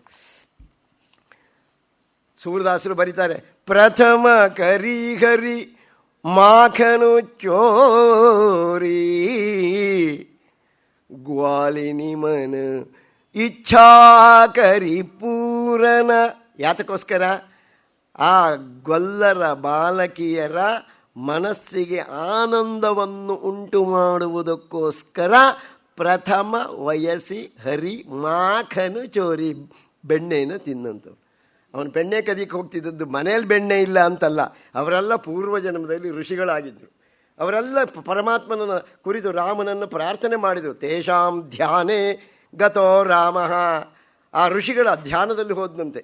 ಆವಾಗ ಅವರು ಪ್ರಾರ್ಥನೆ ಮಾಡಿದರು, ನಿನ್ನ ಬಾಲಲೀಲೆಯನ್ನೆಲ್ಲ ನೋಡಬೇಕು ಭಗವಂತ ಅಂತ. ಬನ್ನಿ ನೀವೆಲ್ಲ ಗೋಪಿಯರಾಗಿ ಎಲ್ಲ ಬಂದಿದ್ದಾರೆ. ಅದಕ್ಕೋಸ್ಕರವಾಗಿ ಪ್ರಥಮ ಕರಿಹರಿ ಮಾಖನು ಚೋರಿ ಗ್ವಾಲಿನಿ ಮನ ಇಚ್ಛಾ ಕರಿ ಪೂರನ ಆಪುಲಿಯೇ ವ್ರಜ ಖೋರಿ. ಇಲ್ಲಿ ಬಂದು ಹುಟ್ಕೊಂಡಿದೀಯಾ ಈ ಗಲ್ಲಿಗಲ್ಲೆಲ್ಲ ಓಡಾಡ್ತಾ ಹೇಳ್ತಾ ಇದ್ದಾರೆ. ಸೂರದಾಸರು ವರ್ಣನೆ ಮಾಡೋದು. ಮನುಮೇಯಹಿ ವಿಚಾರ ಕರತ್ ಹರಿ. ಹರಿ ಯೋಚನೆ ಮಾಡ್ತಾನಂತೆ ಮನೆ. ನಾನು ವ್ರಜ ಘರ್ ಘರು ಸಬು ಜಾವೈ. ಈ ವ್ರಜ ಪ್ರದೇಶದ ಎಲ್ಲ ಗೋಪಿಯರ ಮನೆಗೆ ನಾನು ಹೋಗಿಯೇ ಹೋಗ್ತೇನೆ. ಯಾಕೆಂದರೆ ಗೋಕುಲ ಜನ್ಮಲಿಯ ಸುಖ ಕಾರಣ. ಈ ಆನಂದಕ್ಕೋಸ್ಕರವಾಗಿಯೇ ಅವರು ಗೋಕುಲ ಜನ್ಮಲಿಯ ಇಲ್ಲಿ ಹುಟ್ಟಿದ್ದೇ ಅದಕ್ಕೋಸ್ಕರವಾಗಿ. ಅವರು ಹುಟ್ಟಿರೋದೇ ನಾನು ಬೆಣ್ಣೆ ಕದಿಬೇಕು, ಅದನ್ನು ನೋಡಬೇಕು, ಅಮ್ಮನಿಗೆ ಹೋಗಿ ಹೇಳಬೇಕು, ಜಗಳ ಮಾಡಬೇಕು, ಇದಕ್ಕಾಗಿಯೇ ಹುಟ್ಟಿದವರು ಅವರು. ಆ ಲೀಲೆ ನೋಡೋಕ್ಕೆ ಹುಟ್ಟಿದವರು ಅವರು. ಅದರಿಂದ ನಾನು ಹೋಗೇ ಹೋಗ್ತೇನೆ.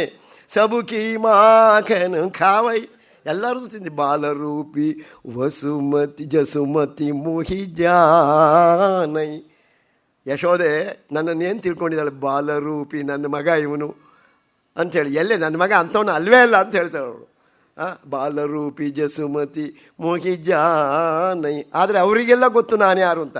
ಗೋಪಿನಿ ಮಿಲಿ ಸುಖ ಭೋಗ್. ಅವರು ಯಾವ ಆನಂದವನ್ನು ಪಡಬೇಕಿತ್ತೋ ಆನಂದ ಅವರು ಪಡಿತಾ ಇದ್ದಾರೆ. ಸೂರದಾಸ ಪ್ರಭು ಕಹತ ಪ್ರೇಮ ಸೌ ಏ ಮೇರೇ ವ್ರಜಲೋಗ್. ಈ ವ್ರಜಲೋಗ್, ಈ ವ್ರಜದ ಎಲ್ಲ ಗೋಪಿಯರು ಗೋಪಾಲಕರು ಎಲ್ಲ ಇವರೆಲ್ಲರೂ ಏನು, ಏ ಮೇರೇ ಲೋಗ್, ನನ್ನವರು ಇವರೆಲ್ಲ ಅಂತ ನಾವು ಹೇಳ್ಬೋದು. ಐ ಆಮ್ ಯುವರ್ ಡಿವೋಟಿ ಅಂತ ಹೇಳ್ಬೋದು. ಯಾರೋ ಹೇಳಿದಂತೆ ಬಾಬಾರವ್ರ ಹತ್ರ ಐ ಆಮ್ ಯುವರ್ ಡಿವೋಟಿ ಅಂತ. ಅವಾಗ ಅವ್ರು ಹೇಳಿದಂತೆ ನೀನು ಹಾಗೆ ಹೇಳಬೇಡ, ನಾನು ಹೇಳಬೇಕು ಯು ಆರ್ ಮೈ ಡಿವೋಟಿ ಅಂತ ನಾನು ಹೇಳಬೇಕು. ಭಗವಂತನು ಯಾವಾಗಲೂ ಹೇಳಬೇಕಲ್ಲ, ಅವತಾರಿ ಪುರುಷರು ಮಹಾಪುರುಷರು ಹೇಳಬೇಕು ನೀ ನನ್ನ ಭಕ್ತನಯ್ಯ ಅಂತ. ಇವನೇ ಹೋಗಿ ಸ್ವಾಮಿ ಗುರುಗಳೇ ನಾನು ನಿಮ್ಮ ಭಕ್ತ ಅಂತ ಹೇಳಿದರೆ ಅವ್ರು ಹೇಳಬೇಕು ನಿನ್ನ ಸೇವೆ ನೋಡಿ ಸಂತೋಷ ಆಯ್ತವ, ನೀನು ಗುರುಭಕ್ತ ಹೌದು ಅಂತ ಹೇಳಬೇಕಲ್ವಾ. ಅದಕ್ಕೆ ಅದೇ ಏ ಮೇರೇ ವ್ರಜಲೋಗ್ ಅವ್ರು ಹೇಳ್ತಾರೆ. ಇವರೆಲ್ಲ ನನ್ನವರು ಅಂತ ಭಗವಂತನೇ ಹೇಳ್ತಾ ಇದ್ದಾನೆ. ಅವನೇ ಆರಿಸ್ಕೊಂಡ್ಬಿಟ್ಟಿದ್ದಾನೆ ಭಗವಂತ. ನೋಡಿ ಇದು ವಿಶೇಷ ಇದಾಯ್ತಾ. ಆಮೇಲೆ ಅದನ್ನು ಸೂರದಾಸ್ ಮತ್ತು ಬಹಳ ಚೆನ್ನಾಗಿ ಬರೆದಿದ್ದಾರೆ. ಇವನು ಬೆಣ್ಣೆ ಕದಿಯೋದು ನೋಡಿದಾಗ ಯಶೋದೆ ಹತ್ರ ಬಂದು ಹೇಳ್ತಾರಲ್ಲ, ಆವಾಗ ಹೇಳ್ತಾರೆ, ಅಮ್ಮ ನಾನು ಎಲ್ಲಿ ಬೆಣ್ಣೆ ಕದಿ, ಯಾವಾಗ ಪುರುಸತ್ತಿದೆ, ನೀನು ಸ್ವಲ್ಪ ಯೋಚನೆ ಮಾಡು, ನೀನು ಅವ್ರು ಹೇಳಿದ್ದೆಲ್ಲ ನಂಬ್ತೀಯಲ್ಲ. ಭೋರು ಭಯೇ ಗಯ್ಯನಕ್ಕೆ ಪಾಚೆ ಮಧುಬನ ಮೋಗಿ ಪಟಾಯವ್. ಬೆಳಗಾದ ಕೂಡಲೇ ಹೋಗೋ ಕೃಷ್ಣ ಅಂಥೇಳಿ ಕಳಿಸ್ಬಿಡ್ತೀಯ ನನ್ನನ್ನು ಮಧುಬನಕ್ಕೆ. ಅಲ್ಲಿಗೆ ಹೋಗ್ಬಿಡ್ತೀನಿ ನಾನು, ಬಾಂಡಿಯ ವೃಕ್ಷದ ಹತ್ರ ಹೋಗ್ತೀನಿ ನಾನು. ಚಾರು ಪಗರು ಬಂಶಿ ಬಟು ಭಟುಕ್ಯವು. 4 ಪ್ರಹರಗಳ ಅಲ್ಲೇ ಇರ್ತೀನಿ ನಾನು. ಸಾಂಜು ಪರೇ ಘರು ಆಯವು. ಸಾಯಂಕಾಲಕ್ಕೆ ನಾನು ಮನೆಗೆ ಬರೋದು. ಇವರೆಲ್ಲ ಸುಳ್ಳು ಹೇಳ್ತಾರಮ್ಮ. ಗ್ವಾಲ ಬಾಲ ಸಬ್ ಬೈರು ಪರ್ರೇಹ. ಈ ಗೊಲ್ಲ ಬಾಲಕರೆಲ್ಲ ಇದಾರಲ್ಲ, ಇವರು ನನ್ನ ಕಂಡ್ರೆ ಆಗೋದಿಲ್ಲ. ಬೈರು ಪರಿ ನನ್ನ ಕಂಡ್ರೆ ವೈರ ಒಂಥರ. ಅದಕ್ಕೆ ಏನು ಮಾಡಿದ್ದಾರೆ, ಎಲ್ಲ ಸೇರಿಕೊಂಡು ಬೆಣ್ಣೆ ತಿಂದು ನನ್ನ ಮುಖಕ್ಕೆ ಒರೆಸಿದ್ದಾರೆ. ಮಾಡಿದ್ದು ಬರಬಸು ಮುಕುಲ ಪಟಾಯೈ. ನನ್ನ ಮುಖಕ್ಕೆಲ್ಲ ಹಚ್ಚಿದಾರಮ್ಮ. ತಿಂದಿದ್ದೆಲ್ಲ ಅವರು, ಬರೀ ನನ್ನ ಮುಖದಲ್ಲಿ ಬೆಣ್ಣೆ ಇದೆ, ನೀನು ನೋಡು ಅಂತೇಳಿ. ನೋಡು ಕೈಯನ ಅಂತ, ಕೈಯಲ್ಲಿ ಕಾಣೋದಿಲ್ಲ ಅವನು ಮಾಯೆಯಿಂದ. ಕೈಯಲ್ಲಿ ಬೆಣ್ಣಿಲ್ಲ, ಬಾಯಲ್ಲಿ ಕಾಣುತ್ತೆ, ತುಟಿಲೆಲ್ಲ. ತಿಂದದ್ದವರು ಅಂತ ಹೇಳ್ತಾನೆ. ಇದು ಭಗವಂತ. ಆದ್ದರಿಂದ ಇವರೆಲ್ಲ ಬಂದು ಹೇಳ್ತಾ ಇದ್ದಾರೆ, ಈ ರೀತಿ ಮಾಡ್ತಾ ಇದ್ದಾನೆ. ಸ್ಥೇಯಂ ಸ್ವಾದ್ಯತ್, ನಾವು ಇಟ್ಟಿರುವಂಥ ಬೆಣ್ಣೆಯನ್ನು ತಿಂತಾನೆ. ಆಮೇಲೆ ಇವನು ಏನು ಸ್ಥೇಯ ಯೋಗೈಹಿ. ಸ್ಥೇಯ ಯೋಗ, ಕಳ್ಳತನ ಅನ್ನೋದೊಂದು ಯೋಗ ಆಗಿಬಿಟ್ಟಿದೆ. ಈಗಿನ ಭಾಷೆಯಲ್ಲಿ ಹೇಳಿದರೆ ಹೇಗೆ ಹೇಳ್ಬೋದು, ಕಳ್ಳತನದಲ್ಲಿ PhD ಮಾಡಿದ್ದಾನೆ ಅಂತ ಈಗ ಹೇಳೋದಾದರೆ. ಅಂಥವನು ಇವನು, ಸಾಮಾನ್ಯದವನಲ್ಲ ಅಂಥೇಳಿ. ಆದ್ದರಿಂದ ಹೋಗಲಿ, ತಿನ್ನಲಿ ಹುಡುಗ, ಬಿಟ್ಟುಬಿಡೋಣ. ಏನೀಗ ಮಗು ಅಲ್ವಾ, ತಿನ್ನಲಿ ಅಂತ ಬಿಟ್ಟರೆ ಏನು ಮಾಡ್ತಾನೆ, ತಾನು ಸ್ವಲ್ಪ ಬೆಣ್ಣೆ ತಿಂತಾನೆ. ಆಮೇಲೆ ನಾವಲ್ಲಿ ಕಿಟಕಿ ಹತ್ರ ಒಂದು ಒರಳಿಟ್ಟಿದ್ದೇವೆ, ಉಲೂಖಲ. ಆ ಒರಳ ಮೇಲೆ ಹತ್ಕೋತಾನೆ ಇವನು. ಊರ ಮೇಲೆ ಅಲ್ಲಿರುವ ಮಂಗನ ಮರಿಗಳನ್ನು ಕರೀತಾನೆ, ಬನ್ನಿ ಬನ್ನಿ ಬನ್ನಿ ಬೆಣ್ಣೆ ತಿಂದು. ಇವಂದಲ್ಲ, ತಿನ್ನಲಿ, ಯಾರ ಮನೆದಾರು, ತಗೊಳ್ಳಿ ತಗೊಳ್ಳಿ, ಕಡ್ಡಿಯ ಕೊಡ್ತಾ ಇದ್ದಾನೆ ಇವನು. ಮರ್ಕಾನ್ ಭೋಕ್ಷನ್ ವಿಭಜತಿ. ಮರ್ಕಾನ್ ಭೋಕ್ಷನ್ ಆ ಮಂಗಗಳಿಗೆ ಕೊಡ್ತಾ ಇದ್ದಾನೆ, ಮಂಗಳ ಮರಿ ಕರೆದು ಕೊಡ್ತಾ ಇದ್ದಾನೆ ಇವನು. ಅದು ತಿಂದು ಬಿಡಬೇಕು ಇವನು ಕೊಟ್ಟು ಕೂಡಲೇ. ತಿನ್ನಲಿಲ್ಲ ಅಂತ ಆದರೆ ನಾ ಅತ್ತಿ, ಅದು ತಿನ್ನಲಿಲ್ಲ ಇವನು ಕೊಟ್ಟು ಕೂಡಲೇ. ಮಂಗನ ಮರಿ ತಿನ್ನಲಿಲ್ಲ ಅಂದರೆ ಏನು ಮಾಡ್ತಾ ಇದ್ದ ಅವನು, ಭಾಂಡಂಭಿನತ್ತಿ. ಮಂಗನ ಮರಿ ತಿನ್ನಲಿಲ್ಲ ಅನ್ನೋ ಸಿಟ್ಟಿಗೆ ಶಿಕ್ಷೆ ಯಾರಿಗೆ, ಇವರ ಮನೆ ಮೊಸರು ಗಡಿಗೆಗೆ ಅದನ್ನು ಹೊಡೆದಾಗ್ತಿದ್ದ. ತಿನ್ನಬೇಕಾದ ಮಂಗನ ಮರಿ ಬೆಣ್ಣೆ ತಿಂದಿಲ್ಲ ಅಂತ ಶಿಕ್ಷೆ ಯಾರಿಗೆ ಅಂದರೆ ಈ ಗೋಪಿಯರ ಮನೆ ಮಡಿಕೆಗಳಿಗೆ ಶಿಕ್ಷೆ. ಅವುಗಳನ್ನು ನೋಡಿತಾನೆ.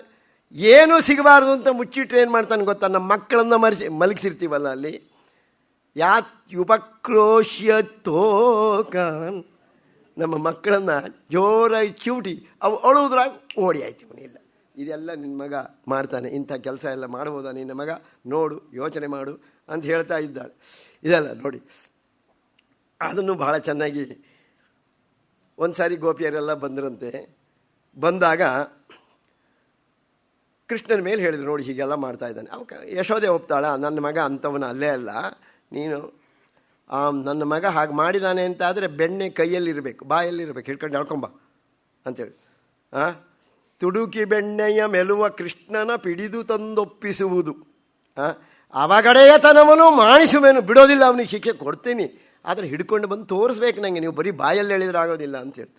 ಆವಾಗ ಆಯ್ತು ಬಂದು ಗೋಪಿಯ ಕೈಯಲ್ಲಿದ್ದ ಹಿಡ್ಕೊಂಡು ಬಂದರು. ಒಂದು ದಿವಸ ಕೃಷ್ಣನನ್ನು ಹಿಡ್ಕೊಂಡು, ಎಲ್ಲರೂ ಕೃಷ್ಣನ ಹಿಡ್ಕೊಂಡು ಬಂದಿದ್ದಾರೆ.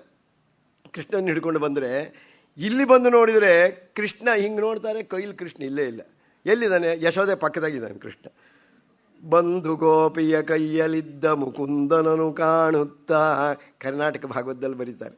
ಬಂಧು ಗೋಪಿಯ ಕೈಯಲ್ಲಿದ್ದ ಮುಕುಂದನನು ಕಾಣುತ್ತ ಬರಿಗೈಯಿಂದ ತಮ್ಮಿದ್ದಿರುವ ಕೈ ನೋಡ್ತಾರೆ, ಕೈ ಖಾಲಿ ಕೈ, ಏನೂ ಇಲ್ಲ. ಈಕ್ಷಿಸುವುದ ಇಂದು ಮುಖಿಯರು ನೋಡಿ ನುಡಿಯದೆ ಮಂದಿರಂಗಳಿಗೈದಿದರು ಗೋವಿಂದನಿರವಚ್ಚರಿ ಎನ್ನುತ್ತ. ಏನಪ್ಪ ಇವನನ್ನೇ ಹೇಗೆ ಹಿಡ್ಕೊಡೋದು? ಇವನೇನು ಅಲ್ಲಿ ಹೋಗೋತಿ ನಮ್ಮ ಕೈಲಿಲ್ಲೇ ಇಲ್ಲೋ ಅಲ್ಲಿದ್ದಾನೆ. ಇಷ್ಟರ ಮಟ್ಟಿಗೆ ಇವನದು. ಅದನ್ನು ಬಹಳ ಚೆನ್ನಾಗಿ ಕೃಷ್ಣಕರ್ಣಾಮೃತದಲ್ಲೂ ಹೇಳಿದ್ದಾರೆ. ಕೃಷ್ಣೇನಾಂ ಭಗತೇನರಂತ ಮಧುನಾ ಮೃದ್ಭಕ್ಷಿತ ಸ್ವೇಚ್ಛಯ ಎಲ್ಲ ಬಂದು ಹೇಳ್ತಾ ಇದ್ದಾರೆ. ಬಲರಾಮ ಬಂದು ಹೇಳ್ದ ಅಂತ ಇಲ್ಲಿ ಹೇಳ್ತಾರೆ ಅವರು ಕೃಷ್ಣಕರ್ಣಾಮೃತದಲ್ಲಿ. ಬಿಲ್ಲು ಮಂಗಳು ಭಾಳ ಸುಂದರವಾಗಿ ಬರೆದಿದ್ದಾರೆ. ಕೃಷ್ಣೇನಾಂ ಭಗತೇನರಂತು ಮಧುನಾ, ಆಟ ಆಡೋಕ್ಕೆ ಅಂತ ಬಂದಿದ್ನಲ್ಲ ನಿಮ್ಮ ಕೃಷ್ಣ, ಅವನು ಏನು ಮಾಡ್ತಾನೆ ಗೊತ್ತಾ? ಬೆಣ್ಣೆನೂ ಕದೀತಾನೆ, ಅವನು ಮಾಡಬಾರದು ಕೆಲಸವೇ ಇಲ್ಲ ಅಂತ ಹೇಳಿ ಭಾಳ ರೀತಿಯಿಂದ ಹಿಂಸಿಸ್ತಾನೆ ಅಂಥೇಳಿ. ಈ ರೀತಿ ಎಲ್ಲ ಅವ್ರು ಹೇಳ್ತಾ ಇದ್ರು. ಅದು ಹೇಳೋಕ್ಕೆ ಅಂತ ಕರ್ಕೊಂಡು ಬಂದರೆ ನಿಜವಾಗಿ ಏನಾಗ್ತದೆ, ಇಲ್ಲಿ ಬರೋ ಹೊತ್ತಿಗೆ ಇಲ್ಲವೇ ಇಲ್ಲ. ಇನ್ನೊಂದು ಬಹಳ ಸುಂದರವಾಗಿರುವಂಥ ಘಟನೆಯನ್ನು ಬರೆದಿದ್ದಾರೆ. ಅದು ಗರ್ಗ ಸಂಹಿತೆಯಲ್ಲಿ ಬರೆದು, ಗರ್ಗ ಸಂಹಿತೆಯಲ್ಲಿ ಅದನ್ನು ಭಾಳ ಚೆನ್ನಾಗಿ ಹೇಳಿದ್ದಾರೆ. ಈ ಹುಡುಗರು ಬೆಳೀತಾ ಇದ್ದಾರೆ. ಅಥ ರಾಮೌ ಕೃಷ್ಣ ಅಥ ಬಾಲೌ ಕೃಷ್ಣರಾಮೌ ಗೌರಶ್ಯಾಮೌ ಮನೋಹರೌ. ಇದೊಂದು ಪ್ರಕರಣ ಹೇಳ್ತೀನಿ ಬೇಗ. ಹೇಗಿದ್ದ ಗೌರಶ್ಯಾಮ, ಒಬ್ಬ ಗೌರವರ್ಣ, ಇನ್ನೊಬ್ಬ ಶ್ಯಾಮಲ ವರ್ಣ. ಇವನು ಶ್ರೀಕೃಷ್ಣ ಪೀತಾಂಬರವನ್ನು ಉಟ್ಕೊಂಡಿದ್ದಾನೆ ಅಲ್ವಾ? ಅದು ಯಾಕೆ ಅಂತ ಹೇಳಿದರೆ ಈ ಅಣ್ಣನ ಬಣ್ಣದ ಮೈ ಬಣ್ಣ, ಅದು ಪೀತಾಂಬರ, ಅದನ್ನು ಅವನು ಉಟ್ಕೊಂಡಿರ್ತಾನೆ. ಇವನೇನು ಮಾಡಿದ್ದಾನೆ? ನೀಲಾಂಬರ ಉಟ್ಕೊಂಡಿದ್ದಾನೆ. ಬಲರಾಮ ನೀಲಾಂಬರ, ಬಲರಾಮನ ಬಟ್ಟೆ ನೀಲವರ್ಣ ತಾನೆ. ಅವನ ಮೈ ಬಣ್ಣದ ಬಟ್ಟೆ ಇವನಿಗೆ, ಇವನ ಮೈ ಬಣ್ಣದ ಬಟ್ಟೆ ಅವನಿಗೆ. ಹೇಗಿದೆ ನೋಡಿ. ಯಾಕೆಂದರೆ ಭಗವಂತ ಯಾರದ್ದು ಬಾಕಿ ಇಟ್ಕೊಳ್ಳೋದಿಲ್ಲ. ಪೂರ್ವಜನ್ಮದಲ್ಲಿ, ಪೂರ್ವಾವತಾರದಲ್ಲಿ ಅವನು ರಾಮನಾಗಿ ಬಂದಿದ್ದ. ರಾಮನಾಗಿ ಬಂದಾಗ ಇವನೇನು ಮಾಡ್ತಾನೆ? ಲಕ್ಷ್ಮಣನಾಗಿ ಬಂದ. ಲಕ್ಷ್ಮಣನಾಗಿ ಬಂದಾಗ ಏನಾಯಿತು? ರಾಮನ ಸೇವೆ ಮಾಡಿದ್ದ. ಅದನ್ನು ಈಗೇನು ಮಾಡ್ದ? ಅದನ್ನು ವಾಪಸ್ ಕೊಡಬೇಕಲ್ಲ, ಯಾರದ್ದು ಬಾಕಿ ಇಟ್ಕೊಳ್ಳೋದಿಲ್ಲ ಭಗವಂತ. ಈಗೇನು ಮಾಡಿದ? ಇವ ಅಣ್ಣಾಗಿ ಬಂದ, ಇವ ತಮ್ಮಾಗಿದ್ದಾನೆ, ಇವ ಸೇವೆ ಮಾಡ್ತಾನೆ. ಇದು ವೈಶಿಷ್ಟ್ಯ. ಅದು ಅವನು ಹಾಗೆ ಭಾಳ ಹೇಗಿದೆ. ಲೀಲೆಯ ಚಕ್ರುತರಲು ಸುಂದರಂ ನಂದ ಮಂದಿರಂ. ತಮ್ಮ ಲೀಲೆಗಳಿಂದ ನಂದನ ಮನೆಯನ್ನು ಸುಂದರ ಮಂದಿರವನ್ನಾಗಿ ಮಾಡ್ತಾ ಇದ್ದಾರಂತೆ. ಆ ಊರಿನಲ್ಲಿ ಪ್ರಭಾವತಿ ಅಂತ ಒಬ್ಬಳು ಗೋಪಿ ಇದ್ಲು. ಗರ್ಗರು ಬರೀತಾರೆ, ಪ್ರಭಾವತಿ ಅಂತ ಒಬ್ಬಳು ಗೋಪಿ ಇದ್ಲಂತೆ. ಅವಳ ಮನೆಗೆ ಬಹಳ ತುಂಟತನ. ಇವನು ಅಲ್ಲಿ ಹೋಗಿ ಬೆಣ್ಣೆ ಕದಿಯೋದು, ಮೊಸರು ಗಡಿಗೆ ಬಡಿಯೋದು, ಮೊಸರನ್ನು ಕುಡಿಯೋದು, ಬಹಳ ತೊಂದರೆ ಕೊಡ್ತಾ ಇದ್ದ. ಆವಾಗ ಅವನನ್ನು ಒಂದು ದಿವಸ ಹಿಡ್ಕೊಂಡು ಇವಳು ಬಂದು ನೇರವಾಗಿ ಬಂದು ಕೃಷ್ಣನ ಯಶೋದೆ ಹತ್ರ ಹೇಳ್ತಾ ಇದ್ದಾಳೆ, ನೋಡಮ್ಮ ನಿನ್ನ ಮಗ ಹೀಗೆಲ್ಲ ಮಾಡ್ತಾನೆ, ಸ್ವಲ್ಪ ಬುದ್ಧಿ ಹೇಳೋದಾರು ಹೇಳು, ನಾನು ಏನು ಮಾಡಲಿ ಹೇಳು, ನಾವೇನು ಊರಲ್ಲಿ ಇರಬೇಕೋ ಬೇಡವೋ ಅಂತ ಹೀಗೆ ಹೇಳ್ತಾ ಇದ್ದಾಳೆ. ಆವಾಗ ಅವಳು ಹೇಳ್ತಾ ಇದ್ದಾಳೆ, ನೋಡಮ್ಮ ನಿಮ್ಮನೆ ಬೆಣ್ಣೆ ತಿಂದು ನಮ್ಮ ಮಗನಿಗೆ ಏನೂ ಆಗಬೇಕಾದಿಲ್ಲ. ಗವಾಂ ಕೋಟಿ ಗೃಹೇ ಮೇಸ್ತಿ. ನಮ್ಮನೇಲಿ ಏನಿದೆ? ಗವಾಂ ಕೋಟಿ, 1 ಕೋಟಿ ಗೋವುಗಳಿದಾವೆ ನಮ್ಮಲ್ಲಿ, ಒಂದೆರಡಲ್ಲ. 5 ಲಕ್ಷ ಗವಾಂಪತಿ ಉಪನಂದ. 5 ಲಕ್ಷ ಗೋವುಗಳಿದ್ದರೆ ಅಲ್ಲಿ ಉಪನಂದ ಅಂತ ಹೆಸರು ಅವನಿಗೆ. 9 ಲಕ್ಷ ಗವಾಂಪತಿ ನಂದ. ಆಮೇಲೆ 1/2 ಕೋಟಿ ಇದ್ದರೆ ವೃಷಭಾನು ಅಂತ ಹೆಸರು, ಅಧಿಕಾರ. ಅದು ವೃಷಭಾನುವಿನ ಇಂಥವ್ರು ಇಬ್ಬರು ಇರ್ತದೆ, ಸುಚಂದ್ರೋ ದ್ರೋಣ ಏಮಚ, ಸುಚಂದ್ರ ದ್ರೋಣ ಅಂತ ಇಬ್ಬರು ಇದ್ದರಂತೆ ಇಂಥವ್ರು ಅಲ್ಲಿ. ಹೀಗೆ ಕೋಟಿ ಗೋವುಗಳು ಯಾರ ಮನೆ ಇದೆಯೋ ಅದು ನಂದರಾಜ ಅಂತ, ಅವನೇ ನಂದರಾಜ. ಅವನಂದರೆ ನಂದಾನಂದ ಅಂತ ಔಪಚಾರಿಕಗಳು ನಂದರಾಜನ ಅವನ ಮನೆ. ಅದನ್ನೇ ಹೇಳ್ತಾ ಇದ್ದಾರೆ, ಗಮಾಂ ಕೋಟಿ ಗೃಹೇಮೇ, 1 ಕೋಟಿ ಇದು ಗೋವುಗಳಿದಾವೆ ನಮ್ಮ ಮನೆಯಲ್ಲಿ. ಈ ನಮ್ಮಲ್ಲಿ ಇರೋ ಗೋರಸ ಅಂದರೆ ಈ ಹಾಲಿನಿಂದ ನಾವು ಗೋವರ್ಧನವನ್ನು ಬೇಕಾದರೆ ನೆನೆಸಿಬಿಡ್ಬೋದು, ಅಷ್ಟಿದೆ ನಮ್ಮಲ್ಲಿ. ನನ್ನ ಮಗನಿಗೆ ನಿಮ್ಮನೆಗೆ ಬಂದು ಬೆಣ್ಣೆ ಕದ್ದು ಹಾಲು ಕುಡಿದು ಏನಾಗಬೇಕೆ? ನಮ್ಮನೆ ಕಡಿಮೆ ಆಗಿದೆಯಾ? ನವನೀತ ಮುಖಂ ಚೈನಂ, ನಿಜ ಅಂತಾದ್ರೂ ನಿನ್ನ ಇವನ ಬಾಯಲ್ಲಿ ಬೆಣ್ಣೆ ಇದ್ದಾಗ, ಕೈಲಿ ಬೆಣ್ಣೆ ಇದ್ದಾಗ ಹಿಡ್ಕೊಂಬ, ಅತ್ರ ತ್ವಂ ಹ್ಯಾನೈಷ್ಯತಿ, ನೀನು ಕರ್ಕೊಂಡು ಬರ್ತೀಯ ಅಂತ ಆದರೆ ಅದು ಹೌದು ಅಂತ ನೀನು ಕರ್ಕೊಂಡು ಬರಬೇಕು, ಹಿಡ್ಕೊಂಡು ತೋರಿಸ್ಬೇಕು ನನಗೆ. ತೋರಿಸಿದರೆ ತದಾ ಶಿಕ್ಷಾಂ ಕರಿಷ್ಯಾಮಿ, ಅವನಿಗೆ ಶಿಕ್ಷೆ ಮಾಡಿಯೇ ಮಾಡ್ತೇನೆ. ಅವನಿಗೆ ನೀವು ಏನು ಹೇಳ್ತೀಯೋ ಅದು ಭರ್ತನ, ಬೈಬೇಕಾ ಬೈತೀನಿ, ಬಂಧನ, ಕಟ್ಟಿ ಹಾಕಬೇಕೋ ಕಟ್ಟಿ ಹಾಕ್ತೀನಿ, ಹೊಡಿಬೇಕೋ ಹೊಡಿತೇನೆ, ಏನು ಬೇಕಾದರೂ ಮಾಡ್ತೀನಿ, ಆದರೆ ಕರ್ಕೊಂಡು ಬಂದು ತೋರಿಸು ಅಂದು. ಆವಾಗ ಇವಳು ಸಮಯ ಕಾಯ್ತಾ ಇದ್ಲು. ಒಂದು ದಿವಸ ಕೃಷ್ಣ ಇವನ ಸೈನ್ಯ ಎಲ್ಲ ತೊಗೊಂಡು ಹೋದ. ಆವಾಗ ಅವ್ರ ಮನೆಯಲ್ಲಿರುವಂಥ ಮೊಸರು ಗಡಿಗೆ ಮೇಲಿತ್ತು, ಅವ್ರ ಮನೆಯದೇ ಬಟ್ಟೆ ಹರಿವು ಕೋಲ್ ತಗೊಂಡ, ಅದನ್ನು ಒಡೆದು ಹಾಕಿದ. ಒಬ್ಬರು ಆದಮೇಲೆ ಒಬ್ಬರು ಬಾಯಿ ಕಳ್ಕೊಂಡು ನಿಧಾನವಾಗಿ ಮೊಸರು ಕುಡಿಯೋದು, ಪಾತ್ರೆ ಕೆಳಗೆ ಬಿತ್ತು ಇವನು ಹೊಡೆದು ಕೂಡಲೇ. ಸರಿ, ಆವಾಗ ಭಗ್ನ ಭಾಂಡ ಸ್ವನಂ ಶ್ರುತ್ವ, ಅದನ್ನು ಕಾಯ್ತಿದ್ಲಲ್ಲ ಅವಳು ಯಾವಾಗ ಸಿಗ್ತಾನೆ ಅಂತ. ಈ ಭಾಂಡ ಒಡೆದು ಕೂಡಲೇ ತಕ್ಷಣ ಅವಳು ಪ್ರಾಪ್ತ ಗೋಪಿ ಪ್ರಭಾವತಿ ಓಡಿ ಬಂದ್ಬಿಟ್ಲು. ಓಡಿ ಬಂದ ಕೂಡಲೇ ಹುಡುಗರೆಲ್ಲ ಪಲಾಯಿತೇಶು ಬಾಲೇಶು ಎಲ್ಲ ಓಡಿ ಹೋದರು. ಆದರೆ ಜಗ್ರಾಹ ಶ್ರೀಕರಂ ಹರೇಕೆ, ಈ ಶ್ರೀಹರಿಯ ಕೈಯನ್ನು ಹಿಡ್ಕೊಂಡ್ಬಿಟ್ಲು. ಒಬ್ಬ ಸಿಕ್ಕೆಂಬಿದ್ದ, ಬೇಕಂತ ಸಿಕ್ಕೆಂಬಿದ್ದಿದ್ದು. ಅವಳಿಗೆ ಆನಂದ ಕೊಡೋದು ಹೇಗೆ? ಯಾಕೆ ಜನ್ಮಾಂತರದ ಋಷಿಗಳು ಅವರಿಗೆಲ್ಲ ಸುಮ್ಮನೆ ಸಾಧ್ಯವೇ? ಅದನ್ನು ಹಿಡ್ಕೊಂಡು ಬಂದಿದ್ದಾಳೆ. ಹಿಡ್ಕೊಂಡು ಬಂದು ಯಶೋದೆ ಮನೆಗೆ ಬರ್ತಾ ಇದ್ದಾಳೆ. ಅಲ್ಲಿ ನಂದಗೋಪ ಇದ್ದಾನೆ. ನಂದಗೋಪ ಗಂಡಸರಿದ್ದಾಗ ನೇರವಾಗಿ ಒಳಗೆ ಹೋಗೋದು, ಅವರಿಗೆ ಮುಖ ತೋರಿಸುವಂಥ ಸಂಪ್ರದಾಯ ಇಲ್ಲ. ಸೆರಗನ್ನು ಕೆಳಗೆ ಎಳ್ಕೊಂಡು ಕಾಣದೇ ಇದ್ದಾಗೆ ಒಳಗಡೆ ಬಂದಿದ್ದಾಳೆ. ನಿಧಾನವಾಗಿ ಒಳಗೆ ಬಂದು ಆವಾಗ ಈ ಯಶೋದೆ ಹತ್ರ ಹೇಳ್ತಾ ಇದ್ದಾಳೆ, ನೋಡು ನಿನ್ನ ಮಗನ್ನ ನೋಡು, ಬೆಣ್ಣೆ ಸಮೇತ ಹಿಡ್ಕೊಂಬರ್ಬೇಕು ಅಂದಿದೆಯಲ್ಲ, ಕೈಯಲ್ಲಿ ಬೆಣ್ಣೆ ಇದೆ, ಬಾಯಲ್ಲಿ ಬೆಣ್ಣೆ ಇದೆ, ನೋಡು ಹಿಡ್ಕೊಂಬಂದಿದ್ದೀನಿ ಇವನನ್ನು ಅಂತ. ನೋಡ್ತಾ ಇದ್ದಾಳೆ. ಆಶ್ಚರ್ಯ ಅಂತ ಹೇಳಿದರೆ ಕೃಷ್ಣ ಇಲ್ಲೇ ಇಲ್ಲ, ಪ್ರಭಾವತಿಯ ಮಗ ಅಲ್ಲಿದ್ದಾನೆ. ಕೃಷ್ಣ ಇಲ್ಲೇ ಇದೆ. ಕೃಷ್ಣ ಲೀಲಾ ವೈಭವ ಅಂದರೆ ಇದರಲ್ಲಿ ನಮಗೆ ಆನಂದ ಆಗತ್ತಲ್ಲ, ಅದೇ ಭಗವನ ಆನಂದ, ಮತ್ತೇನಲ್ಲ, ಬೇರೆ ಅಂತಲ್ಲ. ಸರಿ, ಆವಾಗ ನೋಡ್ತಾ ಆವಾಗ ಯಶೋದೆಗೆ ಆಶ್ಚರ್ಯ ಆಯ್ತು. ಯಶೋದ ತತ್ಸು ಸುತಂ ವೀಕ್ಷ್ಯ, ಅವಳ ಮಗನನ್ನು ನೋಡ್ತಾಳೆ, ನಗ್ತಾ ಹೇಳ್ತಾಳೆ, ಅಲ್ಲ ಸರಿ, ನೀವೊಂದು ಕೆಲಸ ಮಾಡು, ಹೇಳಿದ್ದೆಲ್ಲ ಒಪ್ಕೋತೀನಿ, ವಸ್ತ್ರಾಂತಂಚ ಮುಖಾತ್ ಗೋಪಿ ದೂರೀಕೃತ್ಯ ವದಾಮಹಸಃ. ಅಪರಾಧ ಹೇಳ್ತಾ ಇದ್ದಿ, ಹೇಳು, ತೊಂದರೆ ಇಲ್ಲ, ಆದರೆ ನೀನು ಮುಸುಕ ತೆಕ್ಕೊಂಡು ಕೈ ನೋಡ್ಕೊಂಡು ಮತ್ತೆ ಹೇಳು ಅಂತ. ಆವಾಗ ನೋಡಿದರೆ ಏನಾಗಿದೆ, ಹೀಗೆ ದೂರೀಕೃತ್ವ ಮುಖಾಂಬರಂ, ಬಟ್ಟೆ ತೆಕ್ಕೊಂಡು ನೋಡ್ತಾ ಇದ್ದಾಳೆ. ನೋಡಿದರೆ ಏನು, ತನ್ನ ಮಗನೇ ಇದ್ದಾನೆ. ಅಯ್ಯೋ ಗ್ರಹಚಾರ್ಯ, ಏನು ಮಾಡೋದು? ನೋಡು, ಸುಮ್ಮನೆ ಹಿಂಗೆಲ್ಲ ಹೇಳಬಾರ್ದು ವಿಚಾರ ಇಲ್ಲದೆ. ನೋಡು ನಮ್ಮ ಕೃಷ್ಣನ, ಅವ ಇಲ್ಲೇ ಇದ್ದಾನೆ ನನ್ನ ಪಕ್ಕದಲ್ಲಿ. ಹೌದಾ, ನಿನ್ನ ಮಗನೇ ಬೆಣ್ಣೆ ಕದ್ದಿದ್ದಾನೆ, ನನ್ನ ಮಗ ಕದ್ದಿದ್ದಾನೆ ಅಂತ ನೀನು ಅಲ್ಲಿಂದ ಇಲ್ಲಿಗೆ ಹೇಳಕ್ಕೆ ಬಂದಿದೆಯಲ್ಲ, ಏನು ನಿನ್ನ ದೊಡ್ಡಸ್ತಿ ಏನು? ಆವಾಗ ಸರಿ, ನೀನು ಯಾವಾಗ ಬಂದು ನನ್ನ ಕೈ ಹಿಡ್ಕೊಂಡಿದ್ಯೋ ಅಂತ ಅವನಿಗೆ ಬೈಕೊಂಡು ಕರ್ಕೊಂಡು ಹೊರಟು. ಆದರೆ ಭಗವಾನ್ಸ್ತು ಬಹಿರ್ವೀಥ್ಯಾಂ, ದಾರಿ ರಾಜಮಾರ್ಗಕ್ಕೆ ಬಂದ ಕೂಡಲೇ ಭೂತ್ವಾ ಶ್ರೀ ನಂದನಂದನ, ಮತ್ತೆ ನಂದನಂದನ ಆಗಿಬಿಟ್ಟ, ಕೃಷ್ಣ ಆಗಿಬಿಟ್ಟ. ನೋಡ್ತಾ ಇದ್ದಾಳೆ ಕೃಷ್ಣ. ಆವಾಗ ಕೃಷ್ಣ ಹೇಳ್ತಾನೆ, ನೋಡು ಆಯಿತು, ಇವತ್ತಿಗಾಯಿತು, ಪುನರ್ಮಾಮ್ಯದಿ ಗೃಹಾಸಿ ಕದಾಚಿತ್, ನೆನಪಿಟ್ಕೋ, ಇನ್ನೊಂದು ಸಾರಿ ನನ್ನನ್ನು ನೀನು ಹಿಡ್ಕೊಂಡು ಬಂದು, ಈ ಸಾರಿ ಏನು ಮಾಡಿದೆ, ನಿನ್ನ ಮಗ ಆಗಿದ್ದೀನಿ, ತೇ ಭರ್ತೃರೂಪಸ್ತು ತದಾ ಭವಿಷ್ಯಾಮಿ, ನಿನ್ನ ಗಂಡ ಆಗಿ ನಿಂತ್ಕೋತೀನಿ ಪಕ್ಕದಲ್ಲಿ, ಗಂಡನ ರೂಪದಲ್ಲಿ. ಆವಾಗ ನಿನ್ನ ಗಂಡ ಊರಿನ ದೊಡ್ಡ ಕಳ್ಳ ಅಂತ ಆಗ್ತದೆ, ಎಚ್ಚರಿಕೆ ಇಟ್ಕೋ. ಇನ್ನೊಂದು ಸಾರಿ ನಮ್ಮ ಅಮ್ಮನ ಹತ್ರ ಹೋಗಿ ಹೇಳಿದರೆ ಎಚ್ಚರಿಕೆ ಇಟ್ಕೋ ಅಂತ ಹೇಳ್ತಾರೆ. ಇಲ್ಲಿದೆ ಒಂದು ಪ್ರಕರಣ. ಇವತ್ತು ನಾಳೆ ದಿವಸ ಮತ್ತೆ ಮುಂದೆ ನೋಡೋಣಂತೆ. ಇವತ್ತಿನ ಈ ಪ್ರಕರಣವನ್ನು ಒಂದು ತುಳಸಿ ದಳದೊಂದಿಗೆ, ಒಂದು ಪುಷ್ಪದೊಂದಿಗೆ ಶ್ರೀಕೃಷ್ಣ ದಿವ್ಯ ಚರಣಾರವಿಂದಯೋ ಸಮರ್ಪಣಂ ಭವತು.